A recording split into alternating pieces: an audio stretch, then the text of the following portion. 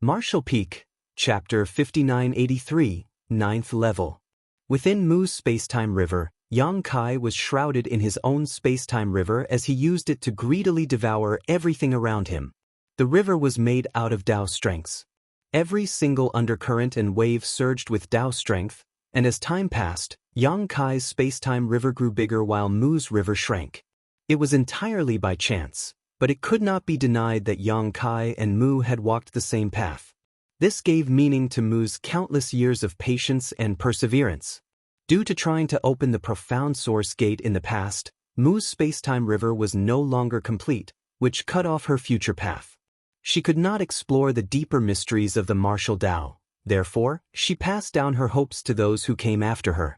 Among all the hidden hands she left behind, her spacetime river was the final gift she had to offer. However, if a person wanted to harness this gift to make themselves more powerful, it would take time. Perhaps even Mu would not have expected Yang Kai to be approved by so many of her remnant shadows. Under normal circumstances, if Black Ink's strength had the irrefutable advantage in any of the 3,000 universe worlds and there was no hope of suppressing and sealing that particular source piece, there would be no reason for Yang Kai to waste any time on that universe world. Nevertheless, during Yang Kai's previous travels, he did his best to find every single remaining shadow of Mu. He wanted to save them all from their suffering and take them away from the universe worlds. Each one that disappeared signified that the Mu of that time approved of Yang Kai. After moving through some 2,700 universe worlds, Yang Kai received approval from over 2,000 of them, which was a massive number. This allowed him to devour and refine Mu's spacetime river with greater efficiency. As Yang Kai's river kept expanding, his command over the many Dao strengths increased as well. The enlightenment from the many mysteries exploded in his mind. Yang Kai was deeply engrossed and could not extricate himself from what was happening inside his mind. The joy of glimpsing into the mysteries of every Grand Dao was impossibly tantalizing for any master. Grand Daos were the basis behind all existence and the ultimate goal of all cultivators. If someone were to be entirely immersed in this, there was a chance that they would forget all else and transform into Dao strengths themselves. This meant that Yang Kai's situation was tricky as well. On the one hand, he had to resist the lure of the Dao strengths, while on the other, he had to do his best to take them in to strengthen his own mastery of the Grand Daos. He tried his best to maintain the balance of refining as quickly as possible while still remaining in control over his senses, making sure to not let himself be lost in the process. All of a sudden, his mind felt as if it had received an awakening. It was as if he had broken through a barrier that had been preventing him from growing stronger. Yang Kai realized that his mastery of the Dao of Time had reached the 9th level. A master's strength was essentially divided based on their cultivation. Of the 9 orders of the open heaven realm, each higher order was much stronger than the previous. It was a clear and easy way of distinguishing between masters. However, this kind of division was not comprehensive and there could be great disparity in power even among masters in the same order of open heaven realm. The disparity came from the difference in accumulation of each master, the power differential in the heritage of the master's small universe, as well as the master's understanding of their Grand Daos. The open heaven realm involved the discovery and mastery of Grand Dao. In a sense, the higher the mastery of one's Grand Dao, the stronger the master. Since the dawn of existence, no one had a clear way of defining the levels of mastery of the Grand Dao. Thus, Yang Kai had split the mastery of Grand Daos into 9 levels based on his own growth. Superficial contact, peering through the doors, taking the initial steps, traversing a familiar path, attaining mastery through comprehensive understanding, exceeding the ordinary to reach the extraordinary, standing above all others within sight, summiting the peak, and finally shocking history and dazzling the present. This was merely his own method of division, one he shared with others, and some had adopted it. Until now, none tried to correct it. Yang Kai felt that he had differentiated them correctly. His primary Grand Daos were the Dao of Time and the Dao of Space. These were the Dao strengths that formed the basis of the space-time river. However, despite his many opportunities and his mastery over the Grand Daos, after all this time, he had only managed to cultivate the Dao of Time and the Dao of Space to the 8th level. All this while, Yang Kai did not know how to break through to the 9th level. However, he had a vague feeling that if his mastery of the Tao of Time reached the 9th level, an indescribable change was bound to happen. Finally, as Yang Kai refined Mu's space-time river, he was able to make a breakthrough on one of his primary grand Taos, allowing it to reach the 9th level. To think it's the Tao of Time first, not the Tao of space. Yang Kai had always thought it would have been the latter that would be the first to reach the 9th level of mastery. Yang Kai was a little taken aback as the Tao of space was the first one that he truly cultivated. He had his dragon source to thank for his ability to cultivate the Tao of Time to its current level. The Tao of Time was the bloodline talent of the dragon clan. All at once, Yang Kai gained a mysterious sense of understanding. As he lifted his hand ever so slightly within the space-time river, he seemed to be able to grab onto the flow of time. In the past, he was able to make time flow quicker within his space-time river to cultivate 10 times faster, but he could not truly control the passage of time. But he could do so now. With the increase in Yang Kai's command over the Tao of Time, his dragon vein surged and he could not stop himself from raising his head and letting out a dragon roar. His dragon scales rustled as his dragon form enlarged. His dragon vein had advanced even further. This was a great surprise. However, before Yang Kai could dwell on his joy, his mastery over his other primary grand Tao broke into the 9th level as well. This time, it was the Tao of space. Once again, the mysterious sense of enlightenment flooded Yang Kai's mind. He felt his mind grow hazy. It was as if it had been stuffed full with the truth of the grand Taos, which he did not understand in the past. The truth of existence was unfolding in front of him. He quickly harnessed the strength of his soul-warming lotus, even though he was uncertain whether it would help. The clarity that poured back into his mind made him feel a little better. Now that Yang Kai's mastery of both the Tao of space and the Tao of time had reached the 9th level, his space-time river became even more massive. Previously, his space-time river looked like a blade of grass in comparison to Mu's river, which was like a tall tree. However, after all the refining he had done thus far, his river grew bigger and could now be likened to a shrub instead. While the tree was still a tree, it had grown a lot smaller. That was not the only difference. At first, Yang Kai had a hard time keeping up with his frenzied attempt to refine Mu's river to strengthen his own. The Tao strengths of space and time formed the foundation of the river, and without a strong enough command over both, it was hard for Yang Kai to control the colossal river. It was akin to a building. If a building's foundation had only been built for 5 stories, the building ran the risk of collapsing if 10 stories were built instead.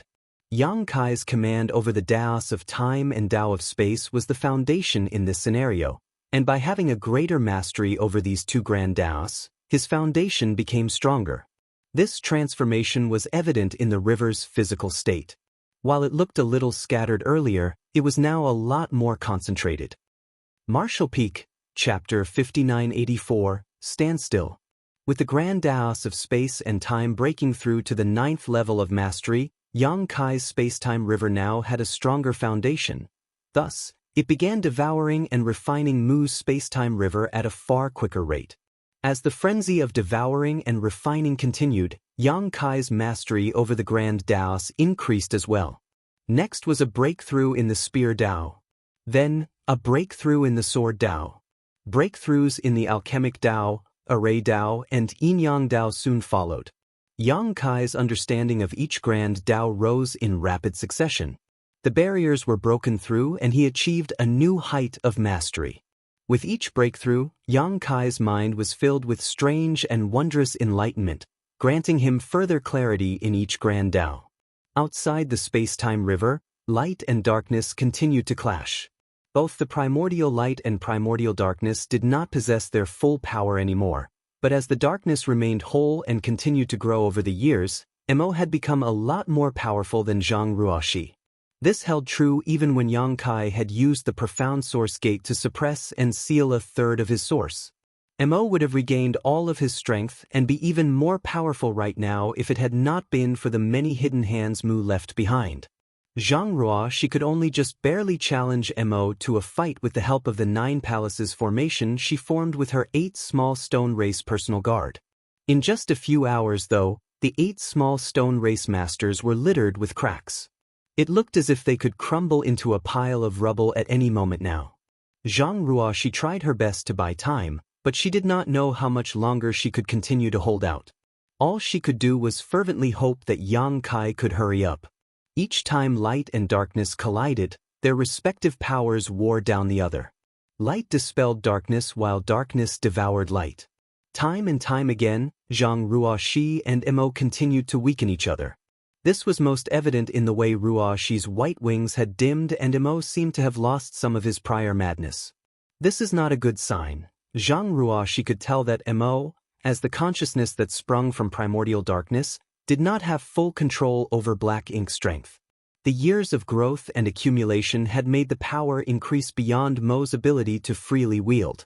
That was the reason why her arrival bearing the strength of the primordial light had drawn out the frenzied resentment of the primordial darkness and caused Mo to lose his rationality. At the same time, Mo had an instinctive, obsessive yearning and protectiveness of Mu's space-time river.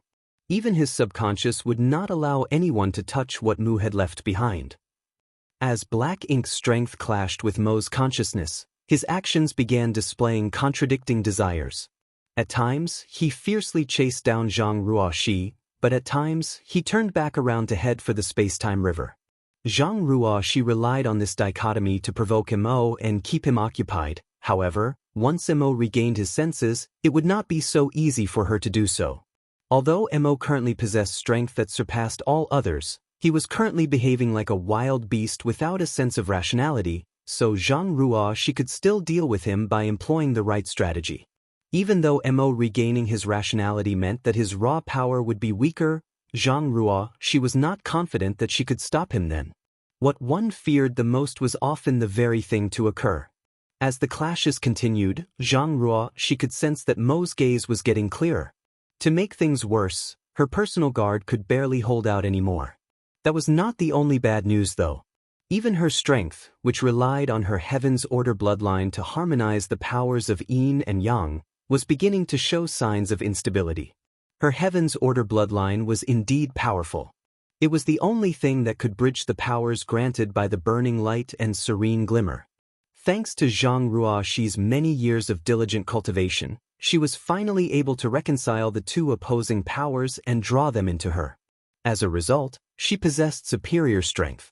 However, her ninth order cultivation was still quite weak in comparison to the powers of the burning light and serene glimmer.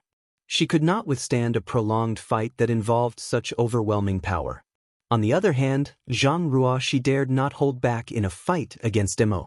She went all out with every strike, and as the number of clashes increased, her power became more and more unstable. Her personal guards were in bad shape and her strength was becoming unstable, so she knew she did not have much time left. Even so, she never once considered retreating. Instead, her eyes filled with determination as she made a decision. After yet another ferocious clash, the two figures separated. Zhang Ruoxi could clearly sense that even more cracks emerged on the bodies of the 8 personal guard behind her. Her grip on the Heaven's Order sword tightened and she exhaled softly as her wings began to flap and her presence grew even more imposing. In the void opposite her, Mo stood unmoving with his head lowered. Just as Zhang Ruoxi prepared to strike once more, Mo raised his hand to block her. "You should stop now." Zhang Ruoxi did not listen. Her presence continued to intensify with no signs of stopping. Nevertheless, she could not ignore Mo's present state and could not help asking, "Have you regained your rationality?" Mo raised his head and looked at her. Although his eyes showed signs of a struggle, it was no longer in a state of madness. "I have to thank you for that," he replied. Zhang Ruoxi knew what Mo meant. Initially, the power of primordial darkness was still too strong for Mo to bear, causing his consciousness to devolve into a frenzied state. However, as he and Zhang Ruoxi continued to clash, the powers of light and darkness ate away at each other. Both their powers were weakened in the battle. Now that Mo's consciousness could overpower his strength, he regained some rationality. "That won't be necessary," Zhang Ruoxi coolly replied. Mo's brows furrowed ever so slightly. "You will die if you use that attack." Mo could tell that Zhang Ruoxi wanted to harness all of her remaining power to engage him in a final clash that would determine life or death. You probably won't die, but you will suffer, Zhang Ruoxi said. That's why you should stop. I don't wish to kill you, Mo urged. Zhang Ruoxi showed no signs of stopping. She did not respond to Mo at all. Instead, she continued to harness her power and strength to prove her determination with her actions. Cracking sounds could be heard from the 8 behind her. With this strike, the 8 of them would turn into dust. Mo's gaze turned cold as he snarled. If you insist on dying, I am willing to fulfill your desire for death, but have you thought about what would happen to Yang Kai if you died? Zhang Ruoxi was a little startled. Sir would be deeply saddened by my death, right? That's enough for me. Zhang Ruoxi still showed no signs of backing down. Instead, she let out a faint smile. This made Mo exasperated as he could not resist saying, "Why are human women so stubborn? You think it's worth it to die at my hands to protect him, but have you ever thought about the guilt and torture the living would have to endure? If you truly want to act in his best interests, I advise you to calm down and look at things from his perspective. You staying alive should come before everything else." Zhang Ruoxi stared at Mo in shock this time, brimming with confusion. What's going on? The one who wields the darkest of all powers that exist is attempting to reason with me during a life and death moment? She could not help but find it unbelievable, especially since Mo made a good point. Instinctively, she suddenly felt that Mo was scheming something. Don't look at me like that, Mo curtly snorted. I lived among you humans for more years than you have lived. We once worked together and protected each other. There was even someone very important to me once. All I wanted to do was to help her, but in the end, I was destined to ruin everything. When Mo saw what Zhang Ruoxi was about to do, he could not help but recall his own past. Mu must have felt great anguish when she decided to lock me up. In the end, I let her down. Mo turned towards the space-time river and said, "Why don't we just wait here? When he comes out, I will fight him." Zhang Ruoxi frowned as she looked at Mo, too afraid to let her guard down. Mo turned back to her once more. There's nothing for you to worry about. You are free to strike me at any given moment and engage me in a fight to the death. As you said, even if I kill you, I will suffer in the process, and when he comes out, perhaps I won't be able to hold my own against him. Zhang Ruoxi simply could not figure out what Mo was thinking. It would indeed be great for her if she did as Mo suggested. She had enough strength to unleash a powerful final strike, and she could do so at any time, so the only one who had anything to gain by agreeing to Mo's suggestion was her. Besides, even if Mo was plotting something sinister, would she be able to stop him? If Mo is truly willing to simply stop and wait now, once Sir comes out, he and I can attack Mo together. You better not do anything rash. After hesitating for a brief moment, Zhang Ruoxi withdrew her imposing aura. Naturally, Mo smirked as it remained standing in place. Zhang Ruoxi nodded. The two masters who had been dueling in a brutal, all-out fight to the death now stood together in the void, waiting in silence. Sure enough, life was unpredictable. Zhang Ruoxi was still on guard, so she led her 8 personal guards over to a spot between Mo and the space-time river to block Mo. Mo saw what she was doing and showed no inclination of stopping her, puzzling her even further. That being said, she had never encountered Mo before. She imagined Mo to be a brutal, sinister, and vicious existence, but after interacting with him herself, she realized that was not the case. Though confused, as Zhang Ruoxi stared into Mo's eyes, she had a vague inkling and could not help but ask, "What do you want to do?" Mo's gaze went past her and stared at the massive space-time river as he asked, "It's very grand and beautiful, isn't it?" Zhang Ruoxi did not answer Mo's question, instead frowning in doubt. "So what if it is?" "It saved me from endless darkness," Mo replied. "So, to me, it is the light. This is what she left behind, and since she has chosen a successor, I want to see what happens.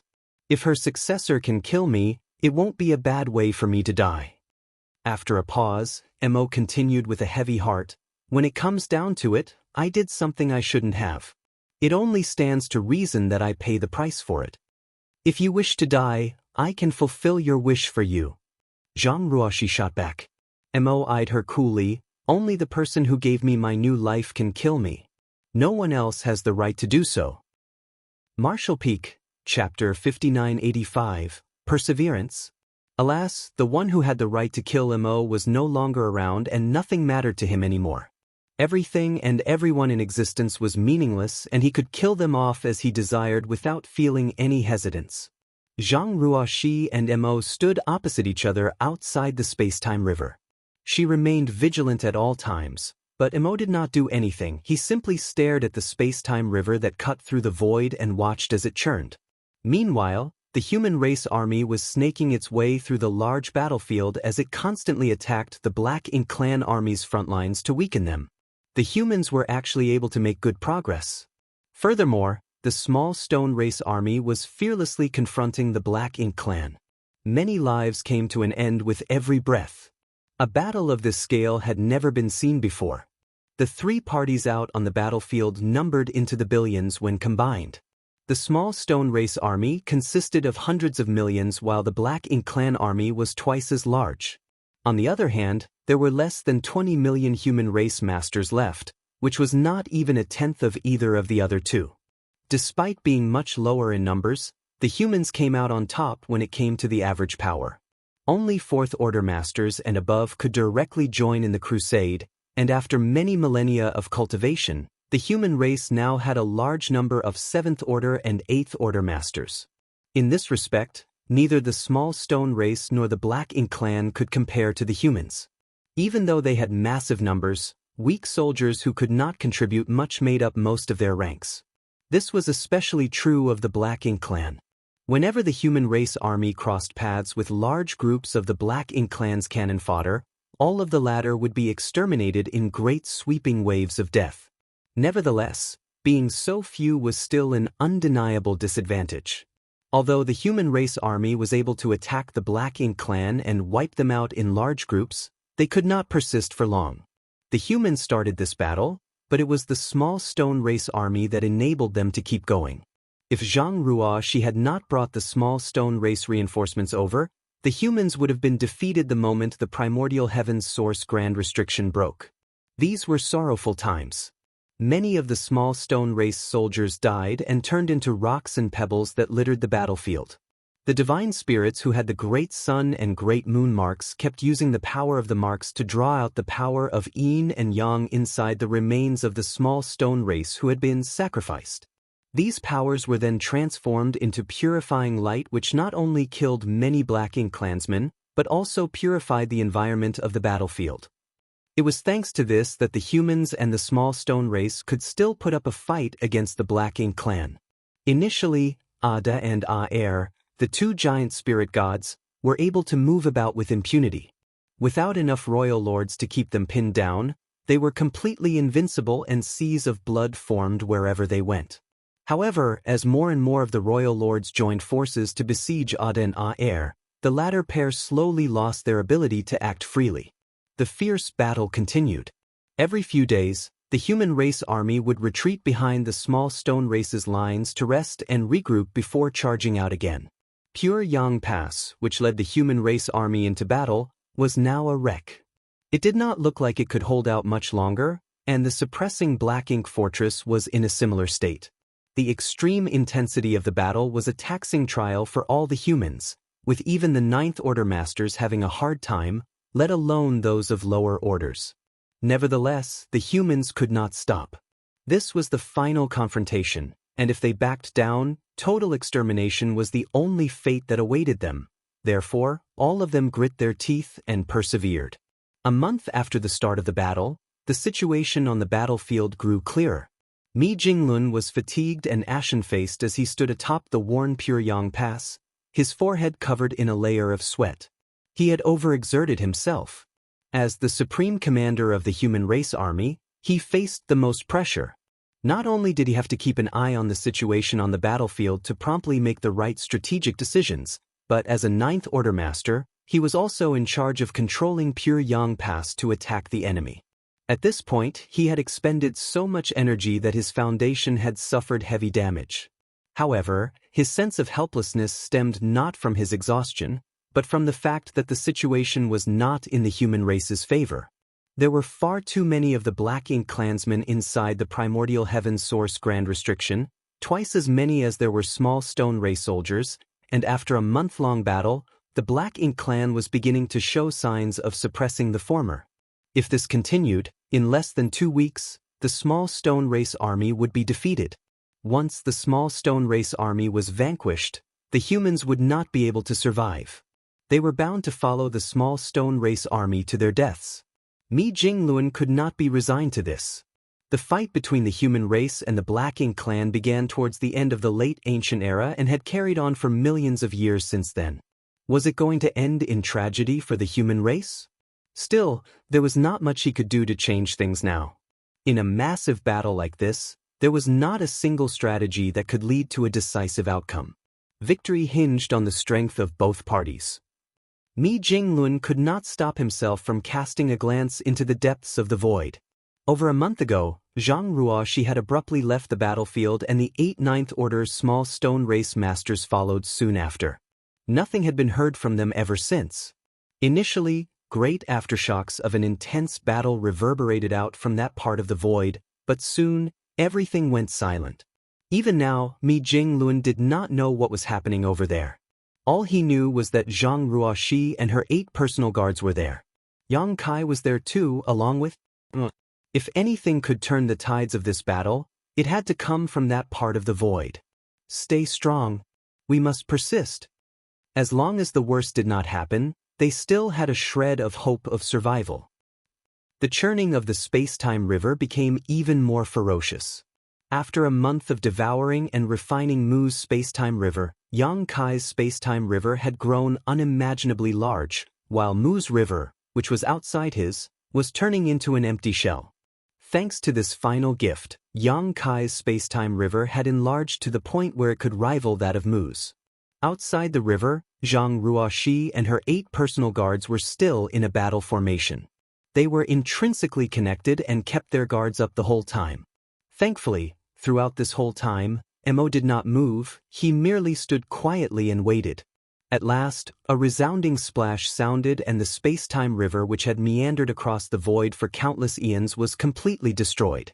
It was replaced by another river that was comparable to it, but the new one was churning even more ferociously and its water seemed even more forceful. This was not a sign that Yang Kai had surpassed Mu in strength. Instead, it was a result of his inability to fully control this sudden growth in strength. If Yang Kai had full control over the power of his river, it would be completely still and silent, not causing such a huge commotion like now. Zhang Ruoxi had to fight the urge to turn around and look, her expression grim. Just a moment ago, she clearly sensed a flash of murderous intent coming from Mo. Mo did not bother to hide it at all. Apart from the clear murderous intent, Zhang Ruoxi also picked up a sense of hatred and regret. As she sensed the churning of the Dao strengths behind her, she knew that Yang Kai had succeeded, though she had no idea what he did. Martial Peak, Chapter 5986, The Might of a Creator. Amidst the churning waves, Yang Kai's figure appeared as the Dao strengths surged around him. Based on strength alone, he was stronger than both Mo and Zhang Ruoxi after their earlier fight. This was a result of his heightened mastery of Grand Das. The clearest evidence of this was the size of his space-time river. Yang Kai's space-time river was comparable to the one Mu left behind, and it had grown colossal beyond imagination. A baby dragon was bound to become a divine dragon someday. Although Yang Kai's cultivation did not increase by much, his strength was leaps and bounds above what it once was. A piercing gaze shot over at him. Yang Kai immediately spotted Mo, who was standing in the distance. The abhorrence and murderous intent in its eyes were plainly visible. Mo looked a lot like Little 11th, whom Yang Kai met inside the primordial world. If Little 11th grew up as a normal human, he would resemble Mo's current appearance. Ruoxi stood between Yang Kai and Mo with a grim and vigilant expression. Yang Kai had been busy refining Mu's final gift and knew nothing of what was happening outside the river all this while. Upon sensing Mo and Ruoxi's present states, though, he realized that they had engaged in a fight earlier. Both seemed to have walked away injured, as neither one of them felt as powerful as he expected them to be. his divine sense tingled as it spread out like a gush of water. Soon, he picked up on the situation out on the battlefield in the distance. Yang Kai's brow furrowed slightly. Compared to the situation over here, the human race army and the small stone race army were in a bleak situation. If things continued as they were, they would certainly be defeated. Ruoxi! Yang Kai called out at once. I'm here, sir, Zhang Ruoxi swiftly replied. Head to the battlefield and help them. Zhang Ruoxi was startled. She figured that since Yang Kai had emerged, they could work together to take on Mo now. While she could not face off against Mo alone, if she and Yang Kai worked together, they had a good chance of winning this fight. Mo was a lot weaker now thanks to both Yang Kai's deed of suppressing and sealing his source as well as the earlier fight with Zhang Ruoxi. Light and darkness had clashed and worn each other down.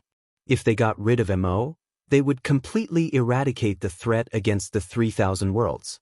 Yang Kai seemed to have deduced Zhang Ruoxi's thoughts as he said, the human race army is the only remaining strength we have now. A victory against Mo is meaningless if they get wiped out. Go and help them at once, Ruoxi. Leave things here to me. Zhang Ruoxi knew that Yang Kai was right. If the human race army was entirely vanquished, then even if she and Yang Kai managed to defeat Mo, it was a pointless victory. The goal of this battle was to ensure the survival of the human race, and victory hinged on bringing the entire army to victory. She clenched her jaw and said, Be careful, sir. I'll come back as soon as possible. After glaring viciously at Mo one last time, her wings fluttered and she turned into a streak of light before shooting off towards the battlefield. Once she left, Mo and Yang Kai were left alone in the void. A wise decision, Mo remarked. Yang Kai quirked his eyebrows. How so? She's in a poor state right now, Mo commented with a faint smile. You asked her to leave to save her life, right? Yang Kai's brow was tightly knitted. I thought I was going up against an evil being who has lost all its rationality. I didn't expect to be facing off against an intelligent opponent. This makes things a lot more challenging. With just one look, Yang Kai noticed Zhang Ruoxi's condition. Although he did not know what would happen when the Heaven's Order bloodline harmonized the powers of Yin and Yang, he could tell that the 8 Ninth Order small stone race masters behind Ruoxi were on the verge of crumbling apart. As the core of the 9 Palaces formation, she was undoubtedly shouldering the heaviest burden. If she stayed here and partook in the fight against Mo, once the 8 fell apart, Ruoxi would be doomed once Mo found the chance to strike her down.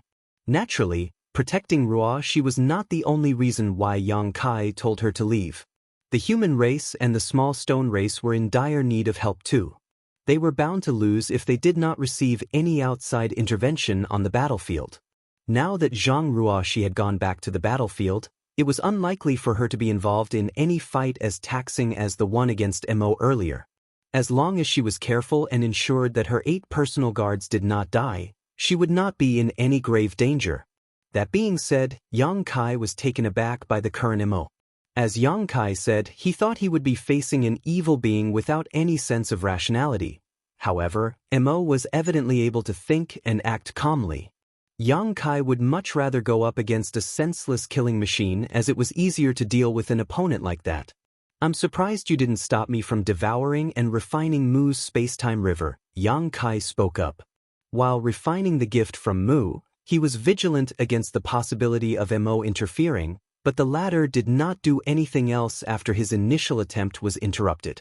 Although Zhang Ruoxi had come over in time to occupy Mo, what Yang Kai saw when he came out was simply a silent standoff between Mo and Ruoxi. It was entirely unexpected. He knew that Mo could have chosen to forcefully break away from Ruoxi, though he would have to pay a price. However, from Mo's standpoint, stopping Yang Kai from refining Mu's river had to be the primary goal, and it would have been worth paying a price to accomplish that. After hearing Yang Kai's comment, Mo lowered his eyes and let out a soft sigh. Did Mu leave something in the river to be used against me? Yang Kai nodded. You noticed that, as expected. Mu had left her space-time river for someone who would succeed her, but it was impossible to refine the entire river in the blink of an eye. During that time, Mo was bound to interfere. It was not surprising that someone with as much intelligence and foresight as Mu had considered this and left something behind inside the river to target Mo. If Mo entered her river, he would end up stumbling around the endlessness of space-time in a hazy daze and would not be able to find Yang Kai. What Mo said to Zhang Ruoxi earlier was simply for the sake of convincing her. Even if she did not try to stop him, he would not enter the river unless absolutely necessary. But without entering the river, he would not be able to locate Yang Kai, and thus, he would not be able to stop the latter from devouring and refining it. With all that Mu had set in place, Yang Kai had guaranteed success at refining the river. Mu had been wise and insightful, and naturally, Mo knew her incredibly well. After spending all those years together, both she and Mo had a thorough understanding of each other. Just as Mu predicted the possibility of Mo entering the river, Mo also figured that Mu would have left behind countermeasures to deal with him as well. It was yet another confrontation after all these years that resulted in a stalemate. Yang Kai was the only one who benefited from the situation. He had a major leap in his mastery over the 10,000 Grand Daos, and his space-time river had grown to an indescribable size. Even if you obtain the power Mu left behind, so what? Mo's eyes were filled with disdain. Do you think that's enough for you to defeat me? Yang Kai smirked. Let me see what someone in the creator realm can do. As he spoke, he raised both his hands and the space-time river beneath him began churning violently. It was as if the river turned into a rampaging dragon as the waves crashed in thunderous splashes while Dao's strength surged. All at once, scores of rope-like water dragons formed from Dao's strength shot out of the river and flew straight at Mo. Mo raised his fist and punched forcefully at the void. The space in front of him shattered and the myriad of void cracks that formed as a result turned into a barrier that blocked the onslaught of the water dragons. Then, Mo took a step forward and moved past the shattered space, arriving right in front of Yang Kai as he stared down at him with an indifferent expression. Your ability to wield Dao's strength is less than 1,000th of what Mu was capable of. Black ink's strength rippled forth and its destructive power wrapped around Mo's fist, which came crashing down. Yang Kai's eyes hardened. He could instinctively sense the might of this punch and knew he could not allow it to make contact with him. Otherwise, death would be his only fate. The river churned and formed a layer of Dao's strength that acted as a barrier. However, the Dao's strength barrier only lasted for a blink of an eye before the fist shattered it apart. Thankfully, that had given Yang Kai enough time to summon his Azure Dragon Spear. Now that he had his weapon in hand, he harnessed the Dao's strengths and sent his spear flying out at the fist. A gust of unstoppable power came at Yang Kai from the front, and he felt as if he had been struck by lightning. His body froze up for a brief moment before he went flying backwards. He stumbled into his river and nearly lost his grip on the spear. Weak. Mo looked down at his fist. There was a tiny white mark left behind from the Azure Dragon Spear, but it soon vanished. The invincible Azure Dragon Spear could not even scratch Mo despite Yang Kai landing a strike with all his strength. This was a clear sign of the power disparity between the two. A powerful and imposing manner did not necessarily translate into true might. A real master could easily keep his power hidden and undetectable from the outside. Yang Kai's outward display of dominance and imposingness was in fact a sign that he could not fully control the power he had. A figure stepped out of the river. It was Yang Kai who had been pushed back inside it earlier. His expression was grim. Even though he deduced that he was not strong enough to be Mo's equal right now, he did not expect their disparity to be this big. Is this the might of someone in the creator realm? Yang Kai had suppressed and sealed over 30% of Mo's source, so what would Mo be able to do if that had not been the case? His earlier punch would have probably been enough to kill me. While Yang Kai was caught up in these thoughts, Mo was already storming over. Even though Yang Kai used the Dao strengths of the river to form barriers and restraints, it was not enough to stop Mo. Apart from black ink strength, yet another mysterious power was swirling around Mo. It was most likely creation force. All of the Dao strengths that came near Mo would instantly shatter without accomplishing anything. As soon as Yang Kai managed to steady himself, Mo arrived in front of him, his fist flying out again, aiming to pulverize his opponent. Yang Kai was not about to let that happen. Waves rippled out of the Azure Dragon Spear with Dao strength circling it as it moved forward once more. Mo did not change his attack, but the simple blow was hiding an unfathomable strength that allowed it to easily deflect Yang Kai's attack before closing in on its target. Martial Peak, Chapter 5987, Absorbing Dao Strengths. In that moment of crisis, Yang Kai's Azure Dragon Spear suddenly vanished from his hand as he stowed it away. Following that, he grabbed Mo's shoulder with both hands and flung himself backwards in an attempt to drag Mo into the space-time river. The short exchange just now made it clear to Yang Kai that he was unable to hold his own against Mo right now. Since that was the case, he needed to bring the fight to an advantageous environment for him, and the space-time river was an excellent choice. Yang Kai was confident that as long as he was able to drag Mo into his space-time river, he would be able to unleash even more powerful attacks that could perhaps be enough to deal with this enemy. However, before Yang Kai could do anything else, Mo kicked him. Yang Kai felt his chest caving in as he fell into the river. Waste!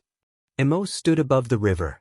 The torrential waves fiercely charged at Mo, but they would die out once they were within 10 steps of him, filling his eyes with disappointment. Mu's successor is weaker than I thought. He's not even stronger than that woman earlier who wielded a portion of the primordial light's power.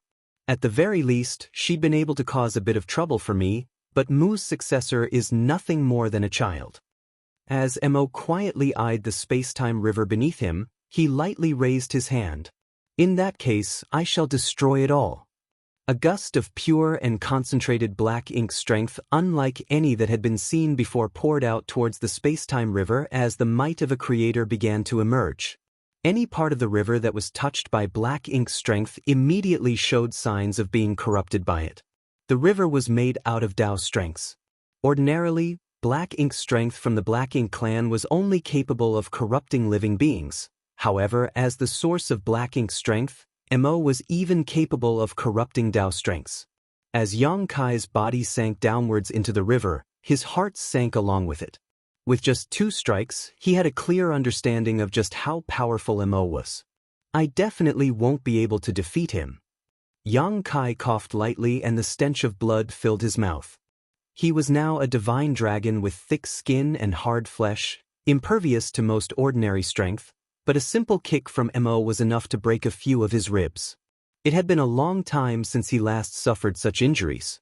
The pain of his broken bones sticking into his organs cleared his mind, and in the very next breath, he sensed the changes happening to his space-time river. He realized the severity of the situation. If Mo was allowed to continue what he was doing, sooner or later, his space-time river would be completely corrupted by black ink strength. He would lose all his Dao strengths, and even if he did not die, he would become crippled and useless. The urgent sense of danger consumed Yang Kai, and he knew that if he did not do something soon, it would be too late. After stabilizing himself, Yang Kai gathered his thoughts and wielded all the strength he could muster. The next instant, his body turned into an invisible black hole that devoured large amounts of the river's water. He was refining the Dao strengths and absorbing them into his body. Yang Kai had been able to put away his original space-time river and summon it out when he wanted to deal with his opponent because he had gained the river through hard work and diligent cultivation. It was the manifestation of his own Dao strengths. However, the gift from Mu had been too overwhelming. Even though he used his space-time river to devour and refine Mu's space-time river, which led to a great increase in his mastery over the 10,000 Grand Daos, he now had a problem on his hands too. He did not have full control over his new space-time river. Currently, he was like a 3-year-old who was trying to wield a massive sledgehammer. Though the sledgehammer was powerful, he could not even lift it. That was the reason why he could not fight back against Mo.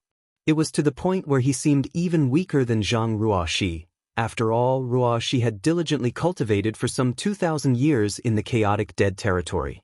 By using her Heaven's Order bloodline to harmonize the powers of Yin and Yang to a level where she could control it, she was able to unleash all of that power freely. There was only one way for Yang Kai to deal with his current situation, and that was to refine the Dao strengths and absorb them into his body. That was the only method for him to gain control over his new space-time river and be strong enough to oppose Mo. It was an extremely dangerous move. If he were careless for even a moment, he would explode from the overwhelming power of the massive space-time river and would undoubtedly die. That was the reason why Yang Kai did not choose to do so earlier, but under the present circumstances, he had to throw caution to the wind and take the risk. As he did this, a huge vortex emerged on top of the river.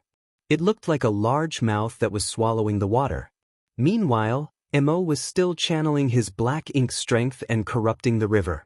By doing so, Mo could even absorb the river and strengthen itself. After seeing the appearance of the vortex, though, Mo's eyes flashed with an unreadable glimmer as he scoffed. "You finally realized it?" Mo had spent many years with Mu and understood the space-time river far better than Yang Kai did, so he could immediately tell what Yang Kai was doing when he saw the movement of the river. Both of them continued to refine the power of the space-time river, which rapidly shrank before them. When it came down to it, though, this was still Yang Kai's space-time river. Thus, Mo could not refine it as quickly as Yang Kai could. It could be said that Yang Kai and Mo were devouring the river at a ratio of 7-3. Beneath the river, Yang Kai's face had turned red as his dragon vein throbbed with ferocity within him. The Tao strengths he devoured and absorbed into his body made him feel as if he were going to explode. He even had the urge to transform into a divine dragon. Nevertheless, he squashed down this thought. Although turning into a divine dragon could ease the pressure on his body, there was still a limit. It would not make a difference if he could not find a way to surpass that limit. Therefore, he chose to grit his teeth and bear it. Thankfully, he had endured a similar kind of pressure when he first started taking in the gift Mu left behind and was now able to have a marginally easier time with it. As time passed, the massive space-time river had shrunk by about 30%. Beneath the river, Yang Kai was surrounded by Tao strengths, while above the river, Mo's aura had grown a lot stronger too. All of a sudden, Yang Kai's eyes hardened. As he continued to devour the power of the river, he raised his hands and snarled, "Rise." The space-time river that cut across the void seemed to abruptly come to life as the water churned and the waves came crashing down at Mo's gaze darkened as he swiftly backed off. He knew that even with his present strength, he would have a hard time if he was struck by the full force of the space-time river. His eyes briefly flickered with surprise as he did not think that Yang Kai would be able to gain control over the space-time river so quickly. If Yang Kai was previously likened to a 3-year-old attempting to wield a sledgehammer and failing due to his lack of strength, then he was now a young child able to raise the sledgehammer, though luck and fate would determine whether or not he could strike his opponent with it. As the river surged, Yang Kai's figure appeared out of it. It was clear that something was not right with his present state. It was as if an indescribable power gathered within his body. He looked like he was about to explode at any given moment. That was indeed the case. He was at his limit from the Tao strengths that had built up inside him. He felt a pressing need to let it all out of him, so with that thought in mind, he shot up and charged at Mo. As he moved, the colossal space-time river followed behind him like a shadow. Martial Peak, Chapter 5988, Battle to the Death.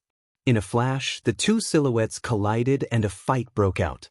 Yang Kai took the offensive and pushed out Tao strengths with each strike. He had to release the Tao strengths which had accumulated inside his body. Otherwise, he ran the risk of exploding.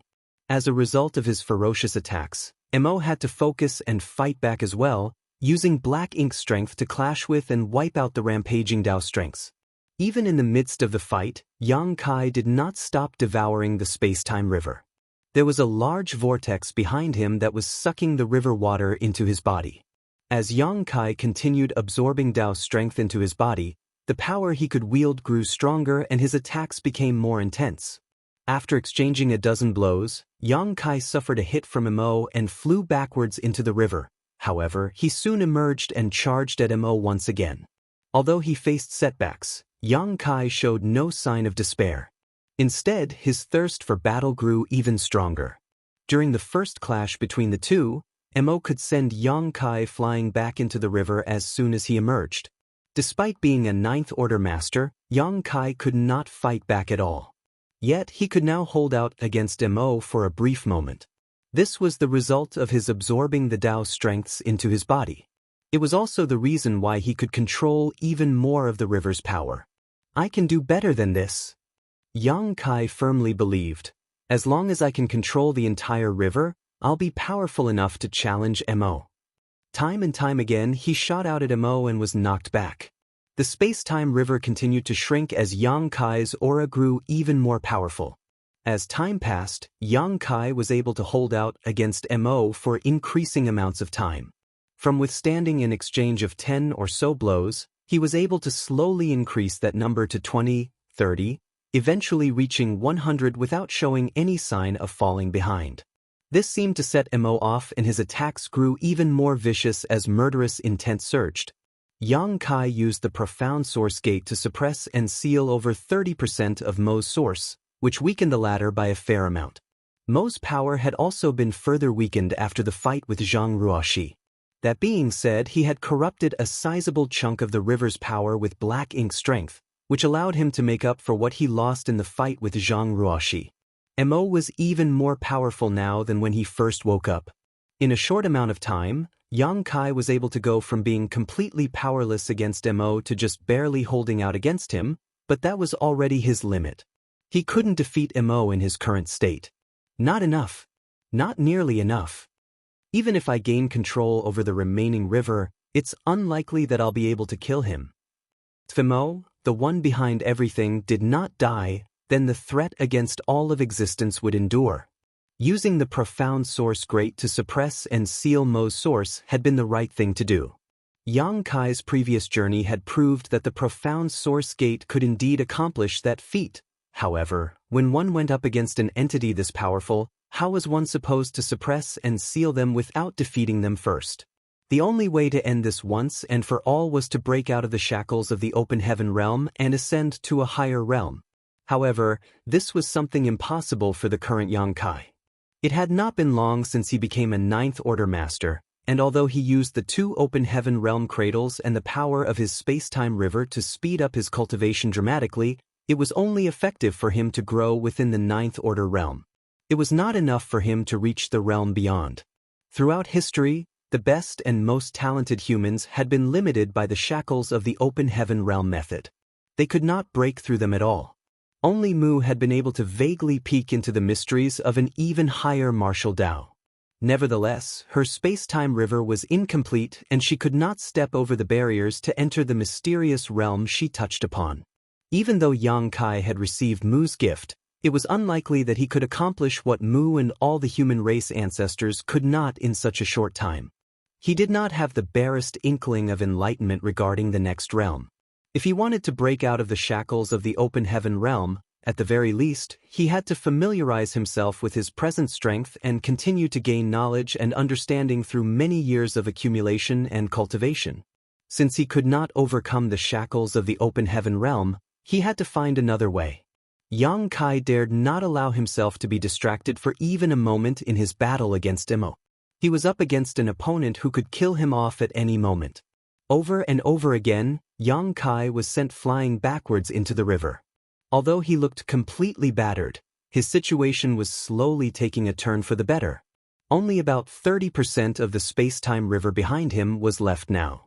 The moment he absorbed all of the river, he would be able to wield strength far beyond what he could before. As the intense fight had broken out between Yang Kai and Mo, the fight on the battlefield in the distant void was just as ferocious. The Black Ink clan army was too numerous, and the allied armies of the human race and the small stone race were beginning to show signs of defeat. If nothing changed, sooner or later, both armies would be completely wiped out. Once that happened, even the Ninth Order Masters could not be certain whether they could escape with their lives. Only the 2 giant spirit gods could most likely leave safely. This was not an outcome they could accept. Just as the battle reached its most pressing climax, a dazzling light shot out from the depths of the void. It was a familiar scene that renewed the human race master spirits as they knew who had come. As per Yang Kai's instructions, Zhang Ruoxi rushed back to the battlefield.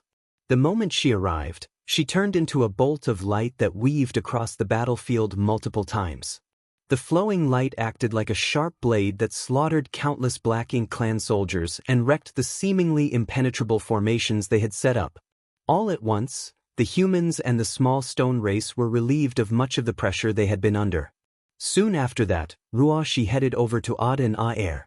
The two giant spirit gods had proved to be invaluable allies to the humans, be it during the reoccupation of the No-Return Pass or the battle that broke out against the Black Ink Black Reinforcement Army. In both situations, the giant spirit gods had played pivotal roles. Ada and Aer were currently in a tough situation once again. They were surrounded and besieged by many royal lords and could not provide any help to the rest of the battlefield.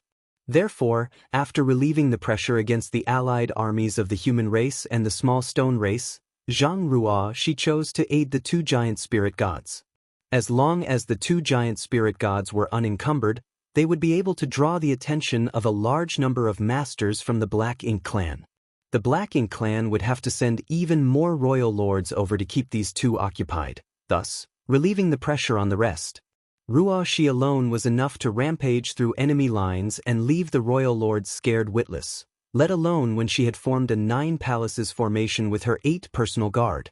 In the blink of an eye, the flash of light appeared beside Aer. The 8 small stone race masters scattered around to seal the surroundings, their battle formation encapsulating a large portion of the void. The royal lords who had been attacking Aer paled in response. They had learned the hard way just how terrifying this winged woman could be. Before the primordial heaven's source grand restriction had even broken, she had charged inside alone and exterminated all the masters who lingered at the opening, which included dozens of royal lords. Her actions back then terrified the masters inside the grand restriction, so much so that they were too afraid to make any rash moves. Many royal lords had remained hidden in the darkness. They had personally witnessed how powerful Zhang was and were afraid of her strength. This was the reason why the Black Ink clan army did not rush out the moment the grand restriction broke. They only gained the courage to leave the shelter of darkness when she rushed into the depths of the void to deal with the Supreme One. No one expected this woman to come charging back out on the battlefield at such a critical moment. Naturally, if Mi Jingluan could tell which way the battle was going, the royal lords could as well. The Black Ink clan army had the upper hand right now, and as long as no unexpected variables were introduced, the Black Ink clan would eventually be able to vanquish the humans and small stone race.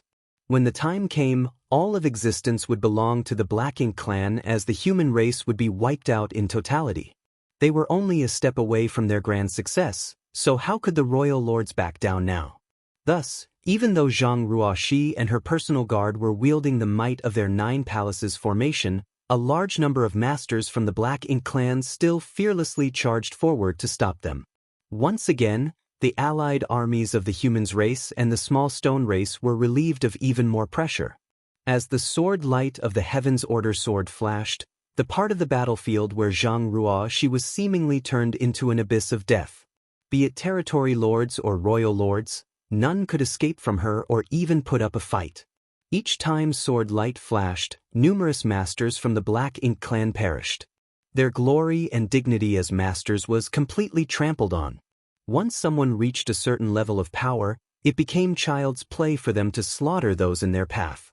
In just a few moments, over 20 royal lords were killed. Aer, who had been harassed by the royal lords all this time, was finally freed from those who had been keeping him pinned down. With a loud roar, he began attacking the nearby royal lords. However, before he could truly unleash his strength, a new group of royal lords rushed over. The Black Ink clan could tell that the allied armies no longer posed a threat to them, and they could use their advantage in numbers to keep them occupied. At this moment, the only ones who posed a threat to the Black Ink clan were Zhang Ruoxi and the 2 giant spirit gods. Thus, they had to stop these 3 no matter what, even if it cost them the lives of their royal lords. On this part of the battlefield, royal lords and territory lords fell like leaves from a tree in a howling storm. The black blood and Black Ink strength that escaped their corpses turned the void into a patch of darkness, which seemed to want to devour everything in its wake. Amidst it all, the sword light of the Heaven's Order sword shone brilliantly. Despite the show of force she was putting on, Zhang Ruoxi's original plan had actually been foiled. Initially, she wanted to save Aer before working together with him to extricate Ada. Then, the 3 of them could charge out onto the main battlefield and rampage. Even though the Black Ink clan was massive in numbers, they would not be able to stop the three of them from slaughtering those in their path if they remained mobile. Given enough time and room to take action, these three powerful existences could massacre the entire Black Ink clan army on their own. However, the Black Ink clan promptly reacted to the situation, and Zhang Ruoxi ended up being tied down to this part of the battlefield. Even Aer, whom she had only just rescued, was once again completely surrounded by royal lords and could no longer do much. Now that it had come to this, Zhang Ruoxi acted per the hand she was dealt. Since they wanted to impede her, they would have to pay an exorbitant price. Compared to her original plan, the present situation was actually even more beneficial for the human race army. The more the masters from the Black Ink clan focused on her, the less pressure the humans faced. In fact, if she managed to kill off enough royal lords, she would undoubtedly be helping the allied armies secure the final victory. Thus, Zhang Ruoxi was not upset by the Black Ink clan's actions. On the contrary, it suited her just fine. The royal lords came at her one after the other. They all turned into corpses under the Heaven's Order sword, but even so, none of those from the Black Ink clan showed any inclination to retreat. For both the human race and the Black Ink clan, this was the final battle that would decide their fate. They could not back down no matter what. This was a make-or-break battle that would determine who would go down in history as the ultimate victor. Martial Peak, Chapter 5989, Zhang Ruoxi's Persistence. Zhang Ruoxi persistently swung her sword, and every swing of her sword brought about significant results.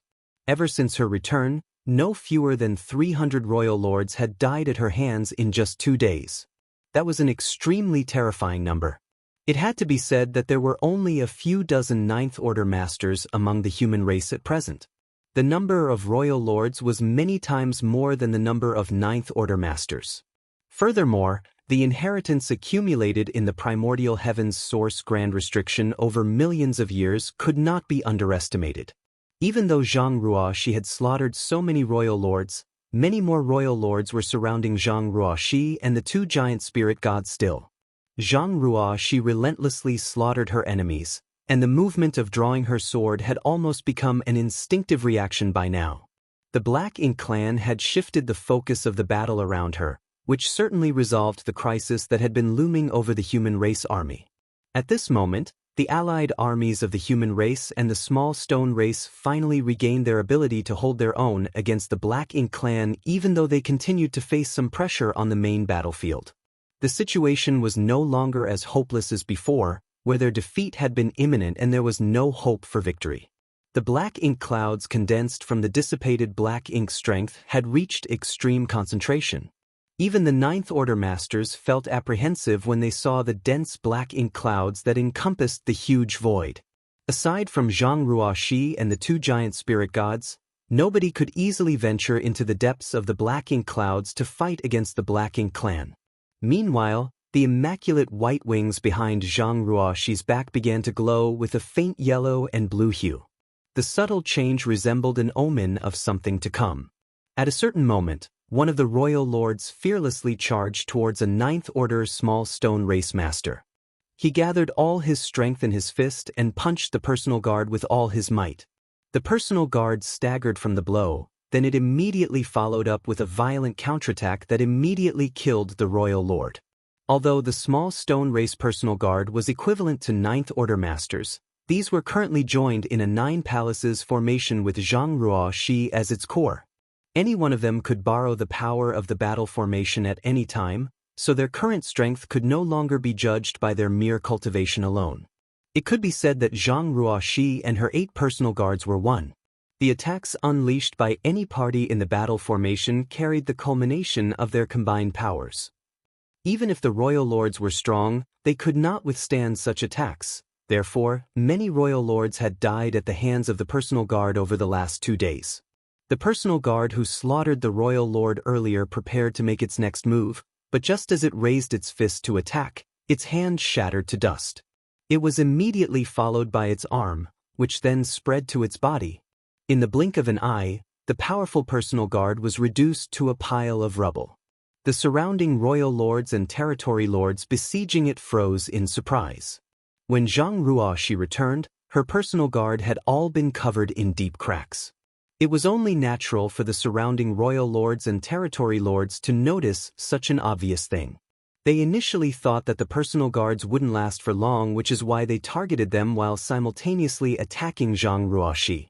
It was not until they paid a horrendous price that they realized one thing. These personal guards might look like they were about to fall apart at any moment, but they remained capable of unleashing a despairing amount of power with every blow. That was until this moment.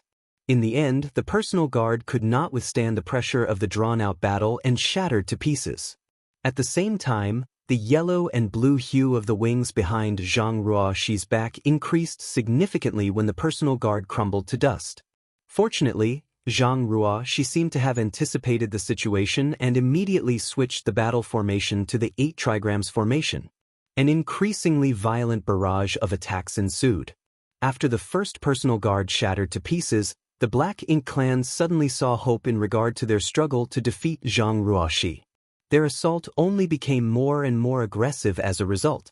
Half a day later, the second personal guard shattered to pieces and the 8 trigrams formation subsequently changed to the 7 stars formation. Another half-day passed, and the third one broke apart. When Zhang Ruoxi led her personal guard against Mo, they sustained indelible damage during the battle. If there had been enough time, she would have allowed them to rest and recover. Unfortunately, they were in the middle of a large-scale battle. There was no time for them to even catch their breaths, much less recuperate from their wounds. They only managed to persist until now because the intensity of the current battle paled in comparison to her solo battle against Mo. Even so, her personal guard had finally reached their limits. One after another, they crumbled to pieces. Their destruction also signified that the battle formation was steadily weakening.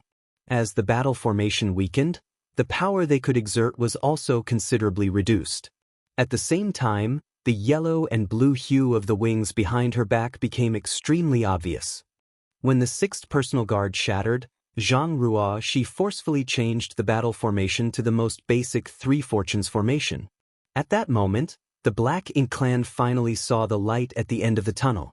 It would not take much longer to defeat her. A voice abruptly sounded in Zhang Ruoxi's mind. "Silly girl, you can't carry on in such a reckless manner. At this rate, you will soon struggle to maintain the balance between yin and yang.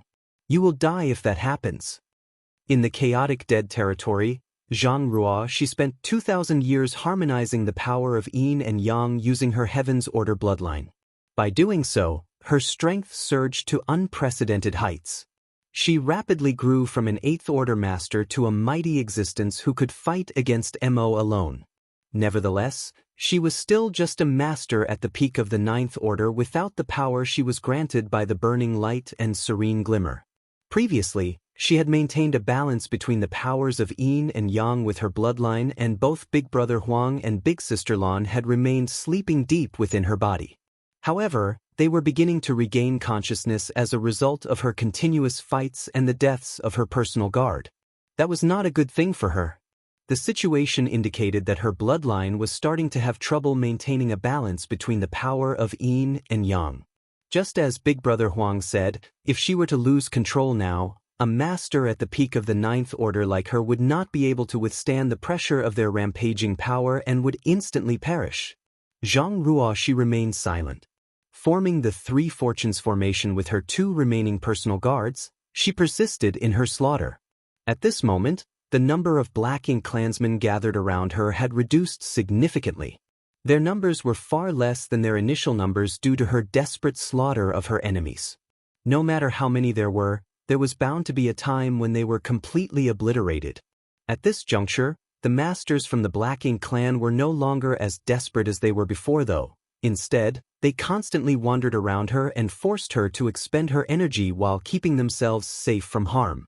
They were evidently waiting for the destruction of her 2 remaining personal guards. Once she lost the support of the battle formation, the threat she posed towards the Black Ink clan would be greatly reduced. Realizing that, Big Brother Huang sighed and said no more. He knew that Zhang Ruoxi couldn't stop fighting at this time. After all, this battle was related to the survival of the entire human race. The slightest wavering would lead to their eternal doom. There was only one thing he could do for her at this moment. He attempted to cooperate with Big Sister Lan, trying to coordinate the power of the yin and yang in her body and prevent the balance between their respective strengths from being broken. Unfortunately, what they could do was extremely limited. The situation gradually developed in the direction that the Black Ink clan were hoping for. When the 7th personal guard shattered to pieces, it became impossible for Zhang Ruoxi to form a battle formation with just her last personal guard. The Black Ink clan had been waiting a long time for this very moment, and they immediately swarmed forward and tore the last personal guard apart. In an instant, Zhang Ruoxi sunk into the dire situation of fighting a solo battle. Meanwhile, Ada and Aer were also being restrained by many masters from the Black Ink clan. They could not break free to help her. Death slowly approached her. Just as she was at her most vulnerable, something resembling a violent torrent suddenly tore through the dense layers of the Black Ink clan army and swiftly approached the battlefield where she was located. It was none other than the human race army that had been fighting fiercely this whole time. Martial Peak, Chapter 5990, The Divine Spirits. When the human race army first departed from the no-return pass on their second crusade, there were over 20 million masters. Unfortunately, their numbers had dwindled by more than half at this moment.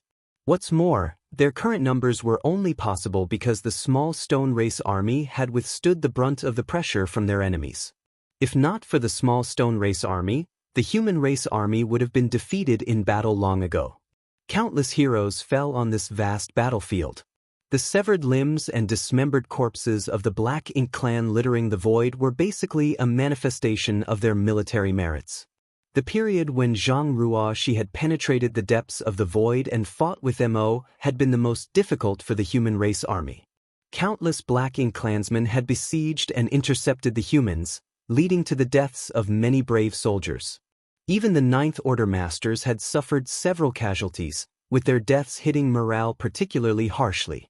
However, the pressure faced by the human race army decreased substantially when Zhang Ruoxi returned with her battle formation of personal guard. She was the reason why so many masters from the Black Ink clan were killed. In such a fierce and chaotic battlefield, the slightest negligence could be fatal. Most of the human race masters on the battlefield were unaware of Zhang Ruoxi's dire state. Be that as it may, how could Mi Jinglun, who had been keeping an eye on the overall situation on the battlefield, be oblivious to her circumstances? The Black Ink clan had shifted the focus of the battle to Zhang Ruoxi. During this period, Mi Jinglun could only watch anxiously as the personal guard around her were destroyed one by one until she fell into a critical condition. Zhang Ruoxi was undoubtedly one of the keys to winning this war. If she were defeated and killed, then the human race army would lose their only hope at victory. Therefore, she had to be protected no matter the cost. Even though that was the case, what strength did the human race army have to help her right now? Mi Jinglun racked his brains for an answer but could not think up a good plan. Recklessly charging forward with what remained of the human race army without a suitable plan would not help her. In fact, his actions would only place the humans in greater danger instead. At this moment, the human race army could borrow the strength of the small stone race army to offset the pressure from their enemies. However, that was only possible thanks to the cooperation between the human race army and the small stone race army. If they charged out, they would be separated from the small stone race army. Under such circumstances, the pressure that the humans would have to withstand on their own was unfathomable. At the critical moment, a blood-drenched Xianxia suddenly rushed towards Mi Jinglun, and after a brief conversation, the latter made up his mind. Under his command, the human race army instantly condensed their forces into an attack formation, broke through the Black Ink clan's heavy encirclement, and charged towards Zhang Ruoxi like a violent storm. At this moment, many top masters from the Black Ink clan had been slaughtered by Zhang Ruoxi, and out of those that remained, more than 100 royal lords were working together to restrain Ada and Aer while nearly 200 surrounded Zhang Ruoxi. Therefore, the human race army was not facing much pressure at the moment. It could even be said that the Black Ink clan no longer considered the human army a worthy opponent. As long as the royal lords defeated Zhang Ruoxi, the humans would be helpless to resist when they finally turned around to deal with them. The Black Ink clan's underestimation was the reason the human race army successfully broke out of the encirclement. The strange movements of the human race army naturally caught the attention of many masters from the Black Ink clan. They might not know what the human race army was planning, but they had finally pushed Zhang Ruoxi to the brink of desperation after sacrificing so many of their masters. How could they allow for any external interference at this time? Dozens of royal lords immediately turned around and charged towards the human race army while a massive number of Black Ink clan soldiers pursued the humans from the rear. Under these circumstances, the human race army would be facing enemies from the front and back if they did not quickly escape the besiegement of the royal lords. Only an extremely disastrous ending awaited them if they were engulfed by the enemy in their current state. When the royal lords took action, Zhang Ruoxi also made her move. She attempted to slash her way through the heavy blockade and join the human race army. However, numerous masters from the Black Ink clan fearlessly threw themselves at her to obstruct her path. They did not seem to hesitate even though their lives were on the line. Hence, she was successfully prevented from escaping for some time. By this time, Zhang Ruoxi was exhausted beyond her limits.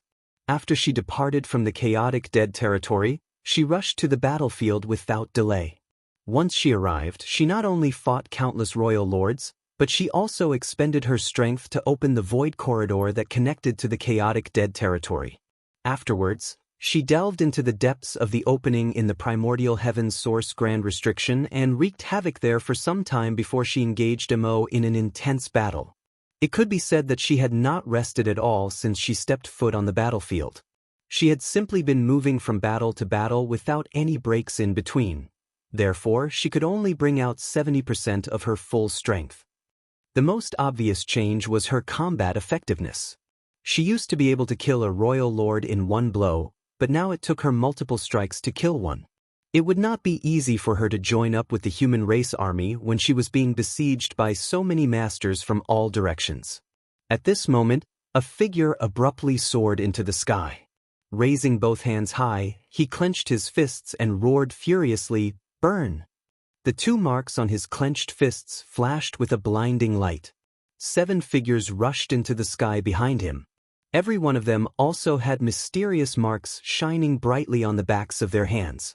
These marks indicated that these people were blessed by the sun's burning light and moon's serene glimmer. Xianxia had brought these marks from the chaotic dead territory and bestowed them to 10 divine spirits many years ago. These divine spirits had been scattered throughout the various battlefields.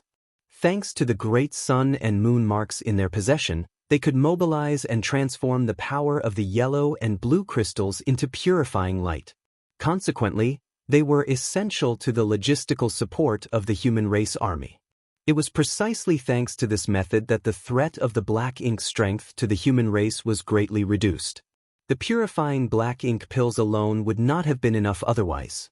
Even before this incident, these divine spirits had been mobilizing the power of the great sun and moon marks constantly during the war. So many small stone ray soldiers had died on the battlefield that they could easily summon a large burst of the purifying light without much effort. In this way, they could not only purify the battlefield, but they could also cause great damage to the Black Ink clan, killing 2 birds with 1 stone.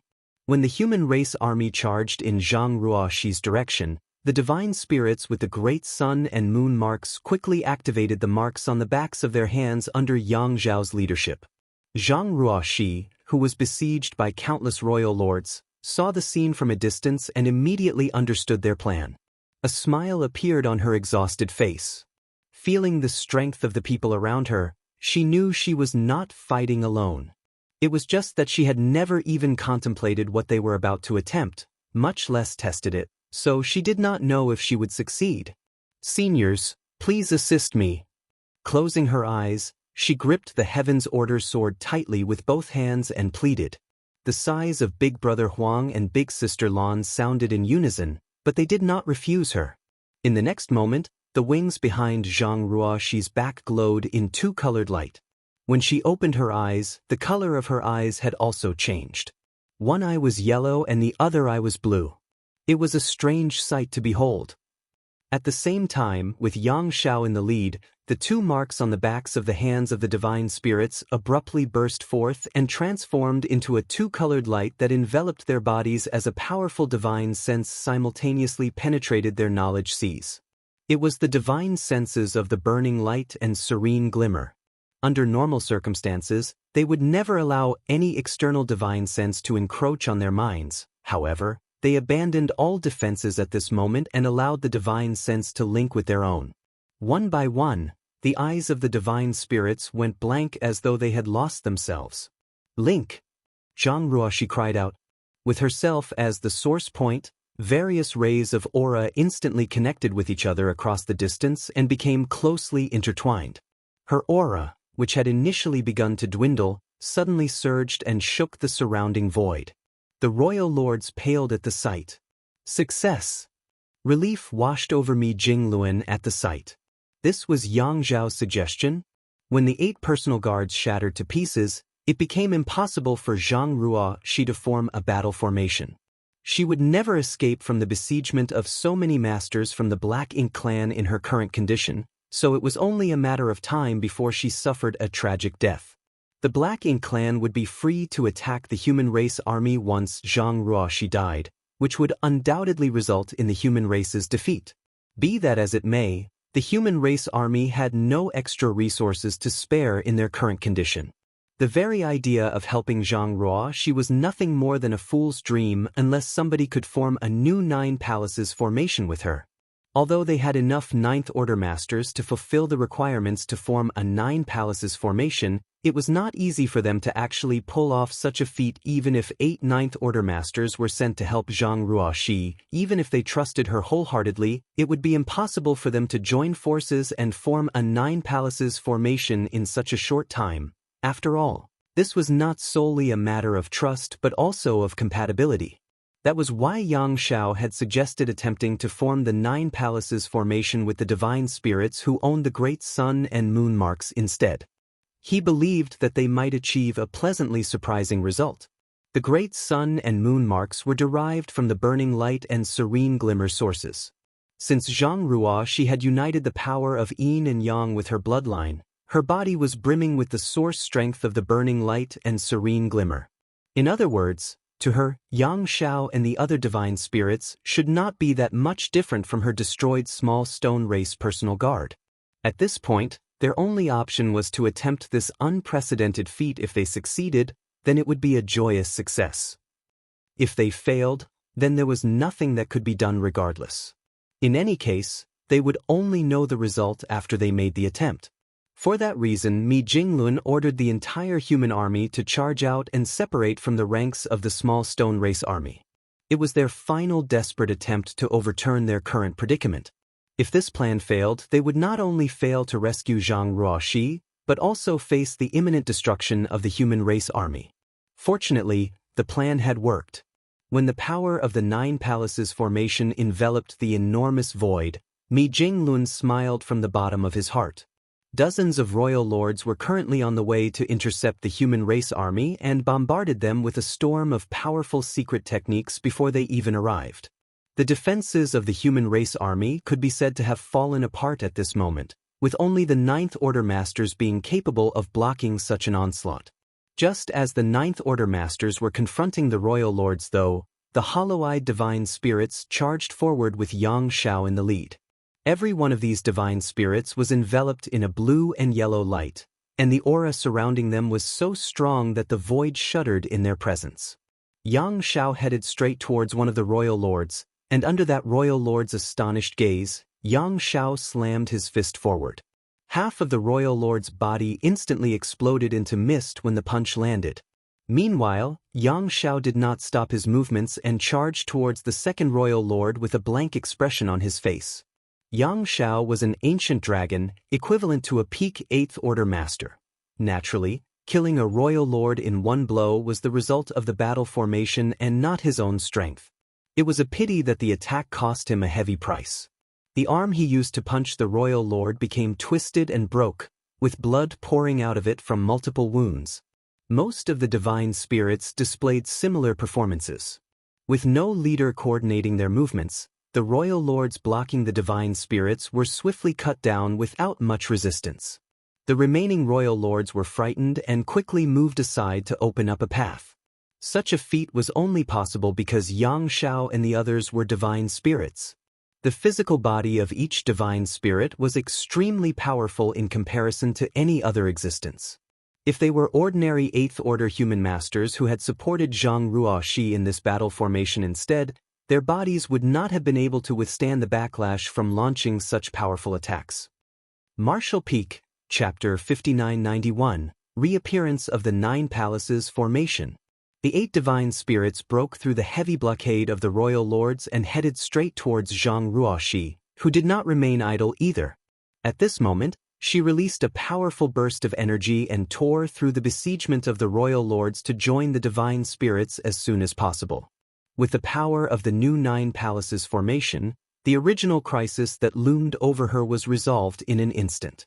When Zhang Ruoxi united with the 8 divine spirits, a huge change took place in the overall situation. The human race army escorting the divine spirits did not stop forging ahead and instead acted like a raging current that swept across the void in a wide arc before returning to their original battlefield via a huge detour. With tremendous help from the small stone race army, the 2 armies reunited once more and resumed their endless battle against the Black Ink Clan army. At this point, Pure Yang Pass was completely destroyed and the suppressing Black Ink Fortress had been shattered. Most of the warships were also gone with just a few barely surviving. The human race no longer had many external aids to rely upon at this last juncture of the war. The only thing they had left was the barrier of flesh and blood. In the void, Zhang Ruoxi had united with the 8 divine spirits. She gripped the Heaven's Order sword tightly with both hands, surrounded by many royal lords in all directions. She murmured softly under her breath, "We won't have much time." The strength of the 8 divine spirits could not compare with her personal guard, so not only would forcefully forming a battle formation cause immense damage to the bodies of the divine spirits, but even the powerful divine sense of the burning light and serene glimmer which directed their auras caused hidden dangers. If Zhang Ruoxi could not end the battle as soon as possible, the divine spirits who joined up with her would eventually explode. Even if their physical bodies somehow managed to endure, their souls might be extinguished. What's more, Yang Xiao and Su Yan were among the 8 divine spirits. These 2 were Yang Kai's important family members. She could not lose this fight. Even setting aside the weakness of the divine spirits, Zhang Ruoxi could hardly last for much longer. At this very moment, she was burning the Heaven's Order bloodline in her body just to forcefully maintain a balance between the power of Yin and Yang, despite Big Brother Huang and Big Sister Lan doing everything they could to assist her. It would not be long before the balance would be broken and her bloodline was burned out entirely. Forcing down her worries, Zhang Ruoxi lifted her sword and boldly charged towards her enemies, followed closely by the 8 divine spirits. The sudden burst of power left the royal lords scrambling in a panic. One after another, the royal lords fell prey to Zhang Ruoxi's sword, but when she finally broke through the encirclement, she did not escape. On the contrary, she turned around and led the divine spirits to attack once more. Thanks to the 9 Palaces Formation, which was formed with Zhang Ruoxi as the core and the 8 divine spirits as the foundation, she had once more become an unstoppable blade that repeatedly swept across the battlefield. Every charge resulted in the deaths of many royal lords. 10, 20, 30, 50. Zhang Ruoxi's vision went blurry, and she could not see the scenery in front of her clearly. Furthermore, the power of Yin and Yang in her body was faintly showing signs of imbalance. Even so, she did not stop. She had no choice but to charge forward and swing her sword. Meanwhile, the 8 divine spirits following behind her were covered in blood. After all, the 9 Palaces Formation placed an extremely heavy burden on their bodies. The only reason they could maintain the formation at all was because the divine spirits had relinquished all control over their own bodies and fully surrendered themselves to become part of the battle formation. By doing so, even with their bodies on the verge of collapse, they managed to persist. The bones in Yang Zhao's arms had been shattered to pieces. Meanwhile, Su Yan's internal organs were crushed. She was also bleeding from her 7 orifices, which made her appearance extremely ghastly. After fighting for some time, Zhang, she suddenly felt a change in the battle formation. One pillar of the foundation had failed.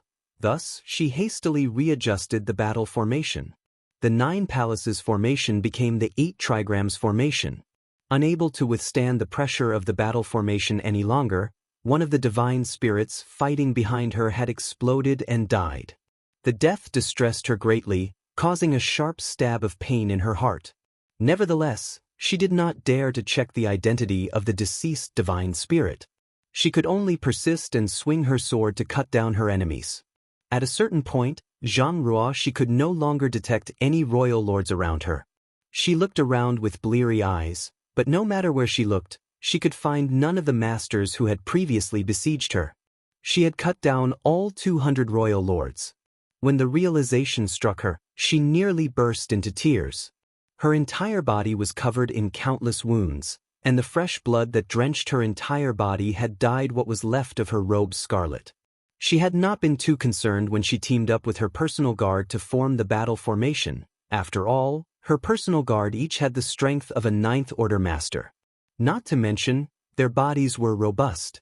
They were capable of withstanding the pressure of the battle formation for an extended time.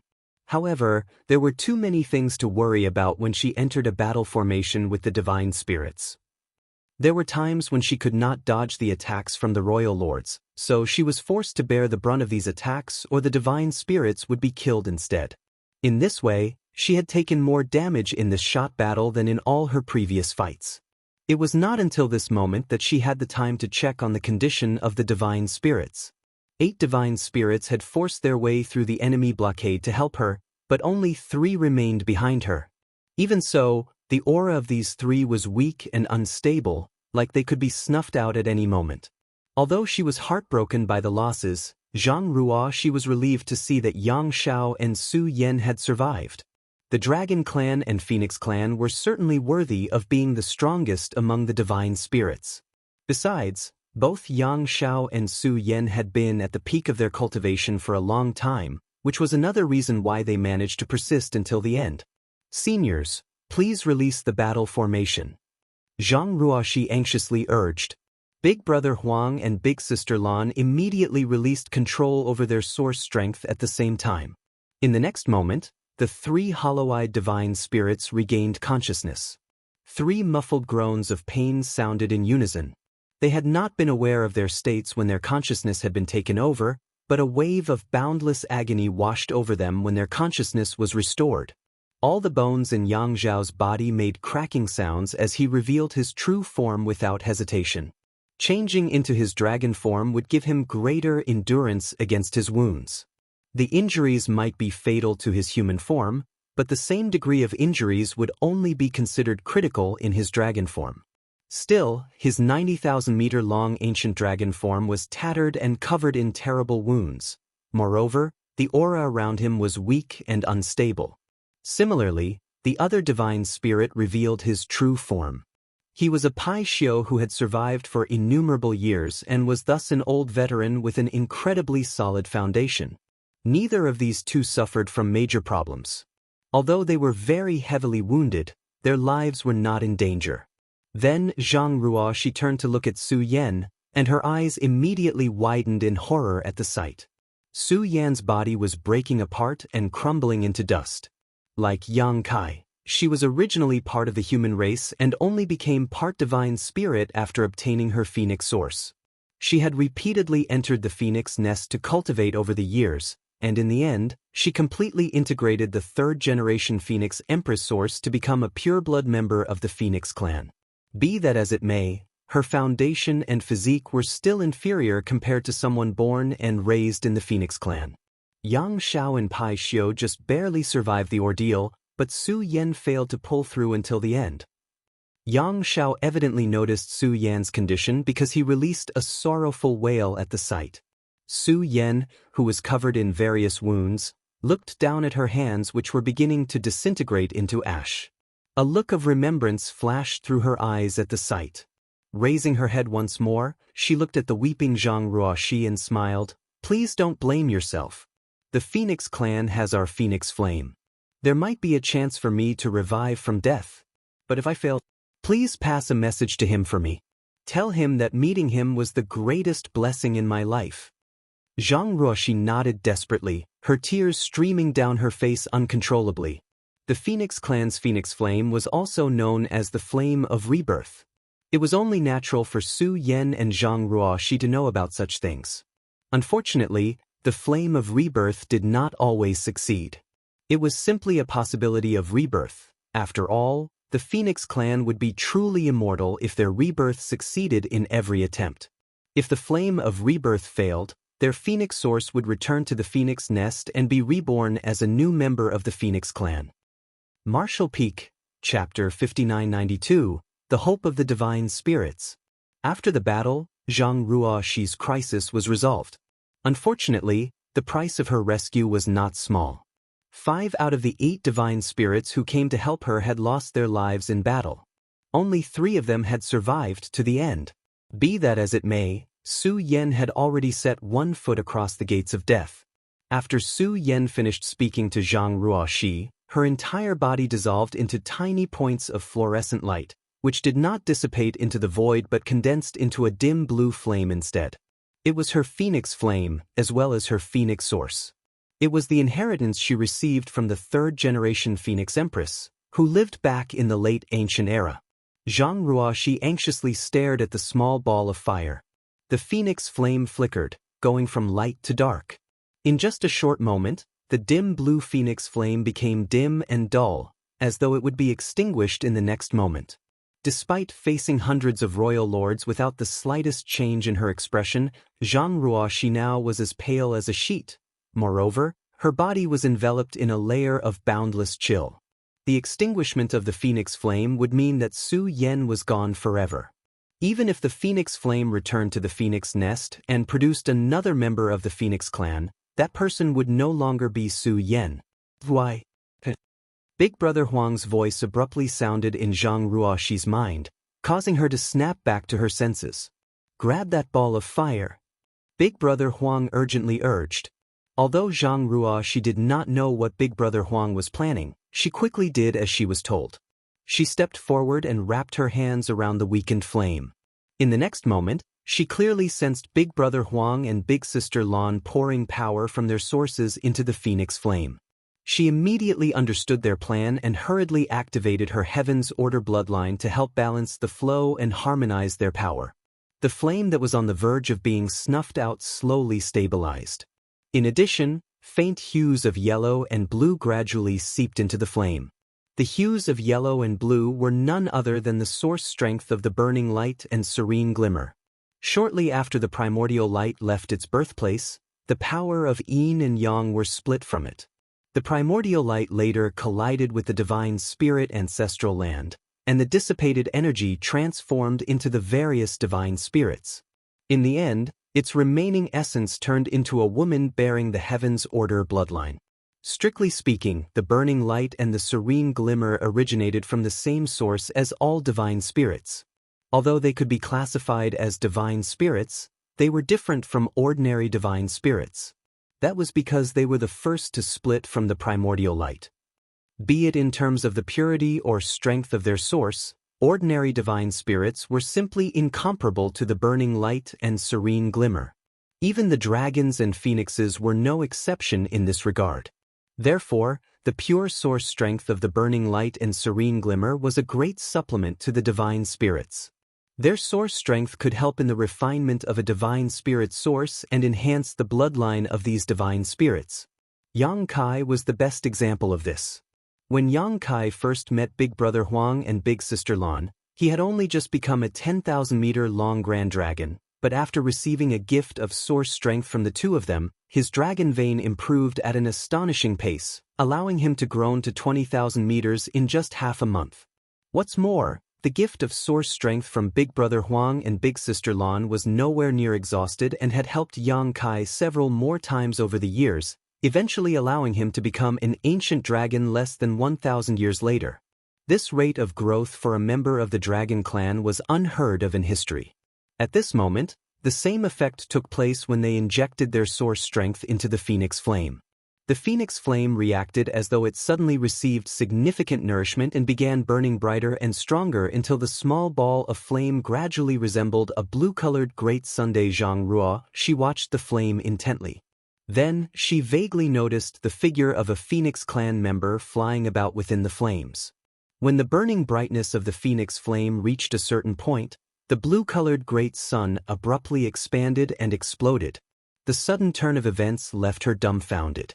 She couldn't help thinking that something extremely awful had happened. However, she immediately revealed an expression of joyous surprise. That was because a clear and striking phoenix cry resounded throughout the void when the blue phoenix flame erupted. It was followed by the unfurling of a giant pair of dazzling wings, then the gradual appearance of a beautiful and graceful figure. Having received help from the source strength of Big Brother Huang and Big Sister Lan, Su Yan had succeeded in her rebirth. Zhang, she wept tears of joy. A phoenix's rebirth generally came with great risks. If they failed, they would lose their life on the spot. On the other hand, they would receive immense benefits if they succeeded. That was because the strength of the Phoenix clan members would improve significantly with each rebirth. Not to mention, Su Yan received aid from the source strength of the burning light and serene glimmer during her rebirth. At this moment, her ice phoenix aura radiating from the flame of rebirth was at a height that Su Yan had never been able to achieve in the past. She would not lose even if compared to divine dragon Fu Guang. She was now a divine spirit that was on par with a veteran Ninth Order master. While the divine spirit's population was far from their peak back in the primordial era, there was no small number of them nowadays. Nevertheless, Fu Guang was the only living divine spirit who had achieved such a level of power. Naturally, Yang Kai could also be included in this list. The rest of the divine spirits were at most equivalent to peak 8th Order masters. Although these divine spirits were generally stronger than average human race masters at the peak of the 8th Order Open Heaven realm, that did not change the fact that they had yet to reach the highest peak of their strength. Therefore, the Phoenix clan no longer had a designated leader, much less a Phoenix Empress after the death of the former Dragon and Phoenix clan leaders during the battle in the Barren Territory. Only a Phoenix who had reached the realm of Ninth Order Masters had the right to command the Phoenix clan and vie for the position of Phoenix Empress.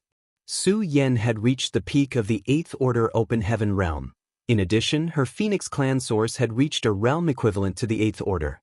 Having inherited the source of the 3rd-generation Phoenix Empress, she was expected to become a Phoenix Empress in the future if she had enough time to develop and grow. The entire Phoenix clan had placed their hopes in her. Nevertheless, the enhancement of a divine spirit's bloodline and source was extremely difficult. Even though Su Yan repeatedly entered the Phoenix nest to cultivate over the years, she had remained stuck at a bottleneck. She simply could not overcome the bottleneck and advance to the final step. That was until this moment. Su Yan, who was reborn thanks to the flame of rebirth, had finally shattered her bottleneck. Her bloodline had improved significantly, allowing her to advance. She even overcame the shackles of the open heaven realm, which was nothing short of a miracle. Amidst the ringing notes of the phoenix cries, Su Yan, who had transformed into an ice phoenix, gave Zhang a slight nod of acknowledgement. Then she turned around and charged towards the vast battlefield, leaving a long and flickering tail of blue light in her wake. Another phoenix cry sounded a moment later, and a large part of the void froze as a result.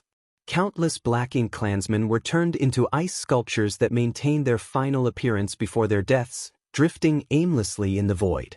Even the surviving royal lords were too intimidated by the icy aura to step forward and challenge this new enemy. They were certain that things would not end well for them if they were touched by that kind of power. At the same time, the enormous black ink cloud that had condensed above the battlefield was also enveloped in huge ice crystals. One after another, phoenix cries sounded from various directions across the battlefield. It was the Phoenix clan welcoming their newly crowned empress. Their sonorous cries pierced through space itself, sounding a horn of counterattack. Ho! A high-pitched dragon roar sounded next. Zhang, who finally managed to collect her emotions, looked up into the void and saw Yang Shao writhing around in his dragon form.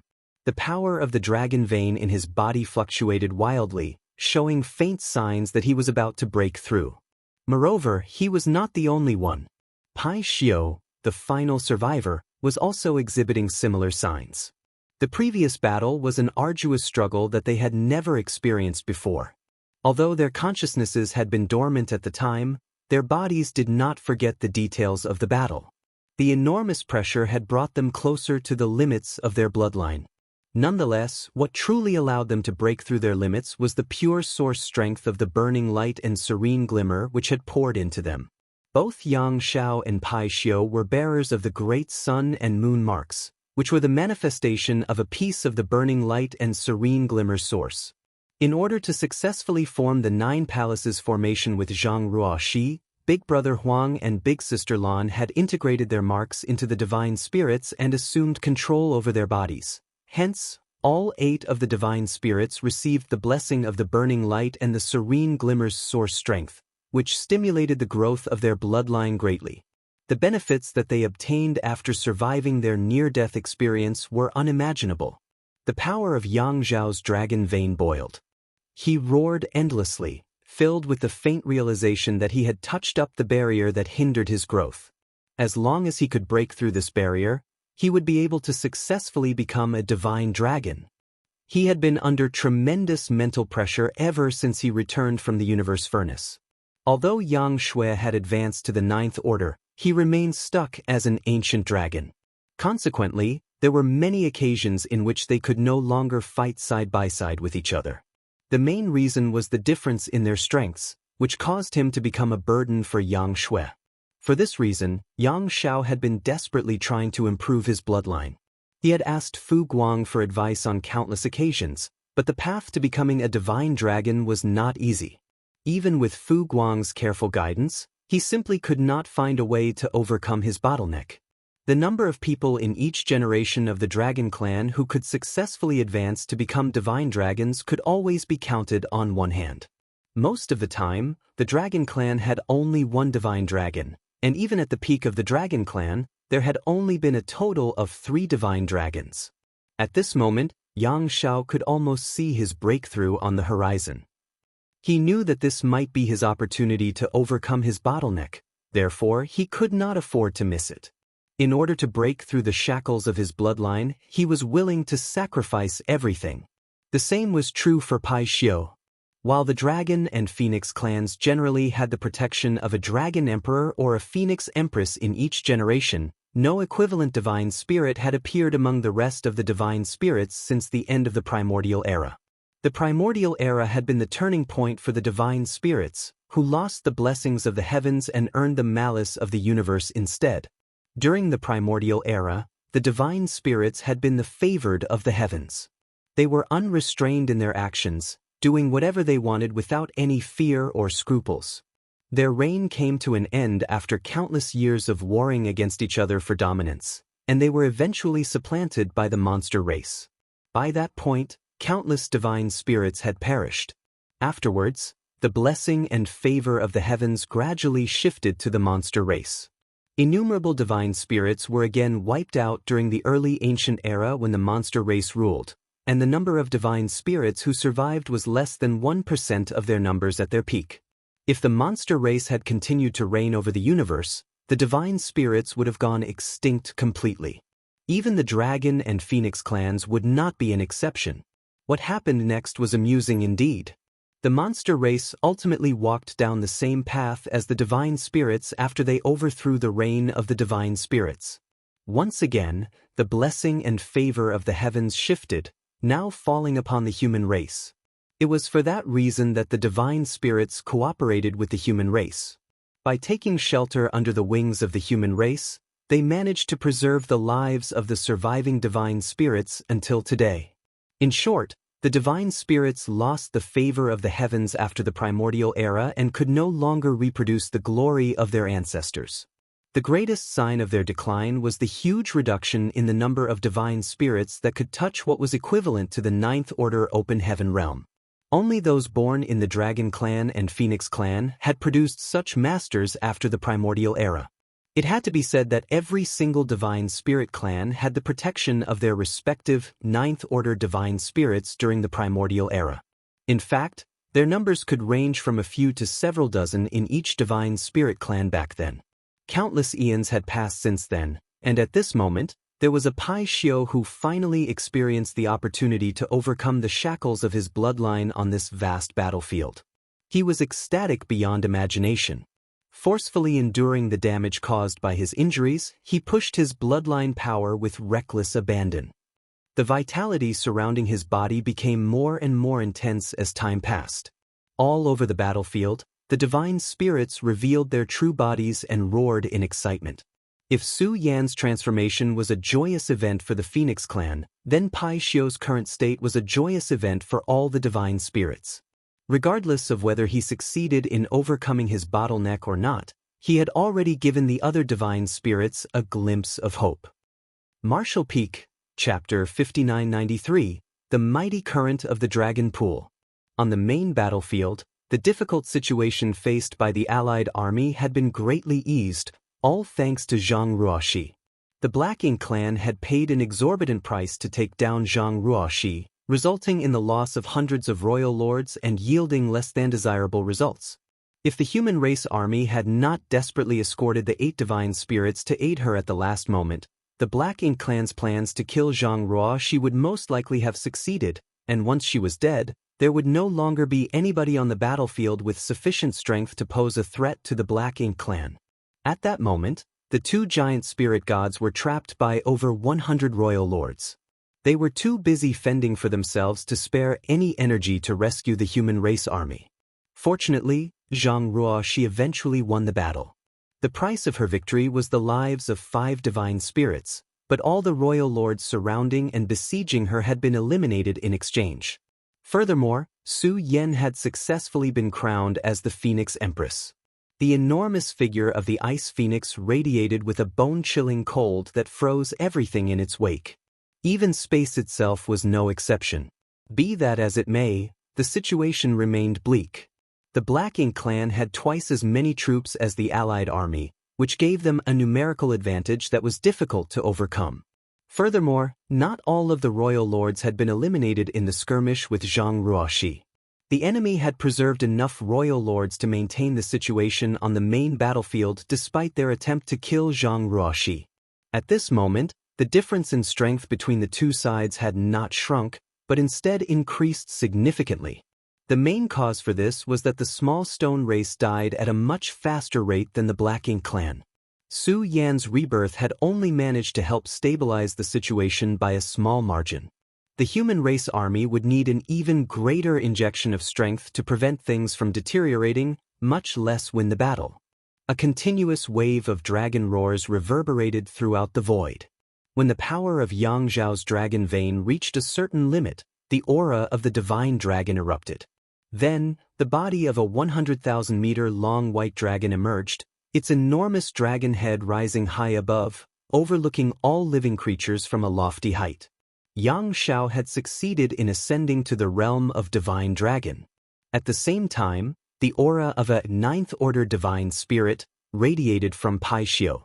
8 divine spirits had stepped forward to help Zhang Ruoxi, and though 5 had died in battle, the remaining 3 had successfully overcome their respective shackles and risen to greater heights. It was important to note that the difference in impact a 9th-order divine spirit like Pai Xiu could play on the battlefield compared to a newly advanced 9th-order human master was enormous. That was because the divine spirits were inherently stronger than 9th-order humans by a large margin. As soon as Yang Zhao and Pai Xiu joined forces and charged into the battlefield, a large swath was cut into the ranks of the Black Ink clan army. The overwhelming aura of the divine spirits flooded the void, causing countless Black Ink clan soldiers to perish. In the distant void, another silver divine dragon was rampaging across the battlefield. His entire body was drenched in blood, and many of his tough dragon scales had been torn or blasted off. This silver divine dragon was none other than Fu Guang. Regardless of his immense strength, he was bound to sustain injuries in such a chaotic and intense battlefield. When Fu Guang saw Yang Zhao charging into the battlefield after becoming a divine dragon, he immediately rushed over towards him. At the same time, a series of dragon roars were exchanged between them, as though they were communicating with each other. It did not take long before Xianxia seemed to understand the situation, and he quickly sliced a bloody path through his enemies to approach Fu Guang. A short while later, the two divine dragons gathered at the same place. In terms of size alone, Fu Guang was undoubtedly larger than Xianxia. This was only natural as Fu Guang had been a divine dragon for a much longer time. The two behemoths began to draw upon the power of their dragon veins, causing their vitality to surge and boil within them. That was not all. They also began to spin in circles at a high speed, with their bodies connected together from end to end. In the beginning, their figures could still be seen. However, they soon blurred into a rapidly rotating blur.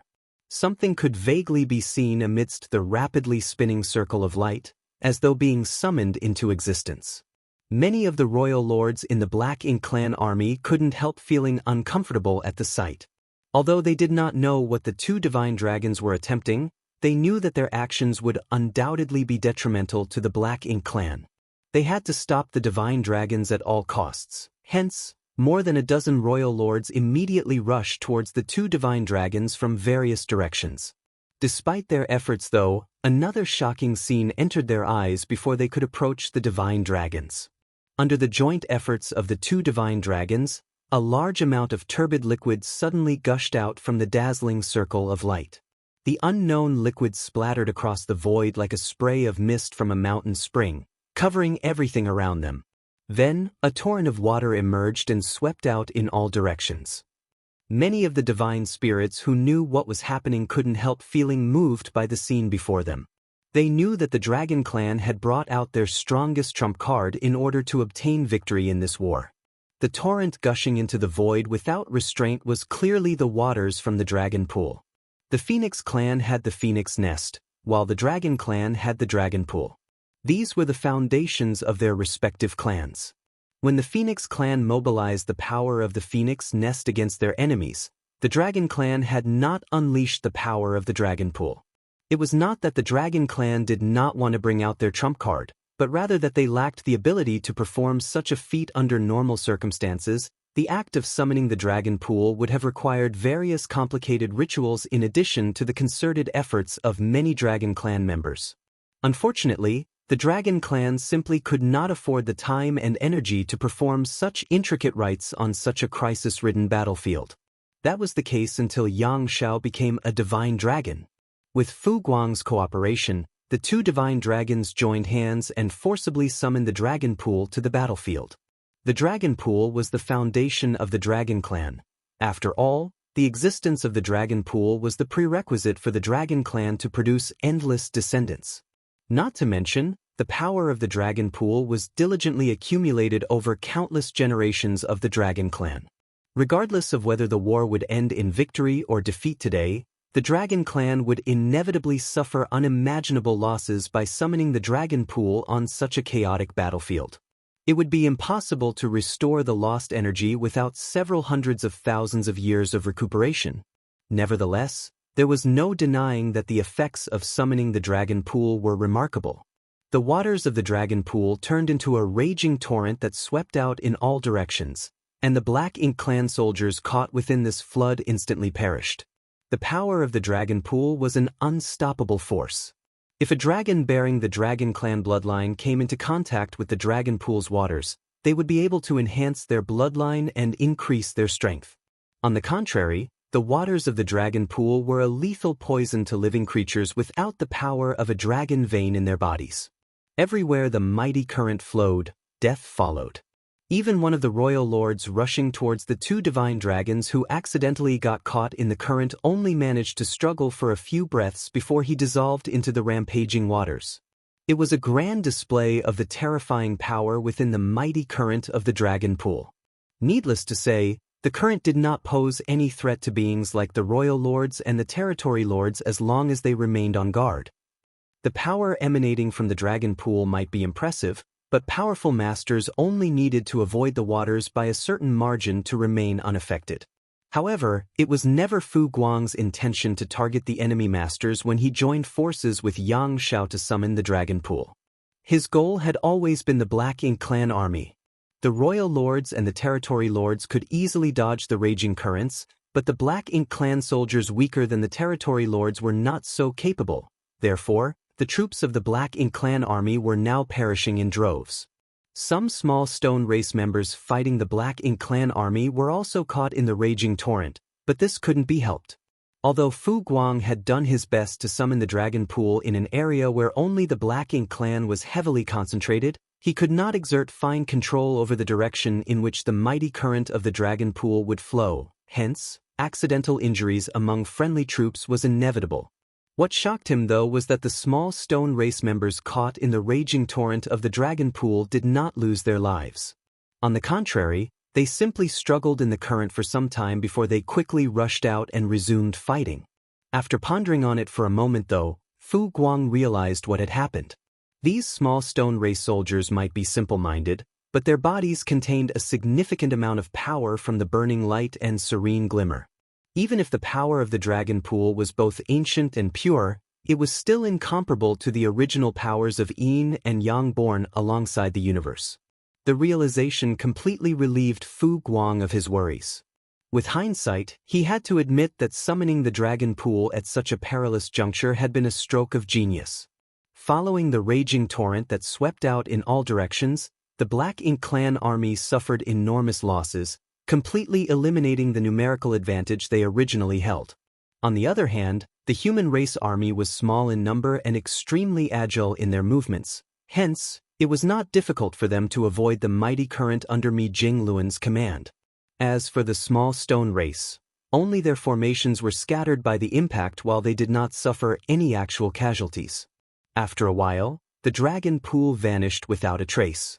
The release of the waters that the dragon pool had accumulated over countless eons instantly changed the entire situation on the battlefield. It was finally time for a counterattack of the allied army of the human and the small stone races. Among the remaining Black Ink clan army, all the royal lords wore solemn expressions on their faces. They simply could not understand this sudden turn of events. How did the Black Ink clan, who should have had an absolute numerical advantage, end up in such dire condition all of a sudden? Without sufficient numerical advantage, it was impossible for the Black Ink clan to be a match for the allied army of the human race and the small stone race. To make matters worse, that terrifying woman was also beginning to take action again. After the three divine spirits advanced to the ninth order in quick succession, they immediately charged into the battlefield to resolve the most critical crises. Zhang, she finally had the chance to catch her breath as a result. She had watched the entire chain of events unfolding before her, beginning with the dragon pool's summoning, the raging current sweeping out across the battlefield, and finally, the Black Ink clan soldiers being washed away and vanishing from existence. Tightening her grip around the Heaven's Order sword, she murmured under her breath, "Seniors, I'm heading into battle." Big Brother Huang sighed softly, like he wanted to make a comment, but in the end he said nothing and silently cooperated with Big Sister Lan to help Zhang. She maintained the balance of power in her body. The Heaven's Order bloodline burned once more, and the wings behind Zhang Ruoxi's back glowed with a blue and yellow hue. She charged into the battlefield without hesitation, aiming directly at the royal lords besieging Ada and Aer. At this moment, the pressure faced by the allied army on the main battlefield was not that serious. In fact, they were beginning to gain the upper hand. That was why Zhang Ruoxi did not head for the main battlefield. She would not last much longer in battle, so there was no point in slaughtering some miscellaneous Black Ink clan troops with what little time she had left. It was undoubtedly more cost-efficient to spend her limited strength slaughtering some royal lords instead. Besides, Ada and Aer would be freed as long as she killed enough royal lords. The allied army of the human race and the small stone race would also receive the support of the two giant spirit gods if she succeeded, which might be more effective than providing support by herself. In a flash of yellow and blue, Zhang Ruoxi entered the range of the battle where Ada and Aer were located. At this moment, the royal lords besieging the two giant spirit gods were forced to suffer in silence.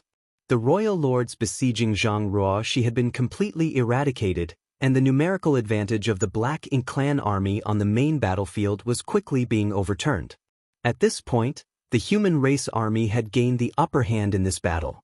Even if the royal lords fighting the two giant spirit gods wanted to help their comrades, they did not dare to leave their positions easily. They were only able to keep the two giant spirit gods in check by relying on sufficient numbers to harass them. If any of them stepped away from their position, there was a risk that the delicate balance would be broken. Once the two giant spirit gods broke free of their restraints, it would be impossible to pin them down again. However, it was evident that Zhang was coming to help the two giant spirit gods. The royal lords would only be waiting for their imminent deaths if they continued to confront the two giant spirit gods, but showing their backs to these three terrifying enemies would likely just result in them dying faster. At this point, they were stuck in a situation with no hope of escape. Any choice they made would result in a tragic end. Thus, every one of them felt aggrieved and hopeless. Martial Peak, Chapter 5994, Final Burst of Strength. The Black Ink clan's plans to use the royal lords to keep the two giant spirit gods under control failed as soon as Zhang came to the latter's aid.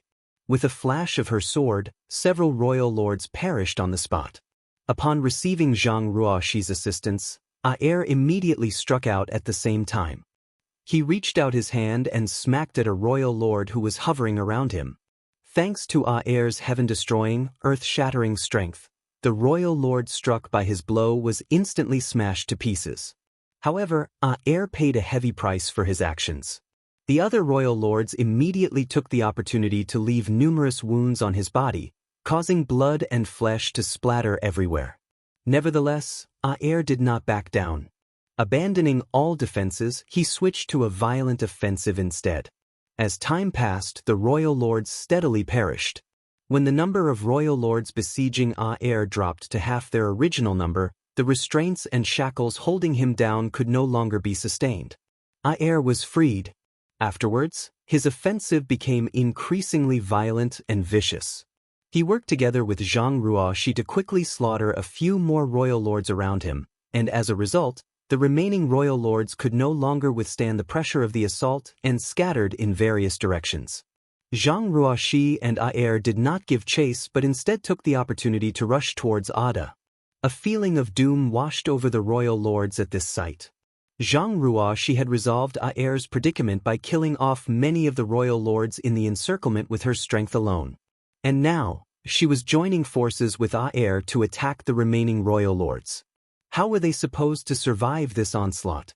Seeing that the situation was not looking good for them, the royal lords besieging Ada hastily abandoned their opponent and fled in all directions.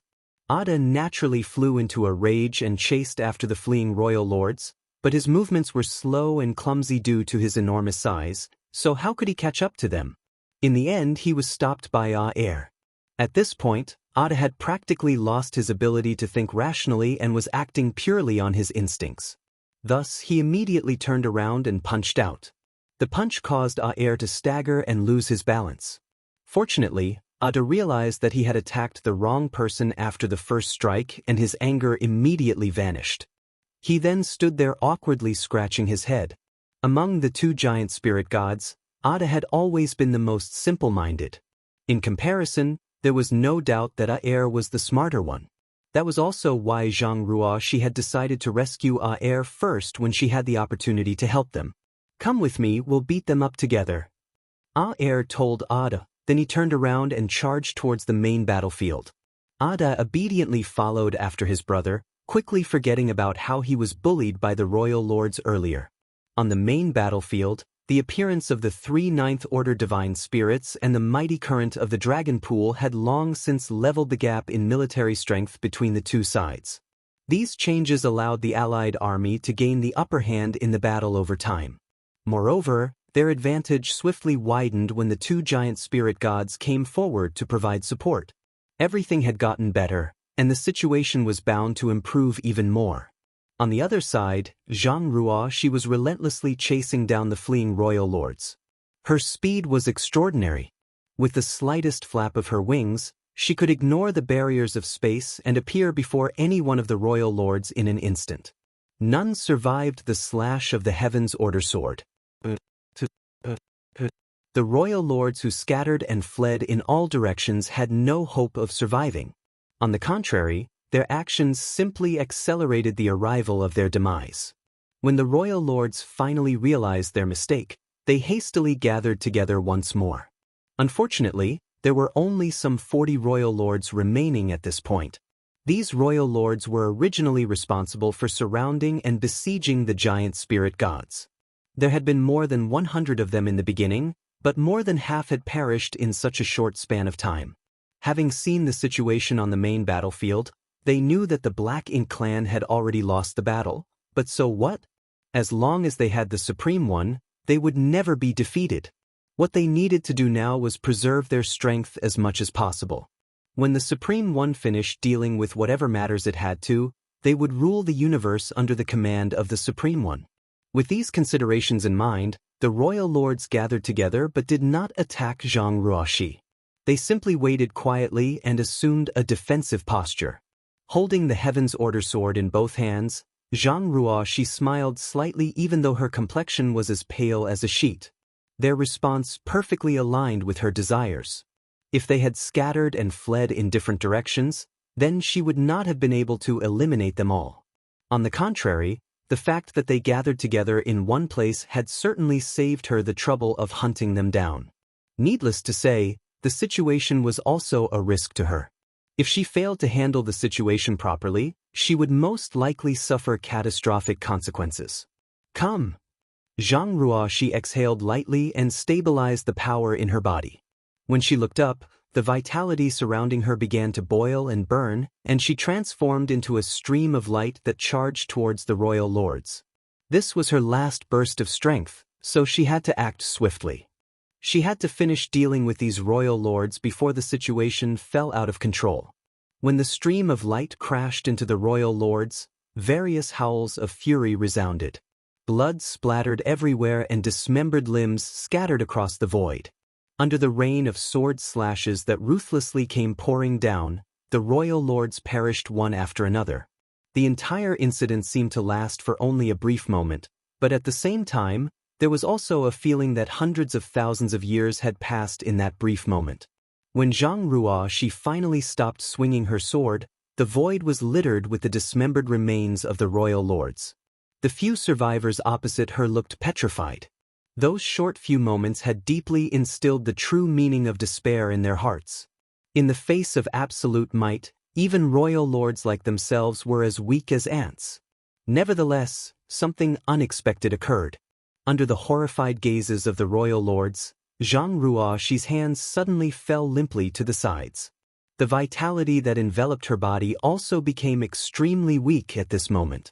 On the other hand, the terrifying aura within her became increasingly intense and unstable. She's at her limits. One of the royal lords yelled in pleasant surprise. The royal lords had extremely keen vision, so they immediately noticed the changes when Zhang Ruoxi showed abnormal symptoms. At this moment, the few surviving royal lords finally glimpsed an opportunity to defeat this woman. Hence, they charged forward without hesitation. A sharp look flashed through Zhang Ruoxi's eyes, and she struggled to lift the Heaven's Order sword up again. Big Brother Huang's anxious shout entered her ears at that moment. "You'll die at this rate." A faint smile appeared on her face, but her hands did not loosen their grip on the sword, instead tightening even more as she answered calmly, "We all have a predestined time." Big Sister Lan called out anxiously, "If you die, Big Brother Huang's and my power will surely go out of control. Are you willing to watch this place turn into another chaotic dead territory?" There was no denying that Big Sister Lan was much better at reading hearts when it came to persuading others. Zhang Ruoxi was not afraid of death. If her death could bring victory to the human race, she would sacrifice herself without a second thought. However, there would be catastrophic consequences if she lost her life here. Without the coordination of the Heaven's Order bloodline, the power of the two ancient supreme beings would definitely spiral out of control. The enormous void would become another chaotic dead territory in an instant.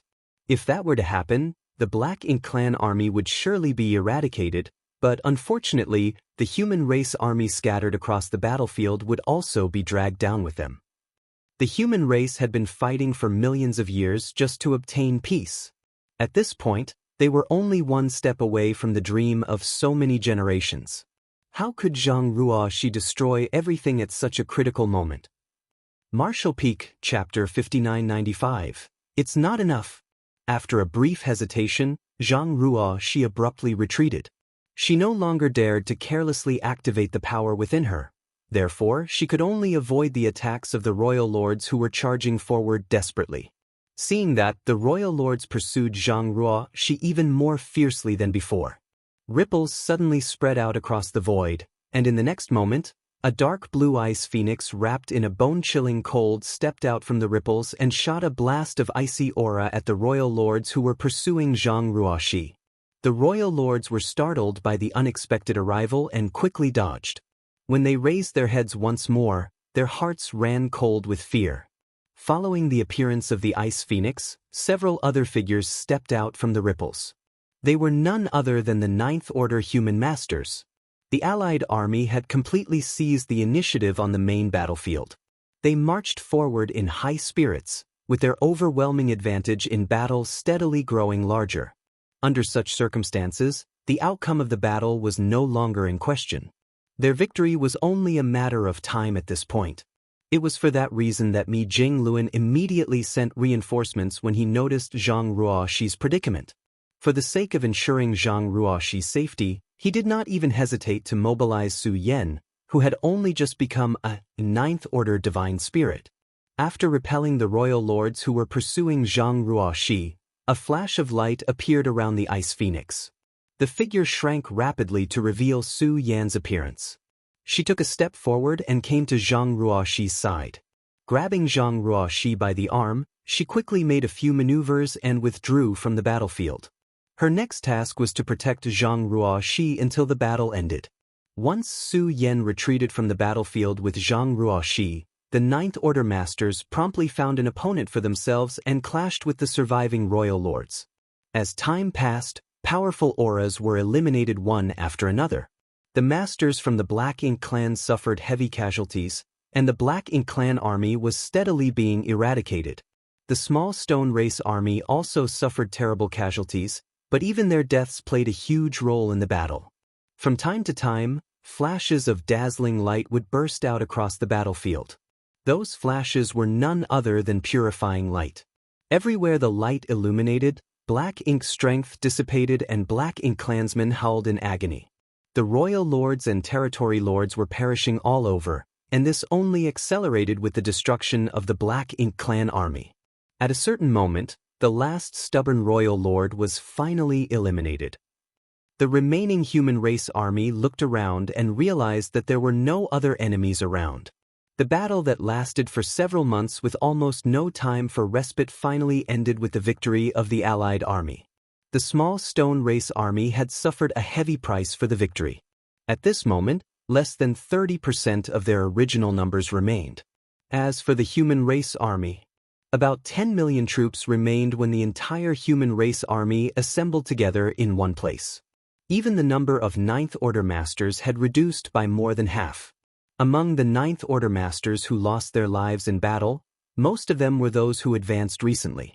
Although they managed to break through to the Ninth Order Open Heaven realm, they barely had any time to stabilize and strengthen the foundation. Compared to the veteran Ninth Order masters, their heritage and control over their own strength was undoubtedly weaker by a significant margin. Furthermore, there were also many injured and crippled among the survivors. The price of victory was extremely heavy, but the victory was ultimately worth the sacrifices. A heaven-shattering burst of cheers rang out soon after. The survivors screamed and rejoiced at the top of their voices, reveling in the ecstasy that overflowed from their hearts. Meanwhile, unlike the ordinary soldiers, the higher-ups in the human race army knew that this war was not over. Although they had finally eradicated the entirety of the Black Ink clan that escaped from the primordial heaven source grand restriction, as long as Mo, the source of the Black Ink clan, was still alive, the Black Ink clan could rise once more. Despite fighting for months, Mo had never appeared on the battlefield. Yang Kai had not shown up either. It could be conceived that these two were battling each other somewhere in the depths of the void, and the outcome of their clash would determine the ultimate fate of the universe. Nobody knew the situation in the depths of the void. Zhang she had indeed exchanged blows with Mo for a period, but so much time had passed since then that she could no longer judge the situation on the other side. For that reason, the Allied army only took a brief moment to rest and reorganize their formation after their victory. Then, they began marching into the depths of the void in hopes of helping Yang Kai. There was only one piece of good news that could be confirmed. Yang Kai was definitely alive. That was because they could sense a series of disturbances that were caused by a battle somewhere deep in the void. Those disturbances could only mean that Yang Kai currently had the capital to exchange blows with Mo. Passing through the site where the primordial heaven's source grand restriction was originally located, the human race army was shocked by the sight that greeted their eyes. There were countless black ink nests scattered throughout the void. Moreover, precious high-rank black ink nests could be found everywhere. It was just that there was no sign of activity from any black ink clansmen even though there were so many black ink nests. Having dispatched all their military strength to the battlefield for the earlier battle, the Black Ink clan had been completely wiped out as a result. These black ink nests were nothing more than decorations now. However, what shocked the human race army was not the countless black ink nests scattered everywhere, but the gigantic figures dispersed throughout the void. Those figures were none other than black ink giant spirit gods. The outcome of the previous battle would have been even harder to determine if the Black Ink clan had dispatched these black ink giant spirit gods to the battlefield. In fact, there was a high possibility that the battle would have ended with the defeat of the Allied army. Fortunately, the black ink giant spirit gods were soul clones of Mo, so Mo had to inject a strand of his soul into these behemoths to make them move. Without a strand of Mo's soul, these black ink giant spirit gods were nothing more than empty shells. There was nothing the Black Ink clan could do about the black ink giant spirit gods, even if they wanted to mobilize them. After passing through the void where the primordial heaven source grand restriction was previously located, the Allied army increased their pace. However, Mi Jingluan's expression grew increasingly solemn as they steadily marched forward. He originally brought the Allied army with the intention of helping Yang Kai, but he also knew that Mo was extremely powerful. The rumors claimed that Mo had reached the legendary creation realm. Even if the Allied army boasted massive numbers, they might not be of much help to Yang Kai. Be that as it may, he was currently faced with a dilemma. At present, it was no longer a question of whether the Allied army could provide any help to Yang Kai, but whether the Allied army could even continue their forward march under the current circumstances. As they marched forward, the shockwaves from the battle up ahead became increasingly terrifying. Even now, the mere fallout was enough to shake the entire void. The countless ripples that constantly spread out from the depths of the void were powerful enough to warp space despite their origin being beyond the horizon. Mi Jinglun soon realized that the intensity of the battle between Yang Kai and Mo was unprecedented. At this rate, it was evident that the Allied army would not be of any help. That was because they did not even have the qualification to approach the battlefield. If they forced their way forward, they would be crushed by the fallout before they even arrived. After considering the situation for a time, Mi Jingluan made a decisive decision. He ordered the Allied army to remain on standby at their current position. Then, he brought only the masters in or stronger than the Ninth Order with him and resumed their trek to the depths of the void. The small group traveled for some time before the situation on the battlefield finally came into view, but the sight that entered their eyes stopped them cold in their tracks and turned them pale with horror. It did not matter whether they were a Ninth Order master or a Ninth Order divine spirit. Even Ada and Aer were no exception. Yang Kai stood in the void with the azure dragon spear in his hand. There seemed to be a small and slender spirit snake wrapped around the body of the spear. In addition, every thrust of his spear contained a heaven-destroying, earth-shattering force. The spirit snake was the manifestation of his space-time river. He had completely refined and absorbed Mu's space-time river into his body now, and although he was robbed of many benefits by Mo during the process, the benefits he gained had already pushed him to his limits. Hence, the fact that Mo had stolen some of the benefits did not affect the overall situation by much. The stolen benefits had only restored some of Mo's strength at most. The spirit snake wrapped around the azure dragon spear was Yang Kai's space-time river. It was the result he obtained after countless near-death encounters with Mo. The ability to condense the space-time river into this shape undoubtedly indicated that he had complete control over the power of the space-time river. The intensity and ferocity of this battle were something Yang Kai had never experienced before either. The slightest negligence would lead to his death, and he had indeed suffered several near-death experiences because of Mo. It was fortunate that he had always managed to avoid the worst outcome at the last moment. Mo's vicious attacks had allowed Yang Kai to rapidly gain control over the power of his space-time river. He had been no match for Mo in the beginning, but it had only taken him a few days to reach his current mastery.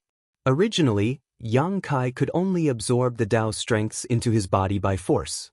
When he devoured and refined Mu's space-time river, he had swallowed Mu's space-time river whole and did his best to grasp as much of Mu's last gift as possible.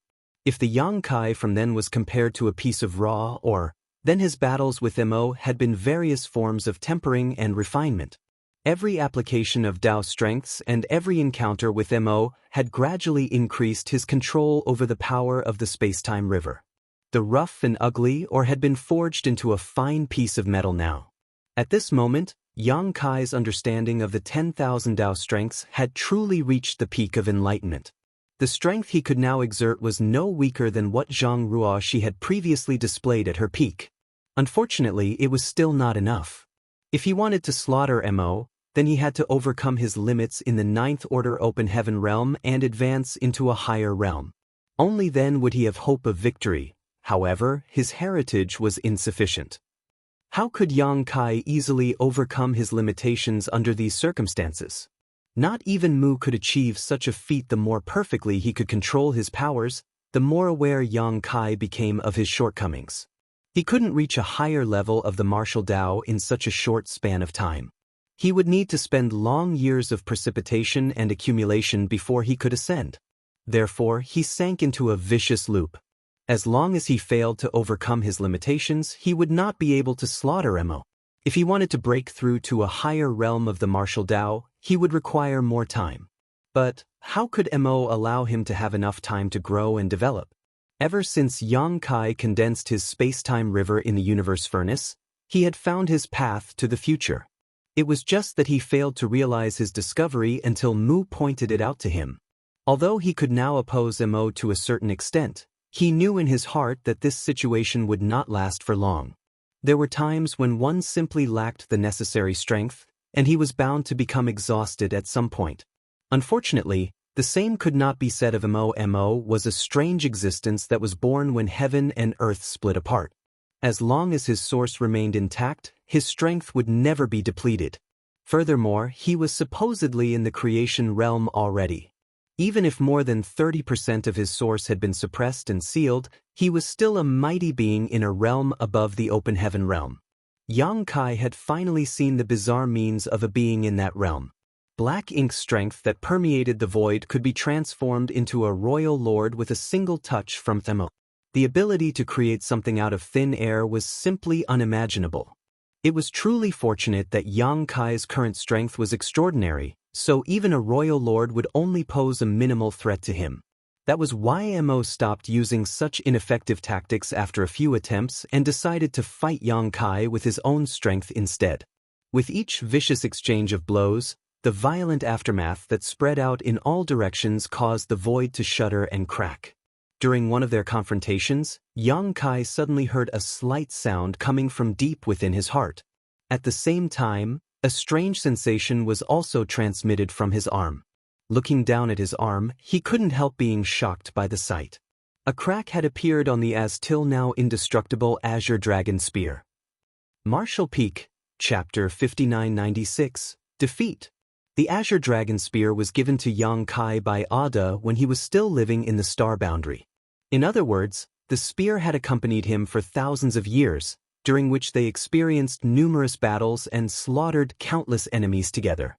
As the spear was an artifact refined from the body of a divine, its grade was so high that it was practically unmatched. Be that as it may, Mo had managed to cause a crack to appear in such an amazing spear. It was easy to imagine the intensity of this battle. After all, even the body of a divine dragon could not withstand the force of Mo's attacks. After the first crack appeared on the spear, a second and third crack quickly followed.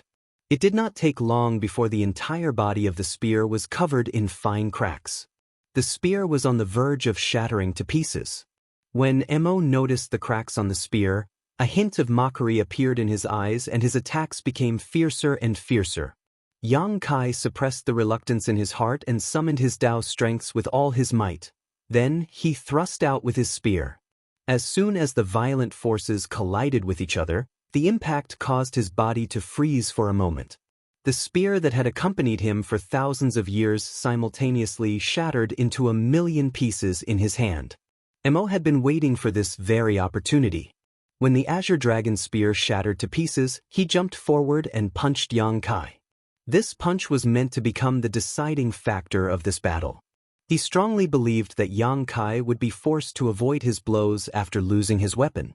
If that was the case, then he could steadily press forward and gain complete control over the flow of the battle until Yang Kai became powerless to fight back. Contrary to expectations though, Yang Kai did not retreat from the blow even after the Azure Dragon spear shattered to pieces. The space-time river, which was originally wrapped around the body of the spear, seemed to have gained spirituality and clung tightly to his arms.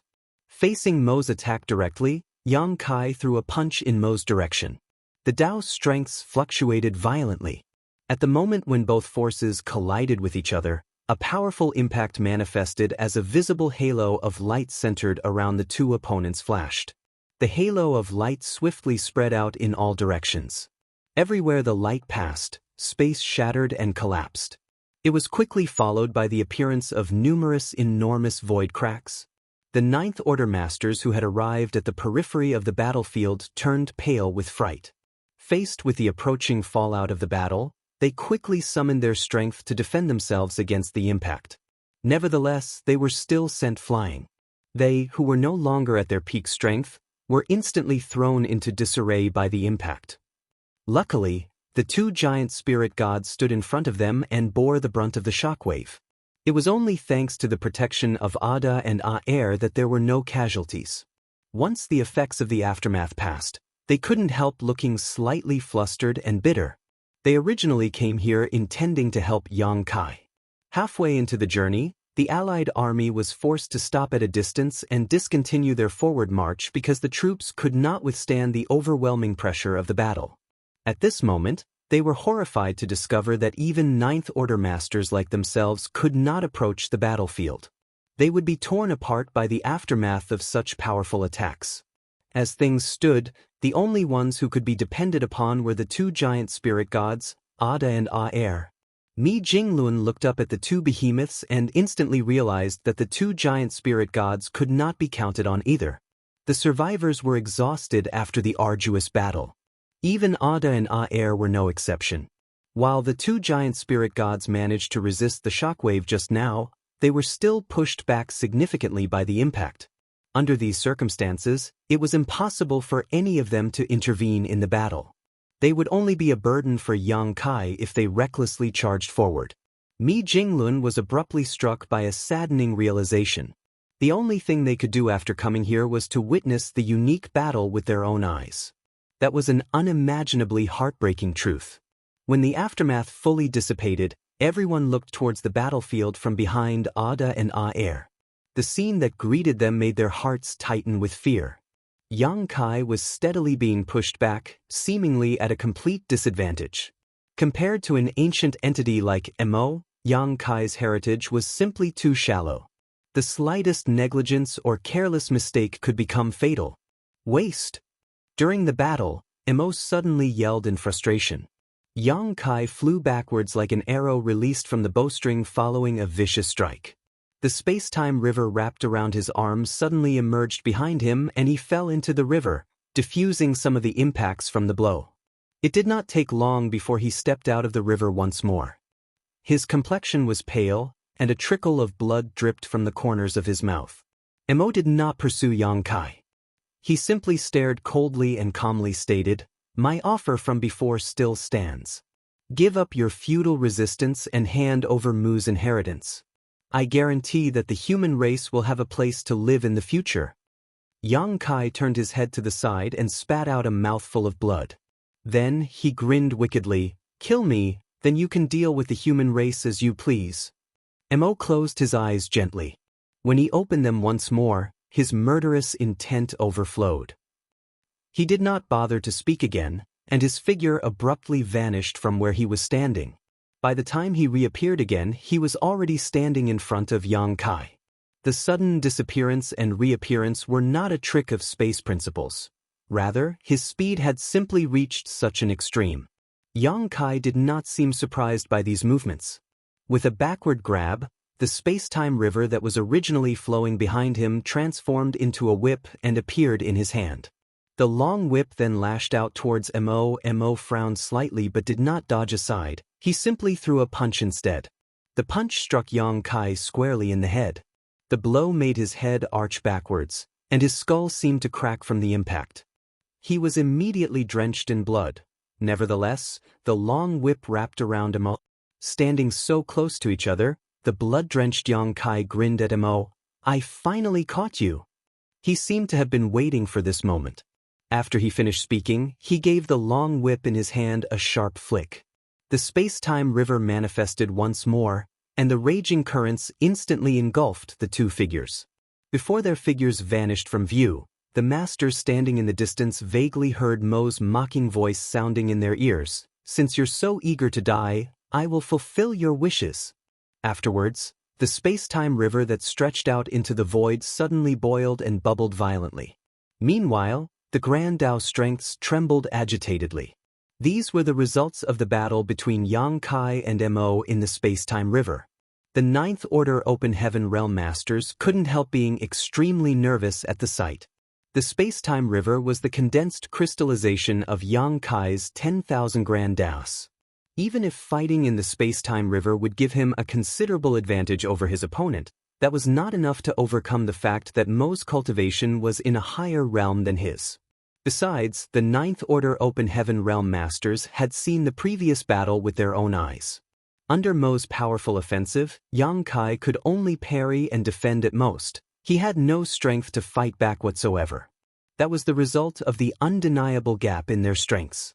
Rashly dragging his enemy into the space-time river was both an opportunity and a danger. If he failed to defeat Mo in the space-time river, then he would not be able to guarantee his own safety in the space-time river. The churning of the river waters became increasingly turbulent. Waves rose and fell, splashing around fiercely. At the same time, countless Tao strengths appeared and disappeared mysteriously.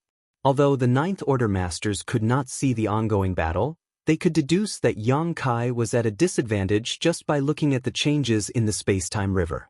The situation lasted for several days.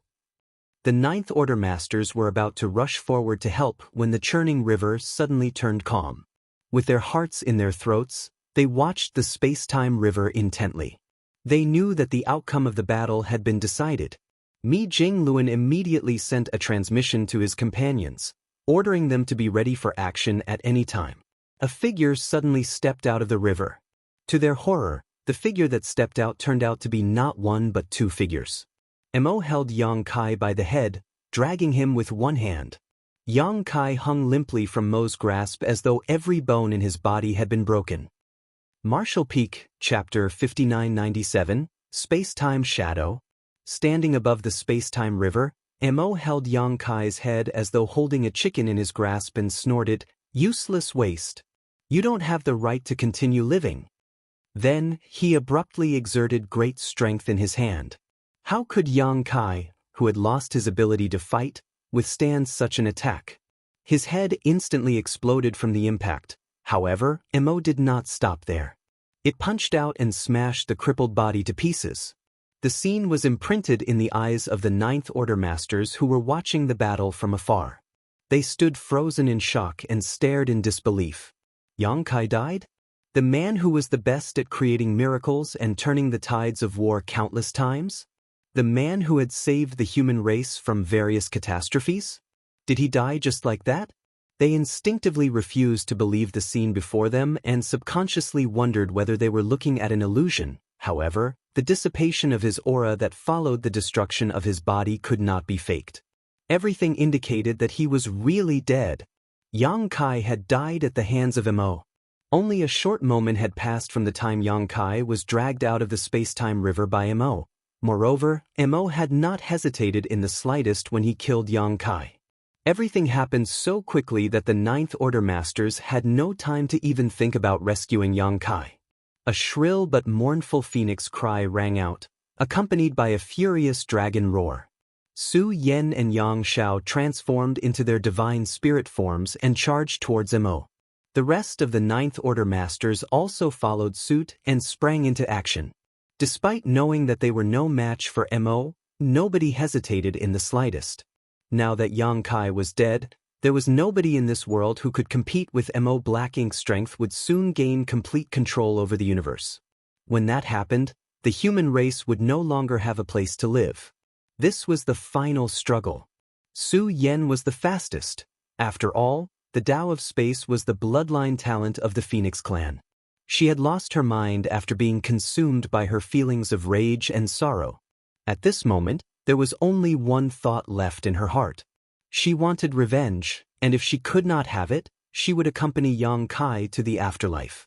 A gorgeous trail of light lingered behind the enormous blue figure. With a few flickers, she arrived on the battlefield. However, a bizarre phenomenon occurred before she could unleash her strength. Ripples suddenly emerged in the originally calm space-time river. Following the splashing waves, a figure leapt out. Upon seeing the appearance of the figure, Su Yen froze in shock. Even the Ninth Order Masters behind her were dumbfounded by the sight. The figure who stepped out from the space-time river was none other than Yang Kai, who should have been killed by Mo earlier. He's alive? Everybody stared at the scene in front of them in disbelief. Their reactions were similar to when they watched Yang Kai being killed just now. He had clearly died right before their very eyes, and his death had not been an illusion. Nevertheless, he just walked out of the space-time river alive. The bizarre phenomenon was beyond their comprehension.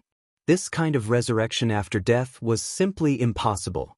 After stepping out from the surging waves, Yang Kai immediately noticed Su Yen and the others. He seemed to have anticipated the current situation and breathed out deeply, "I'm glad I made it back in time." "Step back."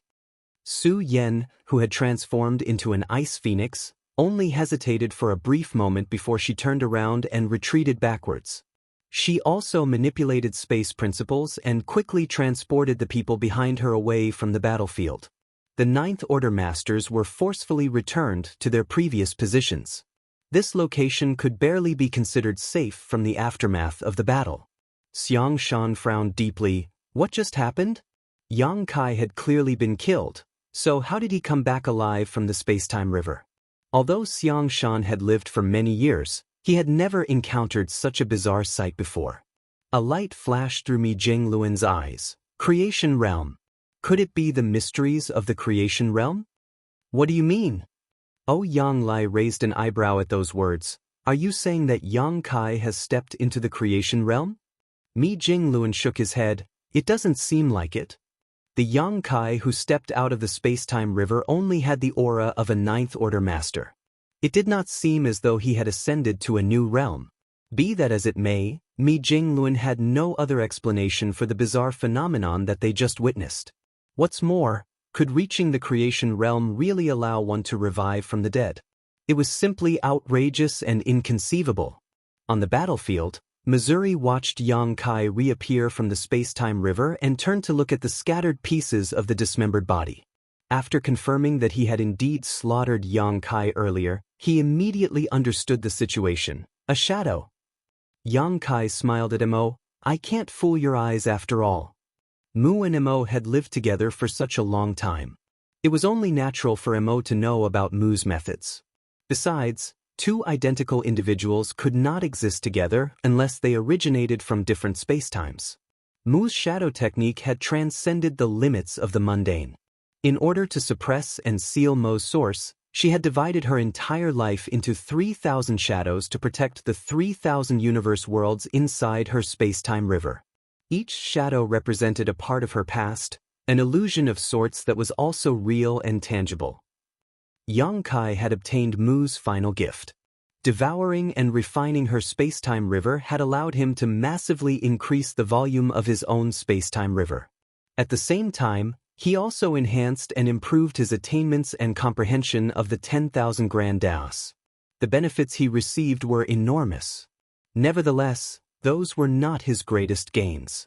The greatest benefit he obtained was Mu's shadow technique. That secret technique was definitely the pinnacle of the mysteries of the Grand Daos. After fighting Mo, Yang Kai had deeply understood that he was no match for his opponent. That was because he could not overcome his limits and advance to a higher realm within a short time. As long as he could not advance to a higher realm, then his battle with Mo would only end with his defeat and death. Be that as it may, he could not afford to die. The human race would be doomed if he fell here. Since he had no means to advance to the next realm within a short time, his only chance of victory was to master Mu's shadow technique. Just 1 or 2 of him could not compete with Mo, but what about 3 of him? Or 5? Or 10? Mastering the mysterious shadow technique was Yang Kai's only chance at defeating Mo. Therefore, he had mainly been buying time during his previous fight with Mo so that he could integrate the many Dao strengths into his body completely.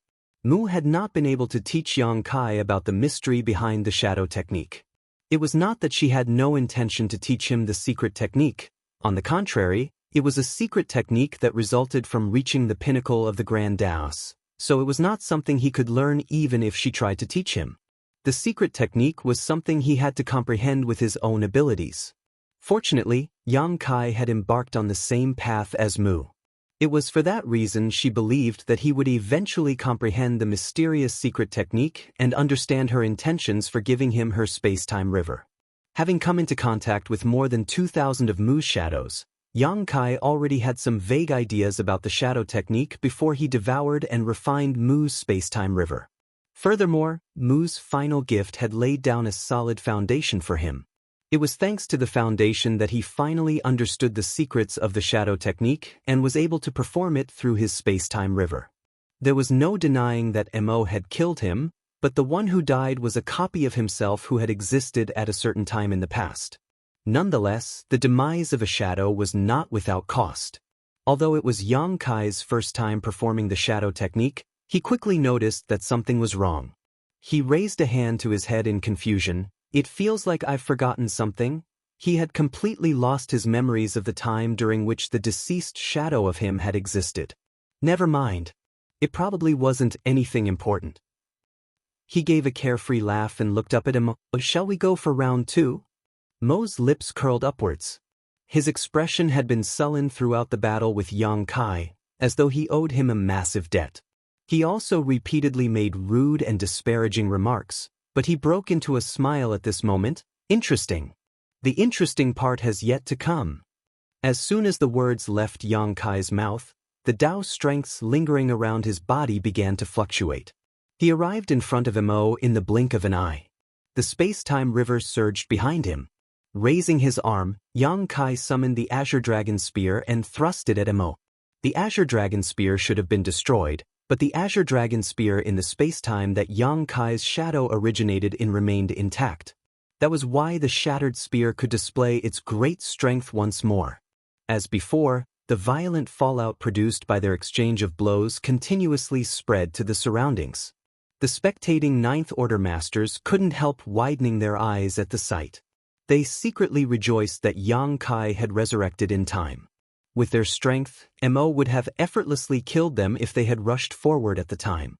It was initially assumed that Yang Kai would be able to persist for a long time even though the battle was not evenly matched in strength. After all, he had displayed his immense strength previously. Unexpectedly, the battle only lasted for 4 hours before Mo found an opening and slammed his fist into Yang Kai's chest. A gaping hole appeared in Yang Kai's chest, then his body exploded into pieces. His aura also swiftly dwindled away into nothing. Despite knowing that he would not experience a true death, the Ninth Order Masters could not help being overwhelmed by sorrow at the sight. After eradicating Yang Kai's second shadow, Mo raised his eyes to look in the direction of the space-time river. He had lived with Mu for such a long time, so he was well aware of the shadow technique's strength. The true strength of the secret technique was not power, but the prominent ability to survive that was granted to the users of the secret technique. The shadow technique was created based on the space-time river, so the foundation of the secret technique was the space-time river itself. In order to completely eradicate a user of the shadow technique, the space-time river must first be destroyed. Otherwise, the user of the shadow technique would never perish. For that reason, Mo immediately aimed for the space-time river as soon as he slaughtered Yang Kai's second shadow. Black ink strength around his body surged to cover the entire river. He planned to corrupt the entire space-time river with black ink strength in order to destroy Yang Kai's shadow technique. But before Mo could make a move, another of Yang Kai's shadow jumped out of the space-time river. Yang Kai instantly summoned the Azure Dragon Spear and launched himself at him. He even made a mocking remark, "Why are you in such a hurry?" The two figures resumed their vicious battle once more. During that time, Yang Kai fought Mo while gathering various information on the shadow technique. It was his first time performing the secret technique, so his understanding of it was quite lacking. He had to perfectly master the secret technique as soon as possible because that was the only way he could turn the situation around and obtain victory. If he only relied on a never-ending series of battles via his shadows, he would never be able to defeat Mo. However, Yang Kai would need to make countless attempts and gain experience from actual practice to perfectly master the secret technique as soon as possible. I've forgotten more things, but the memories I deliberately preserved have not been forgotten. That's good news, Yang Kai quietly muttered to himself and resumed battle against Mo. Although he was no match for Mo still, he no longer needed to worry about death. That was why he could afford to act more recklessly than before. Shortly afterwards, Yang Kai gained another important piece of information. The shorter the span of space-time allocated, the weaker the shadow's fighting ability. That is certainly worth noting. When that thought passed through his mind, the strength of his shadow faltered. Yang Kai showed weaknesses in his defenses, so Mo instantly found an opening and slaughtered him. Blood rained all over the void. Despite witnessing similar scenes on several occasions already, the Ninth Order masters watching the battle from afar still widened their eyes at the sight. What reassured them was that the next Yang Kai had already leapt out of the space-time river almost as soon as the previous Yang Kai died. Martial Peak, Chapter 5998, Contribution from the Future. One after another, Yang Kai's shadows stepped out from the space-time river only to perish at Mo's hands. There were no exceptions. The first one had survived the battle for over 4 hours. The second one lasted for less than 4 hours. As for the third, the battle had ended even faster. This is bad. Among those who were watching the battle from a distance, Mi Jingluan's expression turned solemn. He had noticed the issue at hand. It was an extremely serious issue. Although Yang Kai's shadows were endless in supply, his strength seemed to be weakening over time. It was as though time was flowing backwards for him, causing his condition to return to an earlier period with each shadow. At this moment, Yang Kai's aura was only comparable to a newly advanced Ninth Order master. Hence, he was effortlessly slaughtered by Mo as soon as he stepped out from the space-time river. If the situation continued in this manner, he would not even be able to maintain his cultivation in the Ninth Order. If that were to happen, Mo would be able to exterminate him without even breaking a sweat, no matter how many shadows were to appear. Another one of Yang Kai's shadows in the newly advanced Ninth Order stepped out from the space-time river. Raising a hand, Mo captured the shadow in its grasp and stared at Yang Kai faintly. "You're a disgrace to Mu's legacy."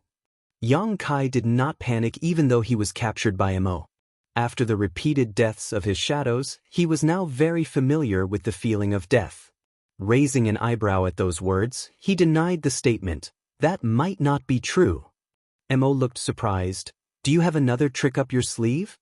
Yang Kai grinned. "Indeed, a trick you've never seen before." "Very good." Mo made a faint smile. While saying so, he exerted some strength into his grip and crushed the shadow in his grasp. In the next moment, another Yang Kai leapt out from the space-time river. However, the aura lingering around him was different this time. Something had obviously changed as his aura was once again at the peak of his strength. If the foundation of the shadow technique was said to be the space-time river, then the core of the secret technique was the user of the selected spacetime. In Yang Kai's case, he was manipulating the 10,000 Dao strengths with his self from this spacetime as the core and his spacetime river as the foundation. That was how he gained the ability to summon shadows from previous spacetime periods. All those who were slaughtered by Mo previously were his shadows. However, the one who walked out of the spacetime river now was his main body. It was the him of the current spacetime. The foundation and core were extremely important to the shadow technique. Therefore, it was necessary to destroy both aspects to overcome it. Mo had initially wanted to refine the spacetime river but was hindered by Yang Kai's numerous shadows, which prevented it from taking action. However, he saw a ray of hope when Yang Kai's main body emerged from the spacetime river. The shadow technique would be destroyed as long as the Yang Kai standing before him was eliminated. But could it be that simple? For Yang Kai's main body to emerge from the spacetime river at this point. His actions certainly seemed like a desperate move. After all, the shadows that he summoned earlier had been cleanly eradicated. If he summoned any more shadows from earlier spacetime periods, he would only have the cultivation of an 8th order master, which would not be able to cause any trouble for Mo at all. Combining the situation with what Yang Kai mentioned just now, Mo had the vague feeling that Yang Kai was about to reveal his trump card. Oddly enough, he found himself looking forward to what was to come for some reason. Yang Kai did not disappoint. When his main body stepped out of the spacetime river, he lightly chanted, "I offer 1,000 years of my past in exchange for a contribution from the future." As soon as those words left his mouth, the spacetime river behind him began to rumble turbulently. The enormous river abruptly shrunk by a large margin, then another of Yang Kai's shadow emerged from within the waters. Seeing this, Mo's eyes narrowed slightly. That was because the aura lingering around the shadow was slightly stronger than Yang Kai himself. That should have been impossible. It had to be said that the shadow technique was performed with one's self in the current spacetime as the core. For that reason, the summoned shadow could only be formed from one's self that existed in previous spacetimes. In other words, the summoned shadow should never be stronger than the main body, because the main body was ultimately the strongest. Be that as it may, an exception had appeared in Yang Kai's case. Mo instantly figured out the truth behind the situation and exclaimed in astonishment, "You summoned a shadow from the future?" Only Yang Kai from the future could be stronger than the main body of Yang Kai, who existed in the current spacetime. Mo did not remain idle when he raised this question. After realizing that Yang Kai's attainments in the shadow technique had surpassed Mu's, he knew that Yang Kai could not be allowed to continue, so he charged forward even while asking this question. In response, Yang Kai just stood calmly in place. On the other hand, the summoned shadow stepped forward and immediately engaged in an intense battle with Mo. Although he came from 1,000 years in the future, his strength was still limited even though he was slightly stronger than the main body. He was no match for Mo either, but he would have no trouble buying some time for Yang Kai. Furthermore, Yang Kai did not need much time. He then shouted again, "Come!" A second shadow stepped out from the space-time river. It was another Yang Kai who came from another 1,000 years into the future. When the second shadow appeared, the size of the space-time river shrunk again. On the other hand, the aura of Yang Kai and the two shadows instantly became closely interconnected. A three fortunes formation was established. The aura of the second shadow was again stronger than the first. The first shadow had been steadily pushed back by Mo's intense assault, but his situation improved as soon as the three fortunes formation was established even though he remained at a disadvantage. Again! Yang Kai shouted. The dragon blood in his body boiled and churned, while at the same time his face began to flush red. A third shadow stepped out from the space-time river. Glancing at the main body, he nodded lightly before he directly charged onto the battlefield. The three fortunes formation also instantly transformed into the four symbols formation. Again! Golden blood trickled out of Yang Kai's nose as a fourth shadow emerged and the four symbols formation evolved into a five elements formation. Shadow after shadow emerged from the space-time river without pause. Only when the eighth shadow was summoned did Yang Kai finally stop. It was not that he no longer wanted to continue, but rather that the volume of his space-time river would shrink by a certain extent whenever he summoned a shadow from the future, and the space-time river had vanished completely after he summoned the 8th shadow. He had reached the absolute limit of his shadow technique.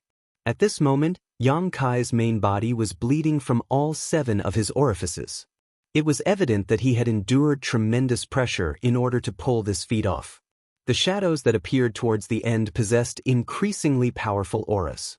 When the 6th shadow emerged, its aura had already reached the absolute peak of the 9th order. It was a stage that even Yang Kai's main body had not achieved. The 7th and the 8th shadows also had auras at the peak of the 9th order, but their auras had become even more profound. Looking at Mo, who was being besieged and steadily repelled by the shadows on the battlefield, Yang Kai smiled even though he was covered in blood. In truth, the shadows were already capable of fighting Mo on an equal footing when the 6 paths formation was formed. Therefore, Mo's situation then became more and more critical when it later evolved to become the 7 stars, 8 trigrams, and ultimately 9 palaces formation. The ones who established the battle formation were all Yang Kais. To be more precise, they were Yang Kais from future spacetimes. This was a feat that even Mu could not achieve. Her shadow technique could only summon shadows of her past because her space-time river was incomplete, but that was not the case for Yang Kai. His space-time river had been perfected, so the power of the shadow technique he wielded was even more terrifying. Martial Peak, Chapter 5999, Clash of the Strongest. Each shadow represented a Yang Kai from subsequent 1,000-year periods in the future. In other words, the 8 shadows represented 8,000 years worth of future spacetime. These 8 shadows combined with Yang Kai's main body to establish the 9 palaces formation. For that reason, the power of the battle formation was even greater than the 9 palaces formation formed between Zhang Ruoxi and her 8 personal guard. Zhang Ruoxi, who had harmonized the power of yin and yang with her Heaven's Order bloodline, was certainly stronger than any of Yang Kai's individual shadows. Be that as it may, the strength of the 8 personal guards had held her back. Taking the overall situation into account, Yang Kai's 9 palaces formation was undoubtedly the strongest 9 palaces formations that had appeared on the battlefield. Moreover, the difference in strength was significant. After establishing the 9 palaces formation, Yang Kai's main body took a step forward and charged towards Mo with the combined strength of the other 8 shadows. The 6 paths formation was already sufficient for Yang Kai to fight Mo on even terms, so the 7 stars formation and 8 trigrams formations had left Mo at a complete disadvantage. At this moment, Yang Kai was practically invincible thanks to the 9 palaces formation. With the combined forces of the main body and 8 shadows, Mo was powerless against their intense assault. Black blood and black ink strength splattered everywhere. The 9 Yang Kais moved around swiftly, each one of them having mastered the 10,000 Grand Daos. As they were shadows of Yang Kai himself, there was no need for them to worry about their cooperation. The connection between the shadows was so close and firm that there were no flaws in their movements at all. Mo naturally wanted to break free, but it was not easy to escape the besiegement of the battle formation. The 9th Order Masters watching the battle from afar were stunned. Nobody could have imagined that such a strange scene would appear during the final battle. The mysteries of the shadow technique had exceeded their comprehension and imagination. Looking at the current situation, they couldn't help feeling hopeful and excited. That was because they finally saw a glimpse of hope in defeating Mo. In the past, the issue of defeating Mo had always been a plague to the human race. Although they never deliberately avoided the topic, the reality was that they simply did not have sufficient means or strength to oppose Mo. Zhang Ruoxi's support had certainly been a pleasant surprise. Unfortunately, even she was not strong enough to compete with Mo in battle.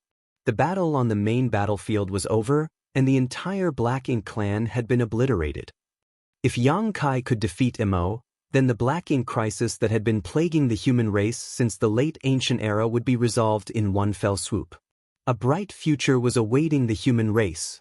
The light would eventually expunge all darkness. However, the veteran 9th Order Masters soon began to look worried. The current situation might be favorable for them, But nobody knew what price Yang Kai had paid to wield the shadow technique like this.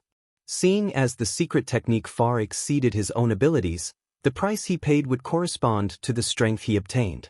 In other words, the greater the strength Yang Kai obtained, the greater the price he had to pay. Furthermore, they did not know how long he could persevere in such an intense battle. The truth was just as they feared. Yang Kai had indeed paid an unimaginable price to wield the shadow technique in such a fashion. His body was also forced to bear the incredible pressure that came from obtaining strength that exceeded his own abilities. In other words, he could not maintain this state for long. He had to finish this battle as soon as possible, and for that reason he did not hesitate to join the battle himself just to defeat Mo a little faster. Mo was steadily being pushed back under the suppression of the Nine Palaces formation. At this point he was backed into a corner with no ability to fight back. The vexing situation infuriated Mo. As the ancient supreme being, he was a master who not only originated from the same era as Mu, but also once held the opportunity to reign over the entire universe. Even if more than 30% of his source had been suppressed and sealed, he could still not tolerate a junior acting so presumptuously in front of him, especially when this particular junior had stolen Mu's final legacy from him. Amid the intense battle, Mo abruptly turned to look in a certain direction and fixed his gaze on one of Yang Kai's figures. Naturally, it was Yang Kai's main body. The main body was easy to identify. Not only was the aura of the main body the weakest among the other shadows, but the appearance of the main body was also the most disheveled and worse for wear due to the effects of performing the shadow technique. To break the shadow technique, it was necessary to either destroy the space-time river that acted as the foundation or the main body that acted as the core. At this moment, the space-time river was nowhere to be seen because it had been evenly divided between Yang Kai's 8 shadows. In that case, Mo only had one option left. Mo turned to face the storm of attacks coming from so many shadows and disregarded the injuries he sustained, even when the strongest shadow chopped off his arm. In the end, the heavy price he paid was worthwhile indeed. He successfully broke out of the encirclement created by the shadows and arrived in front of Yang Kai's main body. Black ink strength surged. Raising his remaining hand, Mo blasted his fist at Yang Kai. The punch was quite a distance away from Yang Kai. Nevertheless, the force of the punch was enough to cause space to shatter, time to stop, and the universe to collapse. The blow containing Mo's full strength could not be dodged or avoided. Mo could almost see Yang Kai's main body being smashed into paste, and a hint of triumph flashed through the fury in his eyes, but unexpectedly, the imagined scene did not appear. Despite the incoming blow, Yang Kai's main body did not show the slightest trace of panic. On the contrary, he stepped forward and threw himself in the direction of the blow. Mo was stunned by the strange turn of events. Meanwhile, Yang Kai's main body suddenly unleashed a burst of power that far exceeded his own strength. The force directly penetrated the shackles of space and caused the stagnant time to flow again. Then he punched out at the same time. Damn it! Mo abruptly realized that he had fallen into a trap. For a long time now, the core of the Nine Palaces formation had always been sustained by the strongest shadow. Nevertheless, the fact that Yang Kai's main body could exert such a powerful burst of strength indicated that the core of the Nine Palaces formation could be transferred to the main body. The method to break the shadow technique was to defeat the body which existed in the current spacetime. That was something both Mo and Yang Kai knew. Seeing as the former was bound to target the main body, how could the latter not take precautions? It could even be said that Yang Kai had been waiting for this very moment. A violent force swept out, pushing Mo's figure backwards. In the meantime, the 8 shadows attacked from all directions. Dao's strengths fluctuated wildly, and the barrage of attacks left Mo staggering from the impact. If that were all, Mo's situation would have been bad enough. However, each of the 8 shadows actually exerted strength that far exceeded their limits with every blow that they unleashed. The position as core of the formation was constantly being transferred around. To be precise, the position as core was instantly transferred to whichever shadow was attacking Mo at the time. Such a feat would have been impossible to achieve if it was any other configuration for the makeup of the battle formation, but Yang Kai could freely transfer the position as core between his main body and his shadows without any obstruction. This was the same strategy that Zhang Ruoxi had carried out previously. She and her 8 personal guard had both been the cores and not the cores at the same time. Such a perfect 9 palaces formation could be said to have no flaws whatsoever. More importantly, there was no need to fear the weak links being targeted. In fact, there was only one method to destroy this battle formation, which was to totally annihilate it by brute force. The biggest reason why Zhang Ruoxi had been defeated by Mo was that her personal guard could not withstand the intensity and ferocity of the battle. Transferring the core position to her personal guard was a huge burden on their bodies. Each time they became the core, they would also suffer heavy damage from the pressure, hence, there was a risk of their bodies collapsing after numerous transfers. The same was also true for Yang Kai. In fact, the burden was greatest on his main body. The main body had already been greatly weakened after performing the shadow technique. With the addition of the pressure from being the core of the formation, he couldn't help vigorously coughing up blood, his complexion turning as pale as a sheet. Be that as it may, he did not hesitate in the slightest. Taking full advantage of the opening created by the 8 shadows who were besieging Mo, Yang Kai stepped forward and approached Mo's arm that had been severed earlier. Although the arm was bleeding profusely, it was not a fully physical body part. Open! Yang Kai raised his arm and pointed at the arm. His divine sense surged turbulently. A moment later, a huge set of doors suddenly appeared in front of him. The door opened slightly to reveal a small gap, and then an indescribable pulling force seeped out from within and devoured the entire severed arm. This arm contained part of Mo's source. Previously, some 30% of Mo's source had been suppressed and sealed by Yang Kai with the help of the profound source gate. If Yang Kai could not suppress and seal this piece of Mo's source quickly, the opportunity to retrieve his severed arm and reabsorb the piece of his source he had lost would remain. Once Mo did so, he would return to full strength again. Now that this piece of his source had been sealed, Mo's aura dropped significantly. Although black ink strength surged at the spot where his arm had been severed and formed a new limb in the blink of an eye, the power that had been suppressed and sealed could no longer return. With the success of this attack, Yang Kai's confidence increased tremendously. This was the first crucial step towards victory. It was also the hardest and most dangerous step in the entire process. This step had paved the way for the rest of the path, making what came next easier. Retrieving the profound source gate, Yang Kai turned around and charged towards Mo. The furious battle resumed once more. The secret that the position as core of the 9 palaces formation could be freely transferred between the shadows had already been exposed. Therefore, Yang Kai had no reason to hide his movements anymore. Dao's strengths fluctuated violently around him, and his offensive grew increasingly vicious. Mo was already no match for Yang Kai when the 9 palaces formation was formed, so now that he had lost a part of his source, his situation worsened even more. After a brief but intense battle, one of Yang Kai's shadows found an opening and chopped off one of Mo's arms again. Mo immediately attempted to retrieve his severed arm, but Yang Kai was already prepared for such an opportunity in advance. In the end, Mo was incapable of extricating himself from the battle due to the constant assault by the various shadows. Yang Kai's main body swiftly approached the severed arm, and for the second time, he summoned the profound source gate and devoured the source piece. After completing his task, Yang Kai coughed up another mouthful of blood. He raised his head and glanced at the battlefield. Perceiving the condition of his shadows, he knew that he could not persist for much longer. His main body was not the only one who was severely wounded by now. The rest of the shadows were also in a similar condition. However, only a small portion of these wounds were caused by Mo. Most of them had come from carrying the burden of being the 9 palaces formation core. Yang Kai's immense strength and heritage had allowed him to bear an unimaginable amount of pressure from being the core. That was only possible because it was him.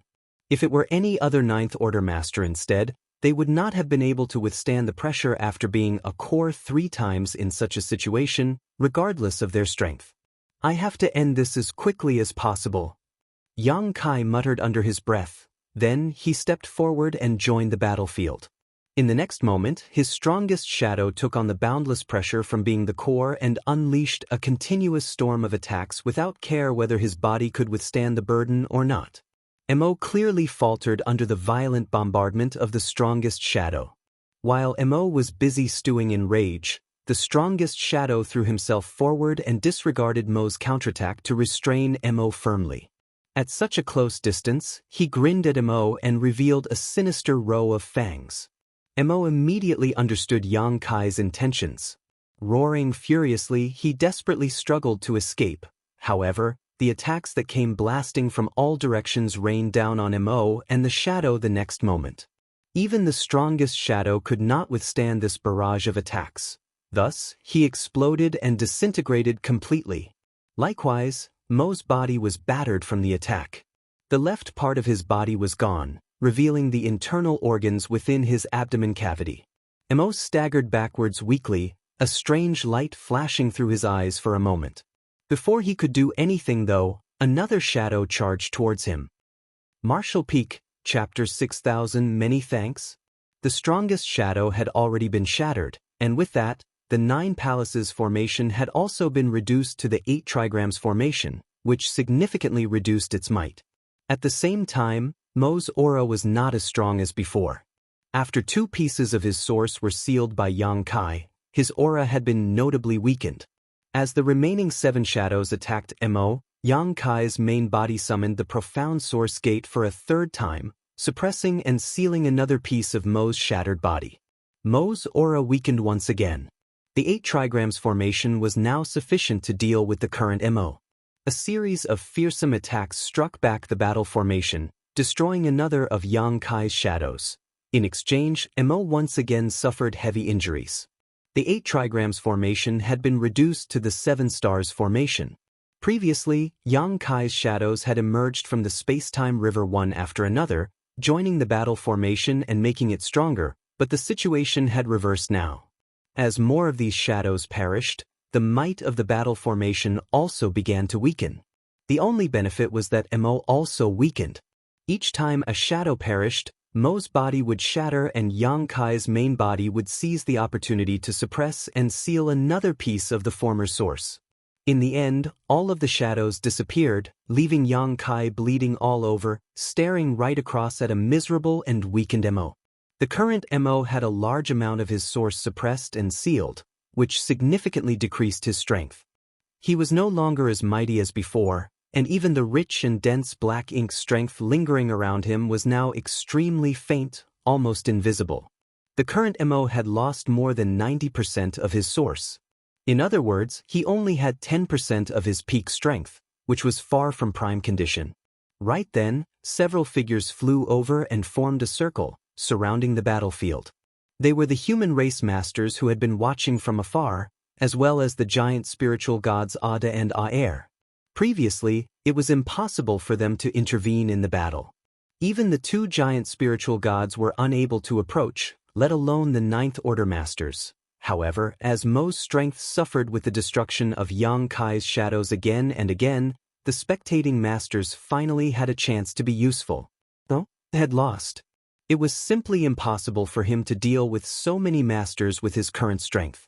Just the 2 giant spiritual gods alone were enough to overpower him now. Nonetheless, Mo was laughing, his voice sounding extremely cheerful. Zhang she stood before Yang Kai with the Heaven's Order sword in her hand, vigilantly staring at Mo. Although Mo was in a miserable state right now, no one knew what kind of methods this ancient being still had hidden up his sleeve.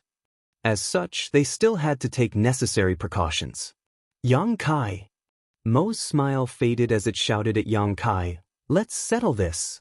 Behind Zhang Ruoxi, Yang Kai calmed his roiling vitality and replied, "Good. Sir." Zhang Ruoxi shouted, "Allow me."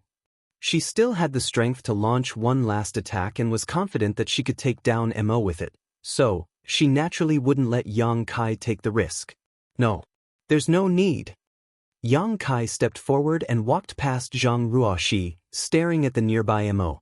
Even as victory was within his grasp, there was no trace of the pride or arrogance on Yang Kai's face as a victor should have.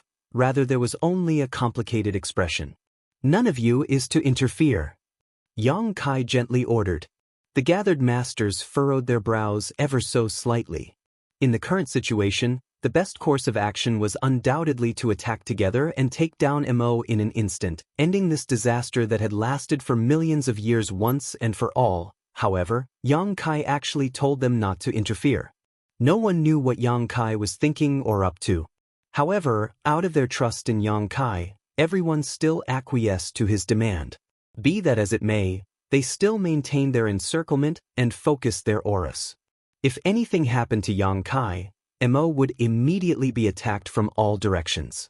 When dealing with Mo, there was no need to discuss honor or morals. Despite being surrounded on all sides, Mo's expression still remained calm. He simply stared at Yang Kai and shouted, "Come!" As soon as he spoke, his figure rushed straight towards Yang Kai, leaving a streak of black light behind him. Simultaneously, Yang Kai also charged towards Mo. The moment the two figures collided, everyone's hearts jumped to their throats. However, the next thing that entered their sight left them relieved. Yang Kai's fist had smashed into Mo's chest, while Mo's fist had stopped right before Yang Kai's head. Mo spurted a mouthful of black blood as his raised fist limply fell. Standing at arm's length from one another, when their eyes suddenly met, Mo smiled at Yang Kai. "Many thanks." Yang Kai nodded to him and thought for a moment before adding, "I will let you see the world Mu wished for you to see." Despite the jet-black blood flowing from the corners of Mo's mouth, a free and relieved expression appeared on his face after hearing this. "Then, that's enough." Yang Kai didn't say anything more and summoned the profound source gate. As the gate cracked open, it swallowed Mo whole. Right afterwards, the door slowly closed itself, sealing the endless darkness behind it. Back then, it was Mu who had rescued Mo from behind this door, and after more than 1,000,000 years, Yang Kai had sent him back through it. This ancient being had lived his life. He did not dare say he didn't have any regrets, but at the very least his life had certainly been quite an exciting one. "Pooh?" Yang Kai spurted a mouthful of blood before sitting down cross-legged, taking out a handful of pills from his space ring and stuffing them into his mouth. Everyone immediately rushed to him upon seeing this. Su Yen flew straight behind Yang Kai and sat down, allowing him to lean on her. After a while, Yang Kai's chaotic aura finally started to stabilize. As he opened his eyes, he saw many pairs of eyes gazing at him with worried looks. "I won't die," Yang Kai comforted everyone, allowing them to relax. Mi Jinglun finally couldn't hold back his curiosity and asked, "Why did you thank Mo at the last moment?" Although no one heard Yang Kai's words of thanks, they could tell what he was saying by reading Yang Kai's lips.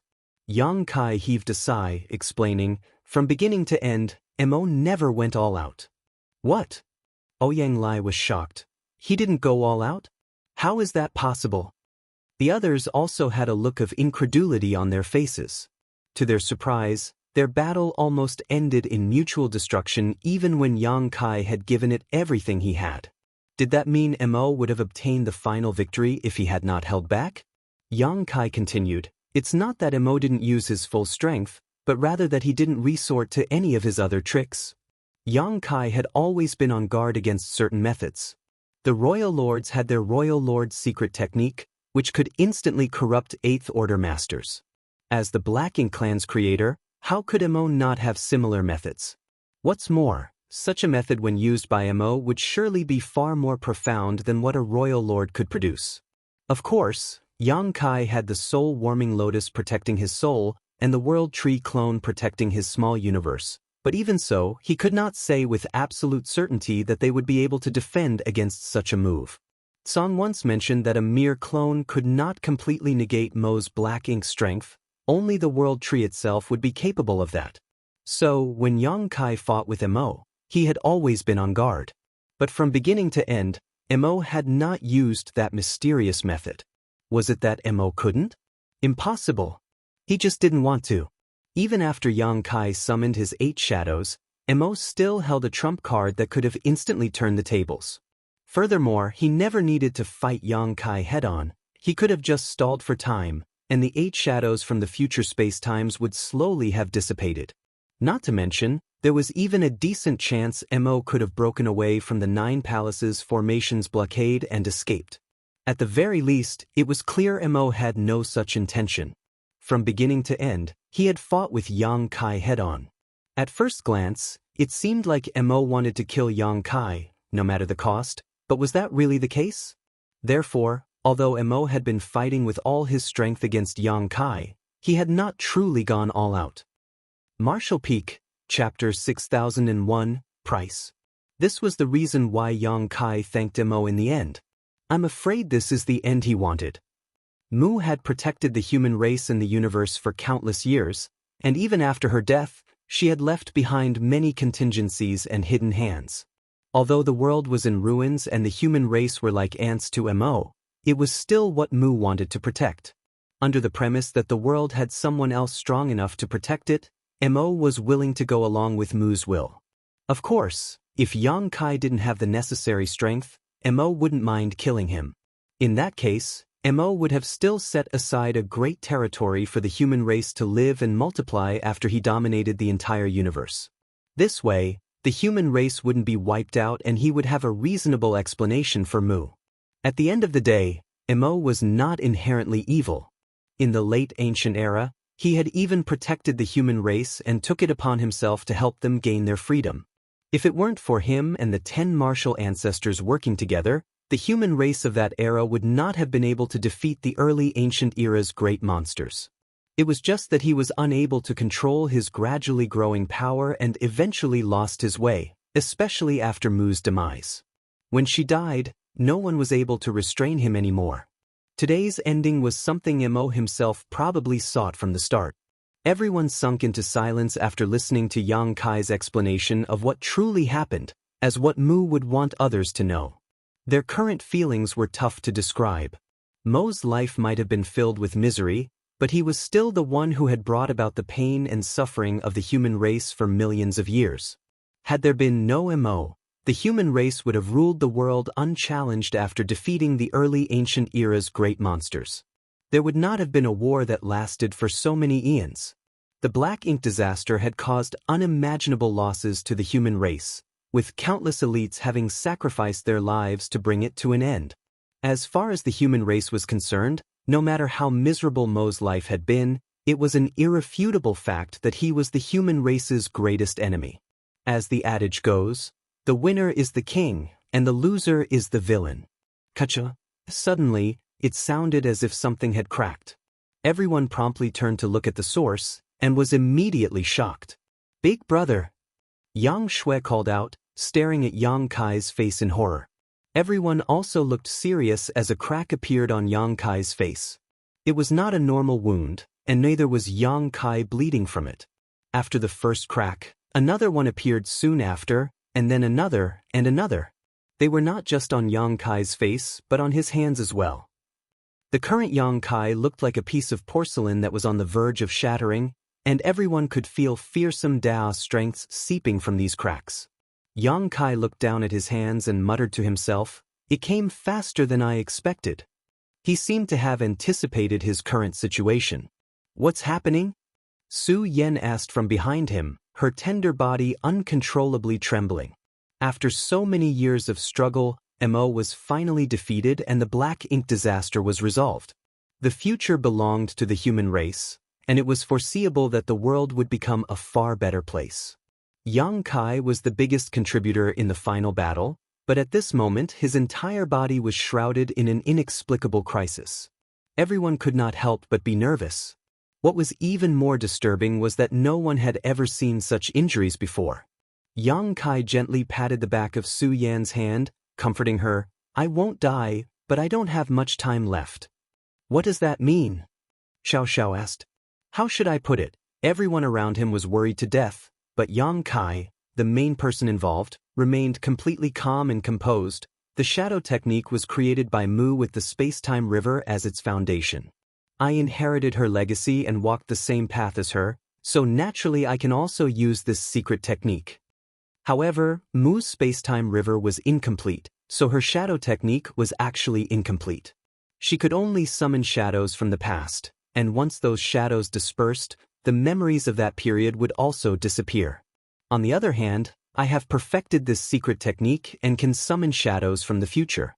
Each shadow I summoned in the battle just now was from 1,000 years in my future. Now that the shadows have already been destroyed, I must pay the price. The more powerful a secret technique was, the harder it was to use it.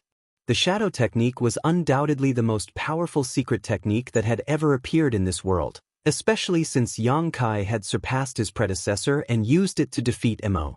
The price he had to pay would definitely not be small either.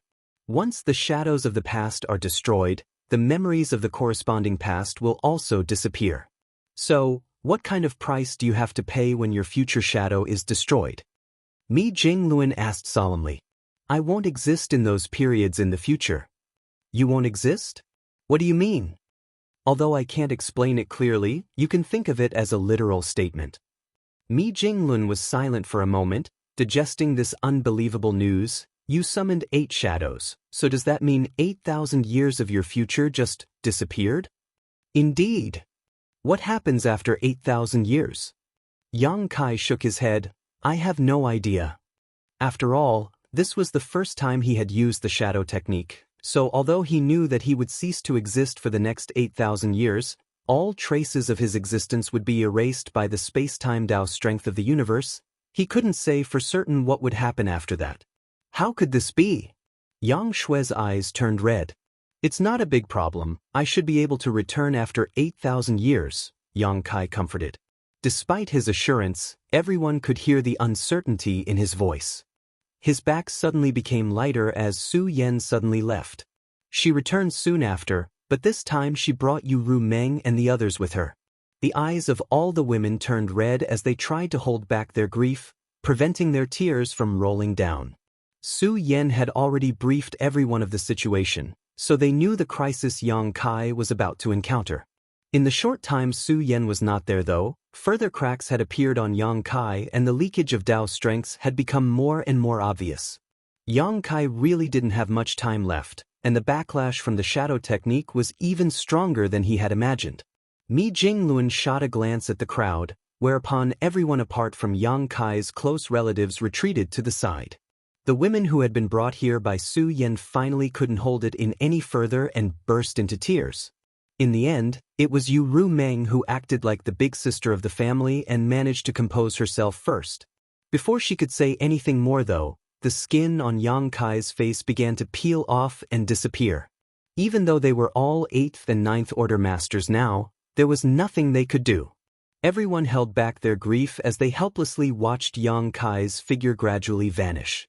At the very last moment, Yu Ru Meng shouted at Yang Kai, "You heartless bastard!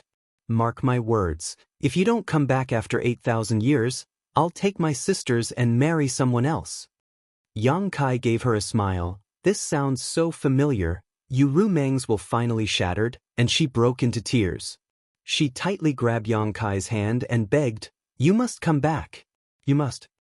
Yang Kai swept his gaze over all of them one by one, as if he wanted to imprint their faces into the depths of his soul, before gently nodding and assuring, "Of course." Right then, scattered specks of light emerged before an enormous river spanning across the void appeared, enveloping Yang Kai.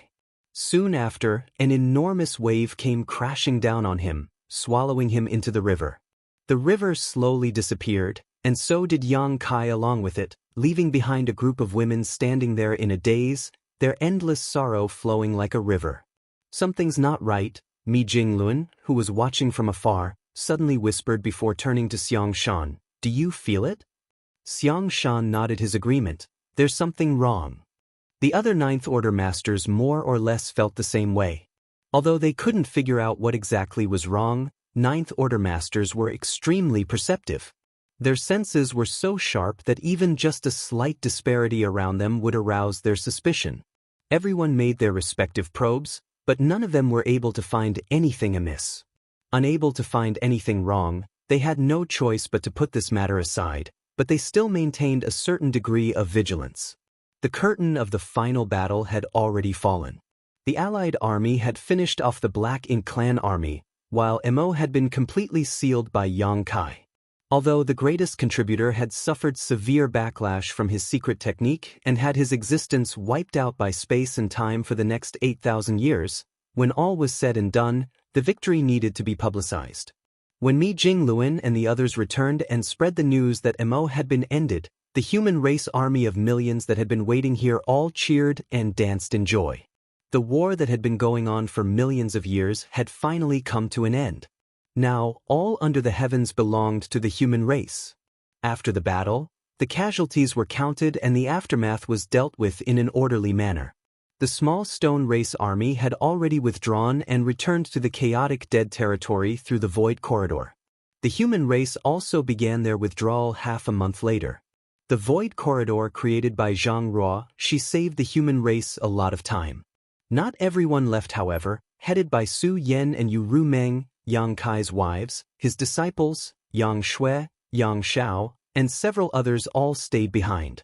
They remained in the place where Yang Kai had disappeared, quietly waiting for his return. The next 8,000 years would definitely be very dull and long, but so long as they could see Yang Kai the moment he returned, any amount of waiting would be worth it. A fleet of dilapidated warships entered the chaotic dead territory through the void corridor. The current Zhang, she could still somehow maintain the balance of yin and yang in her body, so the chaotic dead territory was now a safe place. Be that as it may, she couldn't maintain this state for much longer. In order to fight Mo and kill the royal lords, she had burned too much of her Heaven's Order bloodline. Once the human race army left the chaotic dead territory, she would break the harmony with the two. At that time, Big Brother Huang and Big Sister Lan would reappear, and Zhang, she would lose her previous strength. At the end of the day, if she didn't have her Heaven's Order bloodline that could maintain the harmony of yin and yang, she would just be a Ninth Order master. The fleet passed through the chaotic dead territory and soon returned to the 3,000 worlds. Many years ago, when the human race army first set off from the star boundary, they had some 30 million soldiers, but now, only slightly more than 10 million remained. Around 60% of the soldiers had died in this final war. Despite the terrible losses, compared to the solemn and miserable atmosphere they had when they first set out, everyone was high in spirits, and every warship was buzzing with cheers and laughter, despite the sad state of the army. On a certain purifying black ink warship that was so wrecked that it looked like it would fall apart at any moment, Mi Jinglun was standing at the bow with Xianxia beside him. The two calmly listened to the hustle and bustle on the other warships and exchanged a knowing glance. The human race has won, but the greatest contributor is unable to celebrate with us. It's quite regretful, Mi Jingluan couldn't help but lament. Xianxia nodded his agreement. Now that I think about it, had he not forced those peace treaties with the Black Ink clan, the human race wouldn't have been able to accumulate enough strength. That's right, Mi Jingluan nodded. By the looks of it, that treaty was an important turning point in the rise of the human race. What was that treaty called? What's it called again? The two Ninth Order masters glanced at each other before the smiles on their faces slowly faded away, gradually replaced by solemn looks. Marshall Peak, Chapter 6002, Response. While the millions of human race soldiers were making the trek back home, all the Ninth Order masters gathered aboard the only intact purifying black ink warship remaining. Compared to their peak, the number of Ninth Order masters had undoubtedly decreased significantly, with many of the recently advanced Ninth Order masters having perished in the battle. Only 20 or so had managed to survive. Apart from the Ninth Order masters, Fu Guang was also invited. Everyone took their seats. Most of them were still injured, their auras weak and unstable. The battle ended not that long ago, and even with the recuperative abilities of Ninth Order masters, it was impossible for them to fully recover in such a short time, especially since the human race was running low on supplies, especially recovery pills. One by one, the Ninth Order masters noticed the heavy air. They might not have an idea as to why Supreme Commander Mi had gathered all of them together, but they could tell that bad news was in store for them from his expression. After the last Ninth Order master took their seat, Mi Jinglun finally started addressing the crowd. I've summoned you here today to confirm something. He looked around, paused for a moment, then recounted his conversation with Xianxia. When the Ninth Order masters heard this, some were confused, some were lost in thought, and a few who realized the issue right away furrowed their brow. Yang Lai casually asked, "What's there to fret about with your conversation with Big Head Xiang?" He did not find anything wrong, it sounded just a normal chat to him. "There's a big problem." Mi Jingluan stared at him with a solemn expression, causing Yang Lai to realize the gravity of the situation, despite not understanding what was the problem. Xianxia explained, "The peace treaty we signed with the Black Ink clan back then was of paramount importance and could be said to be the turning point in the entire war. It is impossible for Brother Mi and I to forget the details of such an important matter. It would have been nothing if it was just one of us having a hard time recalling certain trivial points of the treaty, but the problem is that neither of us can remember them. When we were discussing the treaty, both of us were unable to immediately recall even some of the basic details of the agreement. That should be absolutely impossible." Yang Lai speculated, frowning, "Maybe you're too tired from the battle?" Xianxia focused his gaze on him. "Do you remember the first time you met Yang Kai?" "Of course I remember," Yang Lai replied readily. "How could I forget such a thing?" At that time, he slowly stopped talking. Obviously, he too had noticed the problem as his expression changed and a furrow appeared on his brow. Xianxia then turned to the other Ninth Order Masters and asked, "Everyone, why don't you try recalling your encounters with Yang Kai, or some common knowledge about him?" The Ninth Order Masters complied. Soon, a bewildered look took over everyone's face. Observing everyone's expressions, Yang Lai immediately understood that they too had encountered the same situation as him.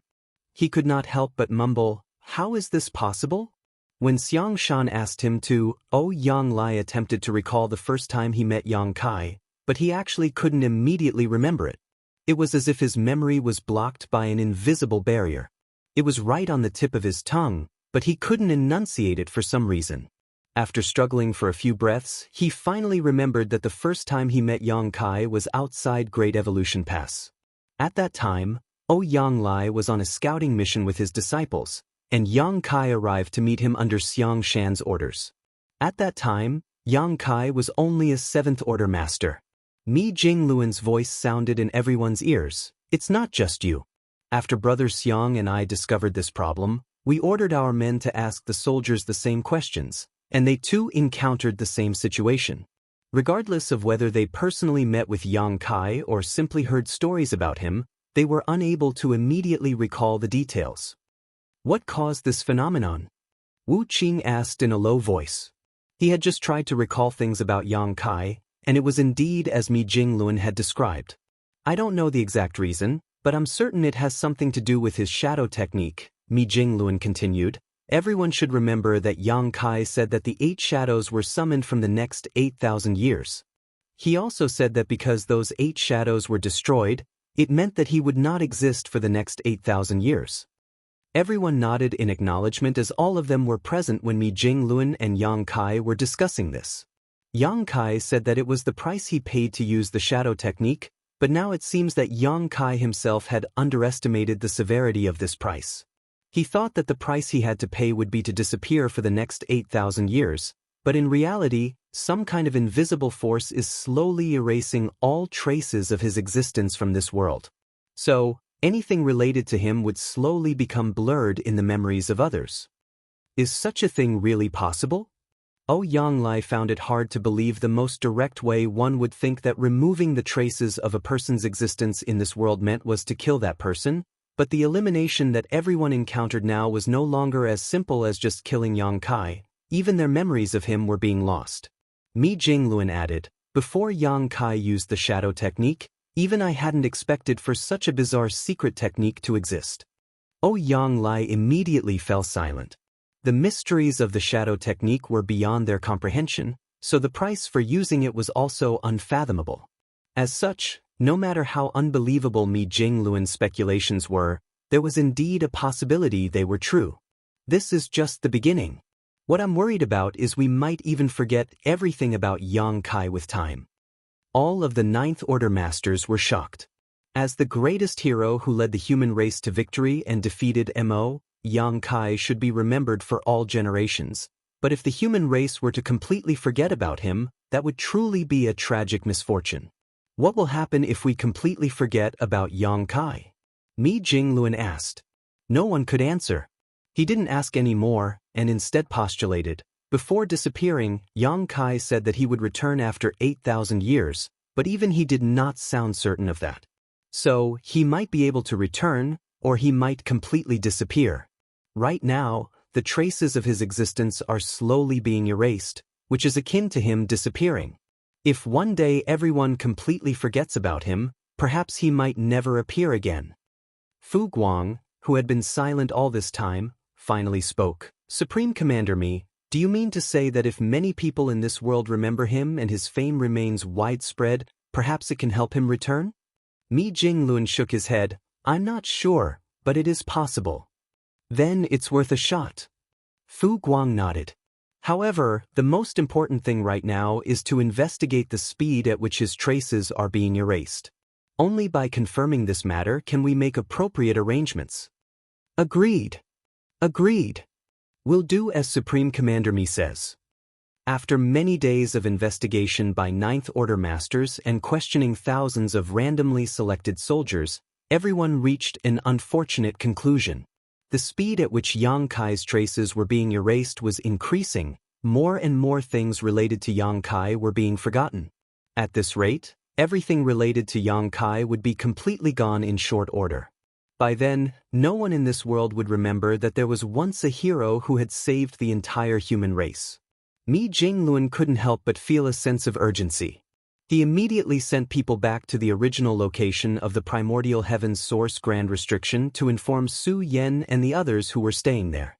Although Su Yen and the others would most likely notice this on their own, it was always better to be prepared. An advance team had already been sent back to relay the news of their victory to the human race forces in the rear, so a joyful mood was already spreading. When the army returned, they were naturally received with warmth and celebration. The human race army had suffered heavy casualties in this battle, losing more than 60% of its soldiers. Be that as it may, it was all worth it as in the future, the world would no longer face the threat of black ink strength. But contrary to the expectations of everyone who had remained behind, the Crusade force showed no signs of celebrating after their return. Instead, they quickly dispersed as if there was a new mission waiting for them. Soon, great statues were erected in the Star Boundary, Myriad Monsters world, and everywhere else the human race lived, whether it was a village, a town, or a city. The statue depicted a brave and heroic man wielding a long spear that seemed to have a dragon coiling around it. This man seemed to be staring down an invisible enemy, confronting them in battle. At the base of the statue was Yang Kai's name. Meanwhile, Mi Jinglun entered High Heaven Palace, and with the cooperation of Hua Qingxi and Xia Ningcheng, gathered all the people who had close relationships with Yang Kai. Afterwards, under Mi Jinglun's supervision, they jointly wrote a biography. Naturally, it was Yang Kai's biography, and it included all the big and small matters that had happened in his life. There were no excessively embellished accounts in it, just the simple and factual descriptions. Nonetheless, anyone who read this biography would understand how magnificent Yang Kai's life was. Everyone would come to know that in the darkest era of the human race, it was he who tore through the darkness and brought a bright ray of hope to them. They would also come to know that Yang Kai had ultimately paid a huge price to finally defeat the ancient being named Mo and end the war between the two races that had lasted for millions of years. Most importantly, they would know that the world could not forget him, otherwise, he would never be able to return. After this biography was written, countless copies of it were made by High Heaven Palace disciples and distributed to all the places where the human race lived, especially the places where Yang Kai's statue was erected. The Ninth Order Masters even personally placed these jade slips containing Yang Kai's biography into the statues. This way, as long as someone examined the statue, they would be able to immediately perceive the contents of the jade slip and understand Yang Kai's life experiences. Many of the human race's upper echelons were trying their best to prevent the human race from forgetting their greatest hero, Yang Kai. On top of that, the Ninth Order Master once again convened a meeting after the army had returned. Everyone felt that the world was vast and time was difficult to measure, so they decided that the year the Crusade force returned to the Star Boundary would be designated as the first year of the Void Era.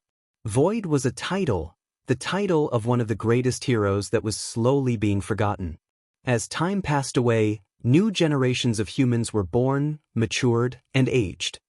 Everyone had already forgotten about Xianxia, even the Ninth Order masters who had fought alongside him, but the statues that had been erected remained standing tall.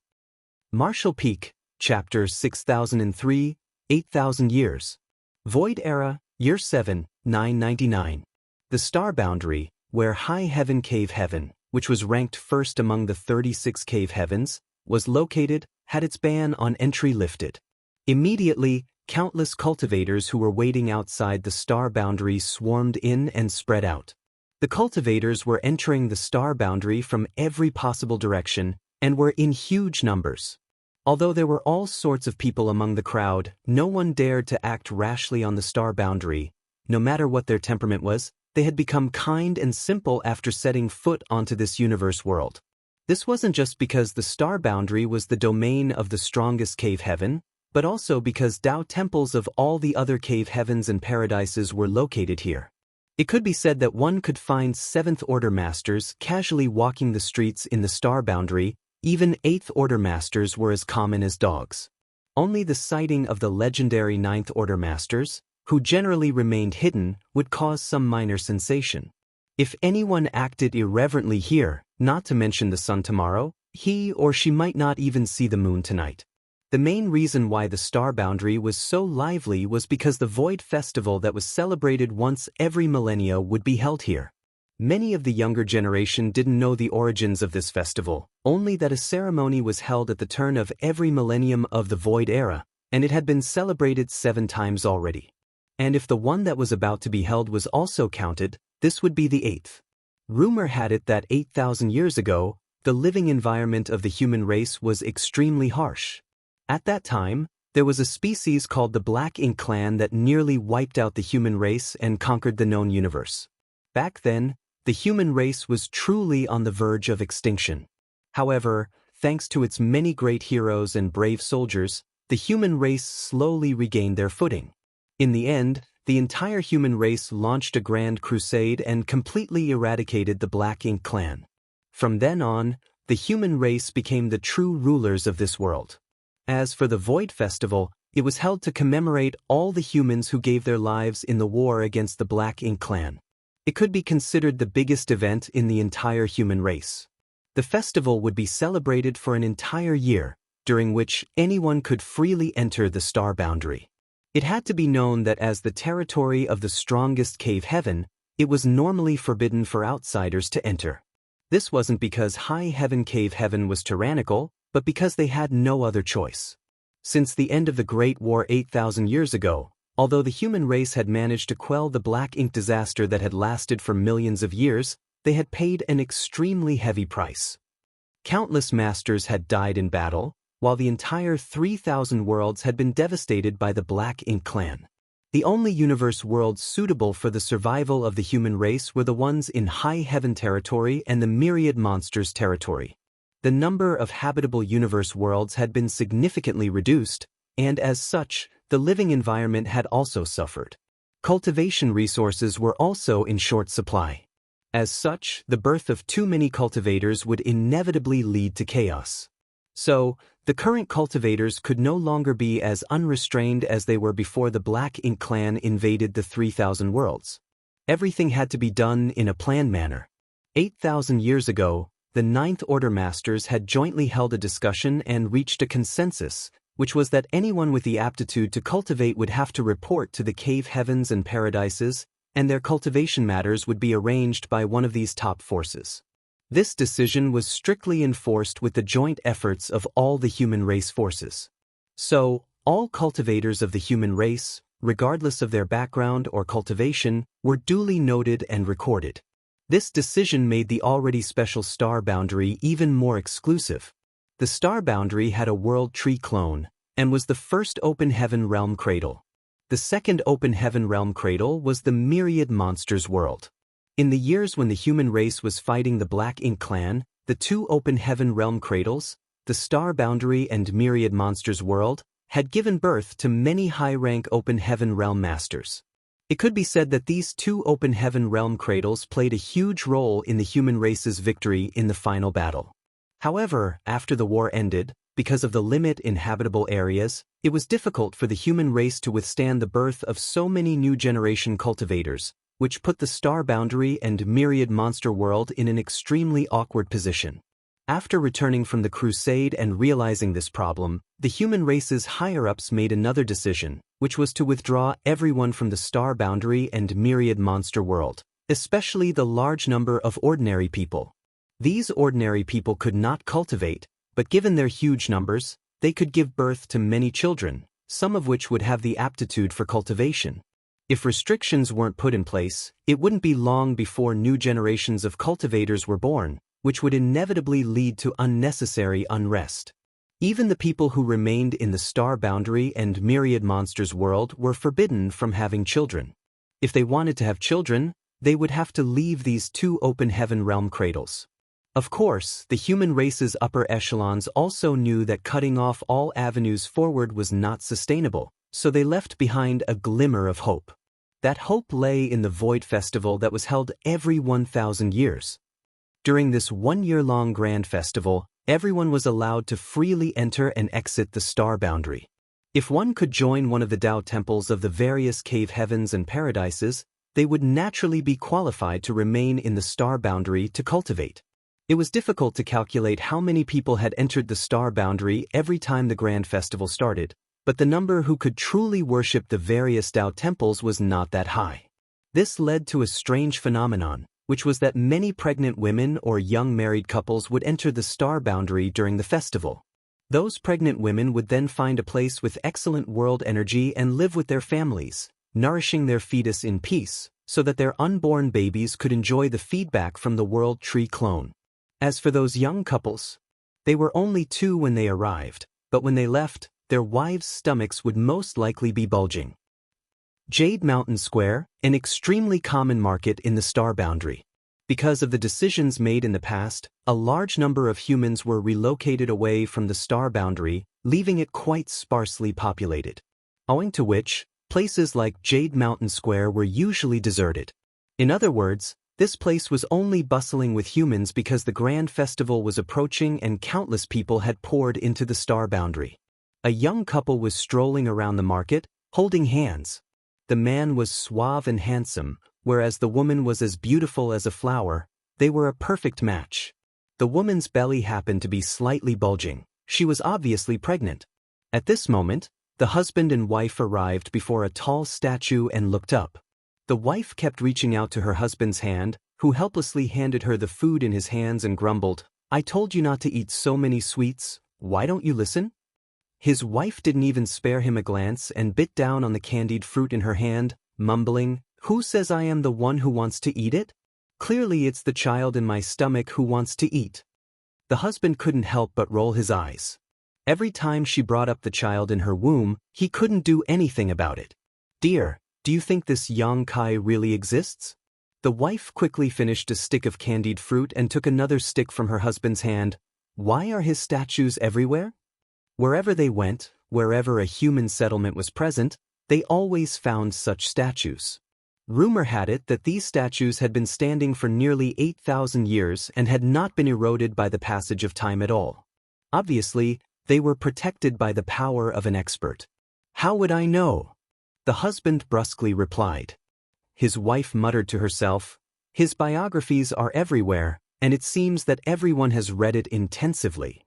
Moreover, according to his biography, he used some kind of profound space-time secret technique in order to defeat the ancient enemy, which caused all traces of him to be erased from people's minds, and that he would never be able to return if everyone truly forgot about him.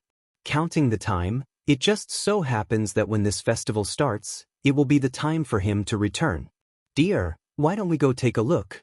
The husband's face darkened. "Why are you looking for him? He's a hero. We humans can have today thanks to his efforts and sacrifices. It's only right that we pay respect to him. His biography has been passed down for 8,000 years, who knows if it's true or not. I think he must be a wise and mighty man." Crunch, crunch. "Why are you eating my candied fruit? So sour." It's obviously very sweet. According to his biography, he had many wives. You finally exposed your wild ambitions. My dear child, your father doesn't want us anymore. Our lives are really miserable. No, that's not what I said. Don't be ridiculous. Everywhere where the humans were gathered, similar conversations were happening between the young couples.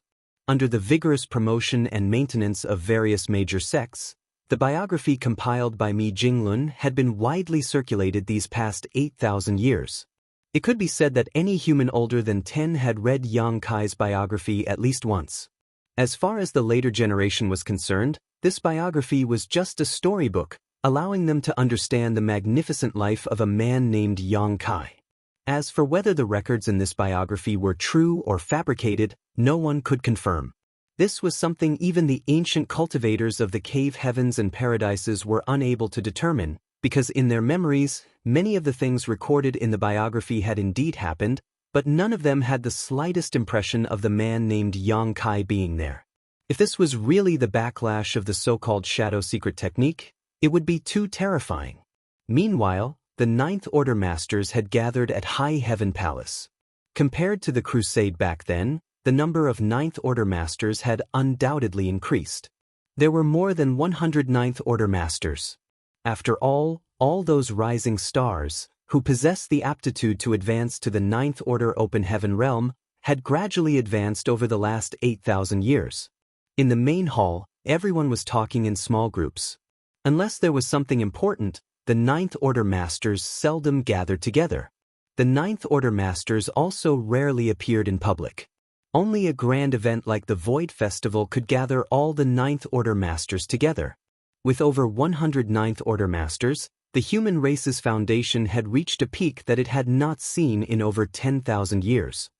Whether it was the newly advanced Ninth Order Masters, or the old veterans, all of them had participated in the war against the Black Ink clan. Now that they had gathered together, it was only natural for them to reminisce about the glorious past and as they watched the current generation compete against each other. Yang Lai was especially boisterous as he moved through the crowd. When he started talking about the great battles he had fought in the past, he unceasingly beamed with joy. When he got excited, he even pulled his disciple, Gong Lian, over. In the past, when this old master was only an 8th Order Open Heaven Realm Master, when I fought against a pseudo-royal lord alone, that pseudo-royal lord wet his pants in terror. This brat saw it with his own eyes. Hey, tell them. Martial Peak, Chapter 6004, Chanting. Gong Lian, who was still called brat by Yang Lai, had already reached the 9th Order. Basically, his cultivation was the same as Yang Lai's, but as there was still a master and disciple relationship between them. Even if he was a 9th Order Master, he could not go against Yang Lai. So, he could not help but nod his confirmation after hearing this. Honored Master is telling the truth. Yang Lai's laughter became even more carefree. A few of the newly advanced 9th Order Masters also started laughing, all of them knowing how Yang Lai loved to brag and deciding to just go along with it. All of them had witnessed or experienced the might of a pseudo-royal lord firsthand, and it was definitely not something an 8th Order Master could contend with, unless they formed a battle formation. Be that as it may, back when there weren't many 8th Order Masters, Yang Lai had indeed fought a pseudo-royal lord alone, and it was him who was beaten to the point that he had wet his pants. Even so, fighting a pseudo-royal lord alone was still an incredible feat in itself. At that moment, the noisy hall suddenly fell silent. Everyone stopped blowing their own trumpet and raised their eyes, looking directly above. In that direction was a calm and composed, half-white-haired 9th Order Master with a smile on his lips. He swept his gaze over everyone before addressing them. Ladies and gentlemen, it's been 1,000 years since we last met, but it seems everyone's noble bearing is still the same. There are also a few new faces, very good. Everyone greeted with a bow. Greetings, Supreme Commander Mi. The person who had arrived was none other than Mi Jinglun. Although the human race's crusade force and the various armies had been disbanded, Mi Jinglun's title of Supreme Commander had remained. In terms of cultivation, Mi Jinglun might not be the strongest 9th Order Master, but in every battle against the Black Ink clan, he had played a far greater role than any other Ninth Order master. There was no battle in which he had not racked his brain hard to map out a strategy for victory, and it was he who had ultimately coordinated and dispatched the various troops. He was a cultivator of the same era as Ouyang Lai, Xianxia, and Wei Junyang, but if they were to stand together, Mi Jinglun would definitely look older because he had been under even greater stress and for a longer duration during the thousands of years of war. Above the main hall, Mi Jinglun returned the greeting before continuing, "It's the day of the Void Festival. Counting the time, this is already the 8th celebration, and I'm sure everyone knows what this means." Hearing this, everyone's expressions became solemn. For a long time, there have been gaps in our memories. There appears to be traces of a person's existence in many key memories, but whether it's us or others, none of us can remember this person. I don't know what kind of mood I was in when I oversaw the compilation of this person's biography, but now that I think about it, it was definitely the best decision I've ever made in my life. All the signs indicate that this person should have really existed, and that all the accounts in this person's biography should indeed be true. This person is the greatest contributor to the human race's victory over the Black Ink clan. Unlike the cultivators with low cultivation, although the Ninth Order masters present here had some gaps in their memories, these missing memories could be perfectly filled in by Yang Kai's biography. Therefore, they could conclude that Yang Kai really did exist and the records in his biography were not fabricated. The reason they had forgotten about Yang Kai was because of the mysteries of the shadow secret technique. A hero cannot be allowed to be forgotten, otherwise, the current human race does not deserve to live. 8,000 years have already passed, and it is time for him to return. The void ceremony has been conducted precisely for this moment. Everyone, the arrangements we had laid back then should be used, it's time to witness the truth.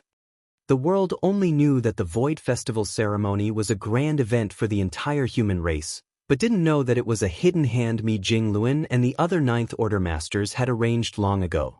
When they had set up this contingency back then, perhaps they had still not completely forgotten about Yang Kai, but now, they really could not remember anything about him. It didn't matter if they didn't remember though, as long as the plan worked. "Please instruct us, Supreme Commander Mi." The Ninth Order masters cupped their fists. Mi Jinglun lightly smiled, "Then let us see if all of this is just an unrealistic conjecture on our part or if we really have forgotten something."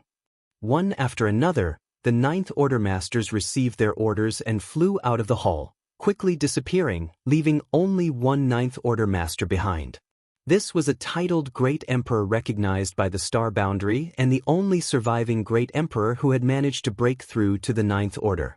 There had been other Ninth Order Great Emperors from the Star Boundary, but they had all fallen during the Crusade. The hall sunk into complete silence as Mi Jinglun and the Great Emperor patiently waited. 10 days later, Mi Jinglun finally opened his eyes and glanced at the Ninth Order Great Emperor. "It's about time."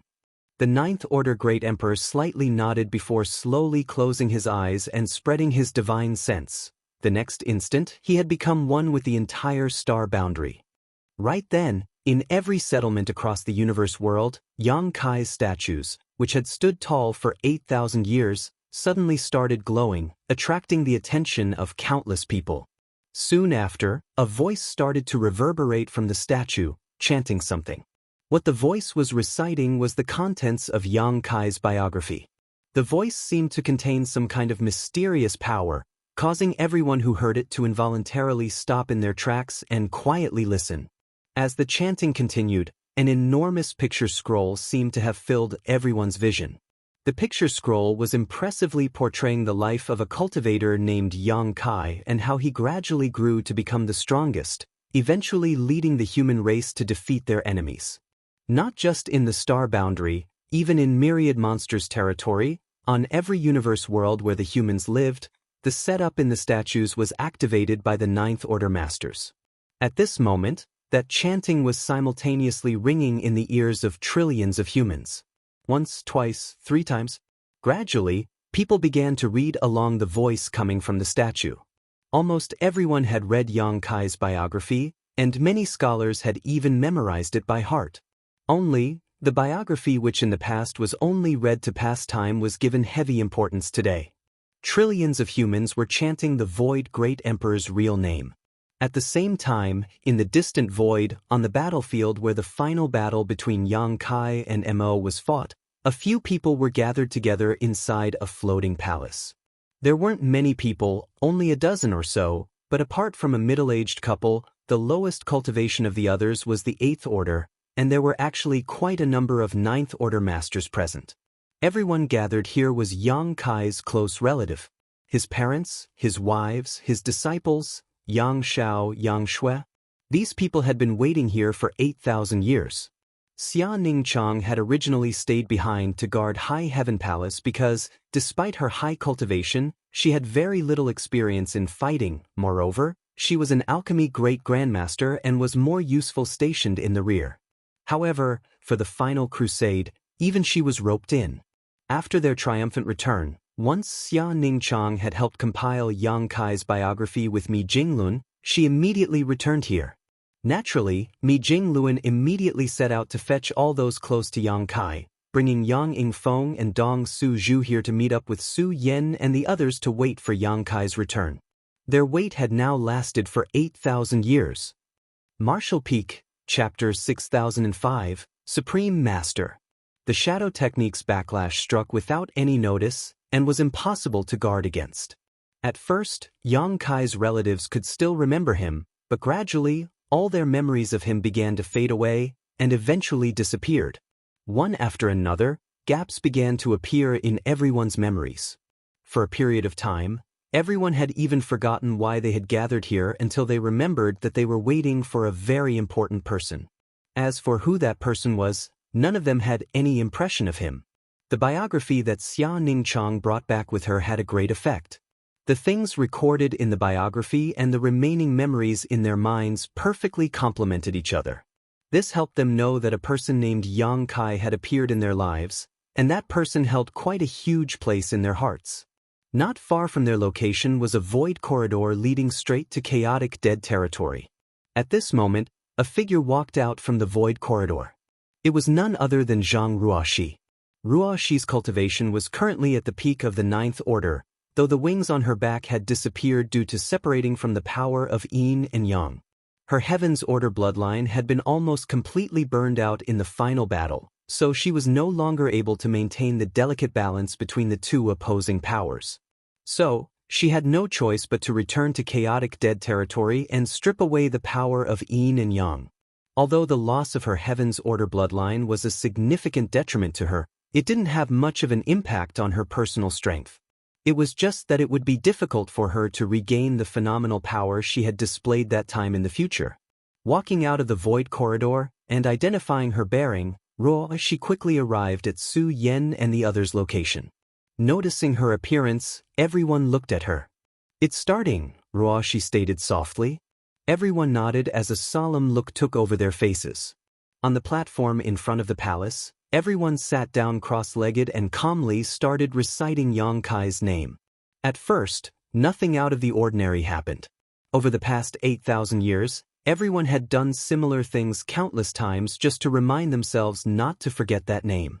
However, as time went by, a different feeling slowly began to rise in their hearts. Everyone felt suffocated, as if there was a mountain pressing down on them, one that was becoming heavier and heavier.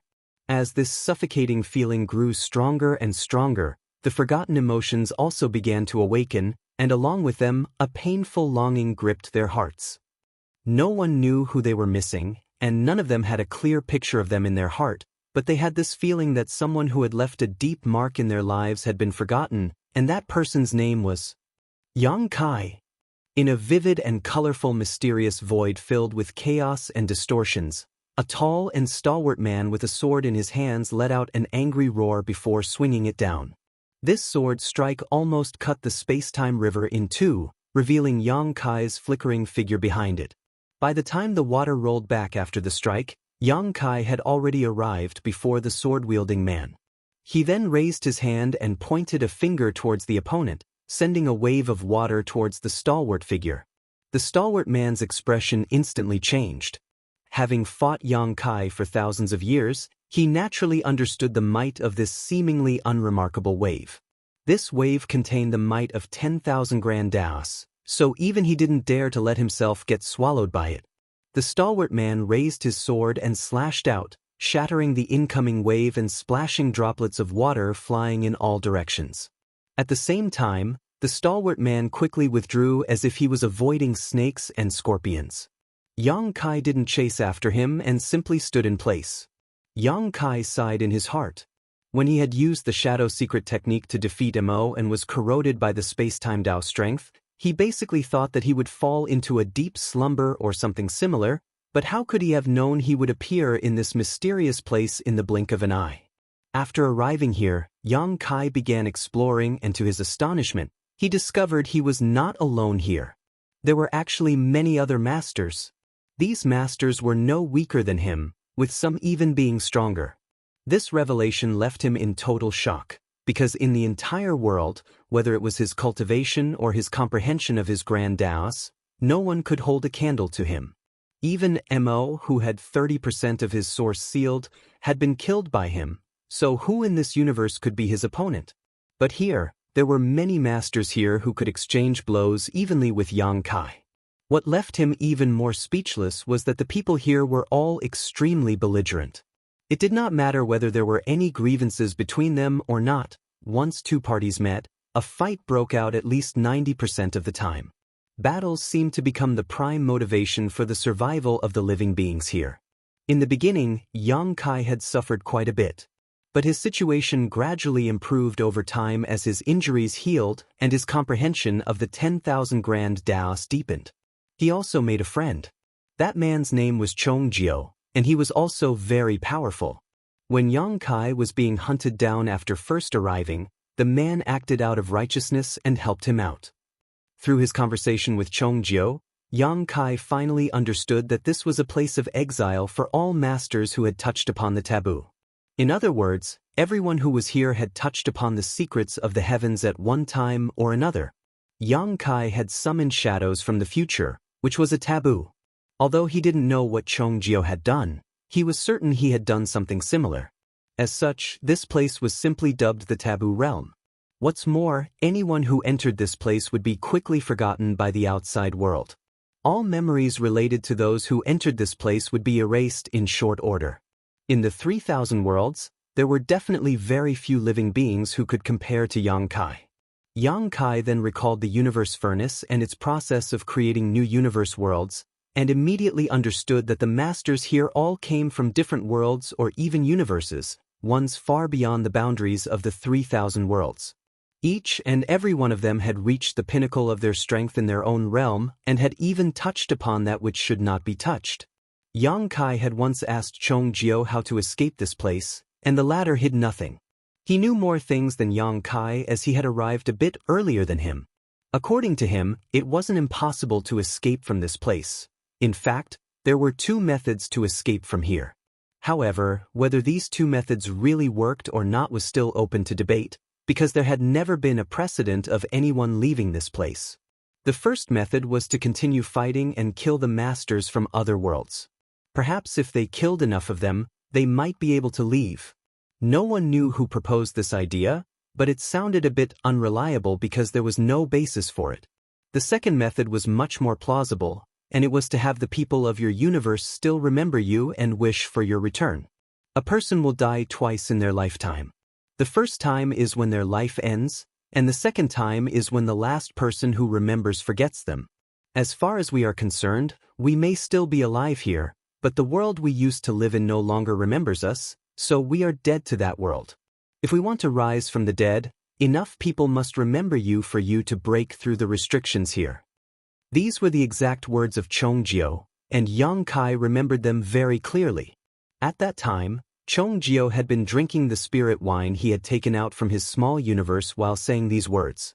Although this second method was much more reliable than the first, it was still impractical, because once someone entered this place, his or her respective universe would be affected by the restrictions, wiping every single memory related to him or her in a very short time. Once the memories were wiped out, everything was lost. Even if there were some written records left behind, they would just become dust in history over time. Saying so, Chongjio patted Yang Kai's shoulder, Little brother, just stay here. Although there's no way out of here, it's still quite lively. It was indeed quite lively. Supreme masters of many worlds were gathered here, fighting non-stop every day. This kind of thing would be rarely seen in the outside world, but here it was a common occurrence. At that time, Yang Kai just responded to Chong Jiao in one sentence, "I will be able to get out. My world will never forget me." Chong Jiao looked at him like he was looking at an idiot and threw a sentence, "I'll be waiting for that day." Calculating the time, that day should be arriving soon. While Yang Kai was lost in a daze, the tall and stalwart man had returned at some point and sent a fearsome sword wave at him, forcing him to dodge. From nearby, Chong Jiao's playful laughter rang out, "Yang Kai, don't die. If you die, I won't be able to watch the good show." He had already arrived a few days ago as promised, wanting to see if Yang Kai could really leave this place. Although he felt that Yang Kai didn't have much hope, since he made a deal, he naturally had to abide by it. Unexpectedly, someone came to seek revenge on Yang Kai at this point. Although it was called seeking revenge, the truth was that there was no great enmity between them. The sword-wielding man had fought with Yang Kai at least 100 times over the past few thousand years, and neither of them had been able to do anything to the other. But this time, he actually brought a companion, wanting to overwhelm Yang Kai with numbers. But unbeknownst to them, Chong Jiao happened to be together with Yang Kai. A battle had broken out immediately afterwards.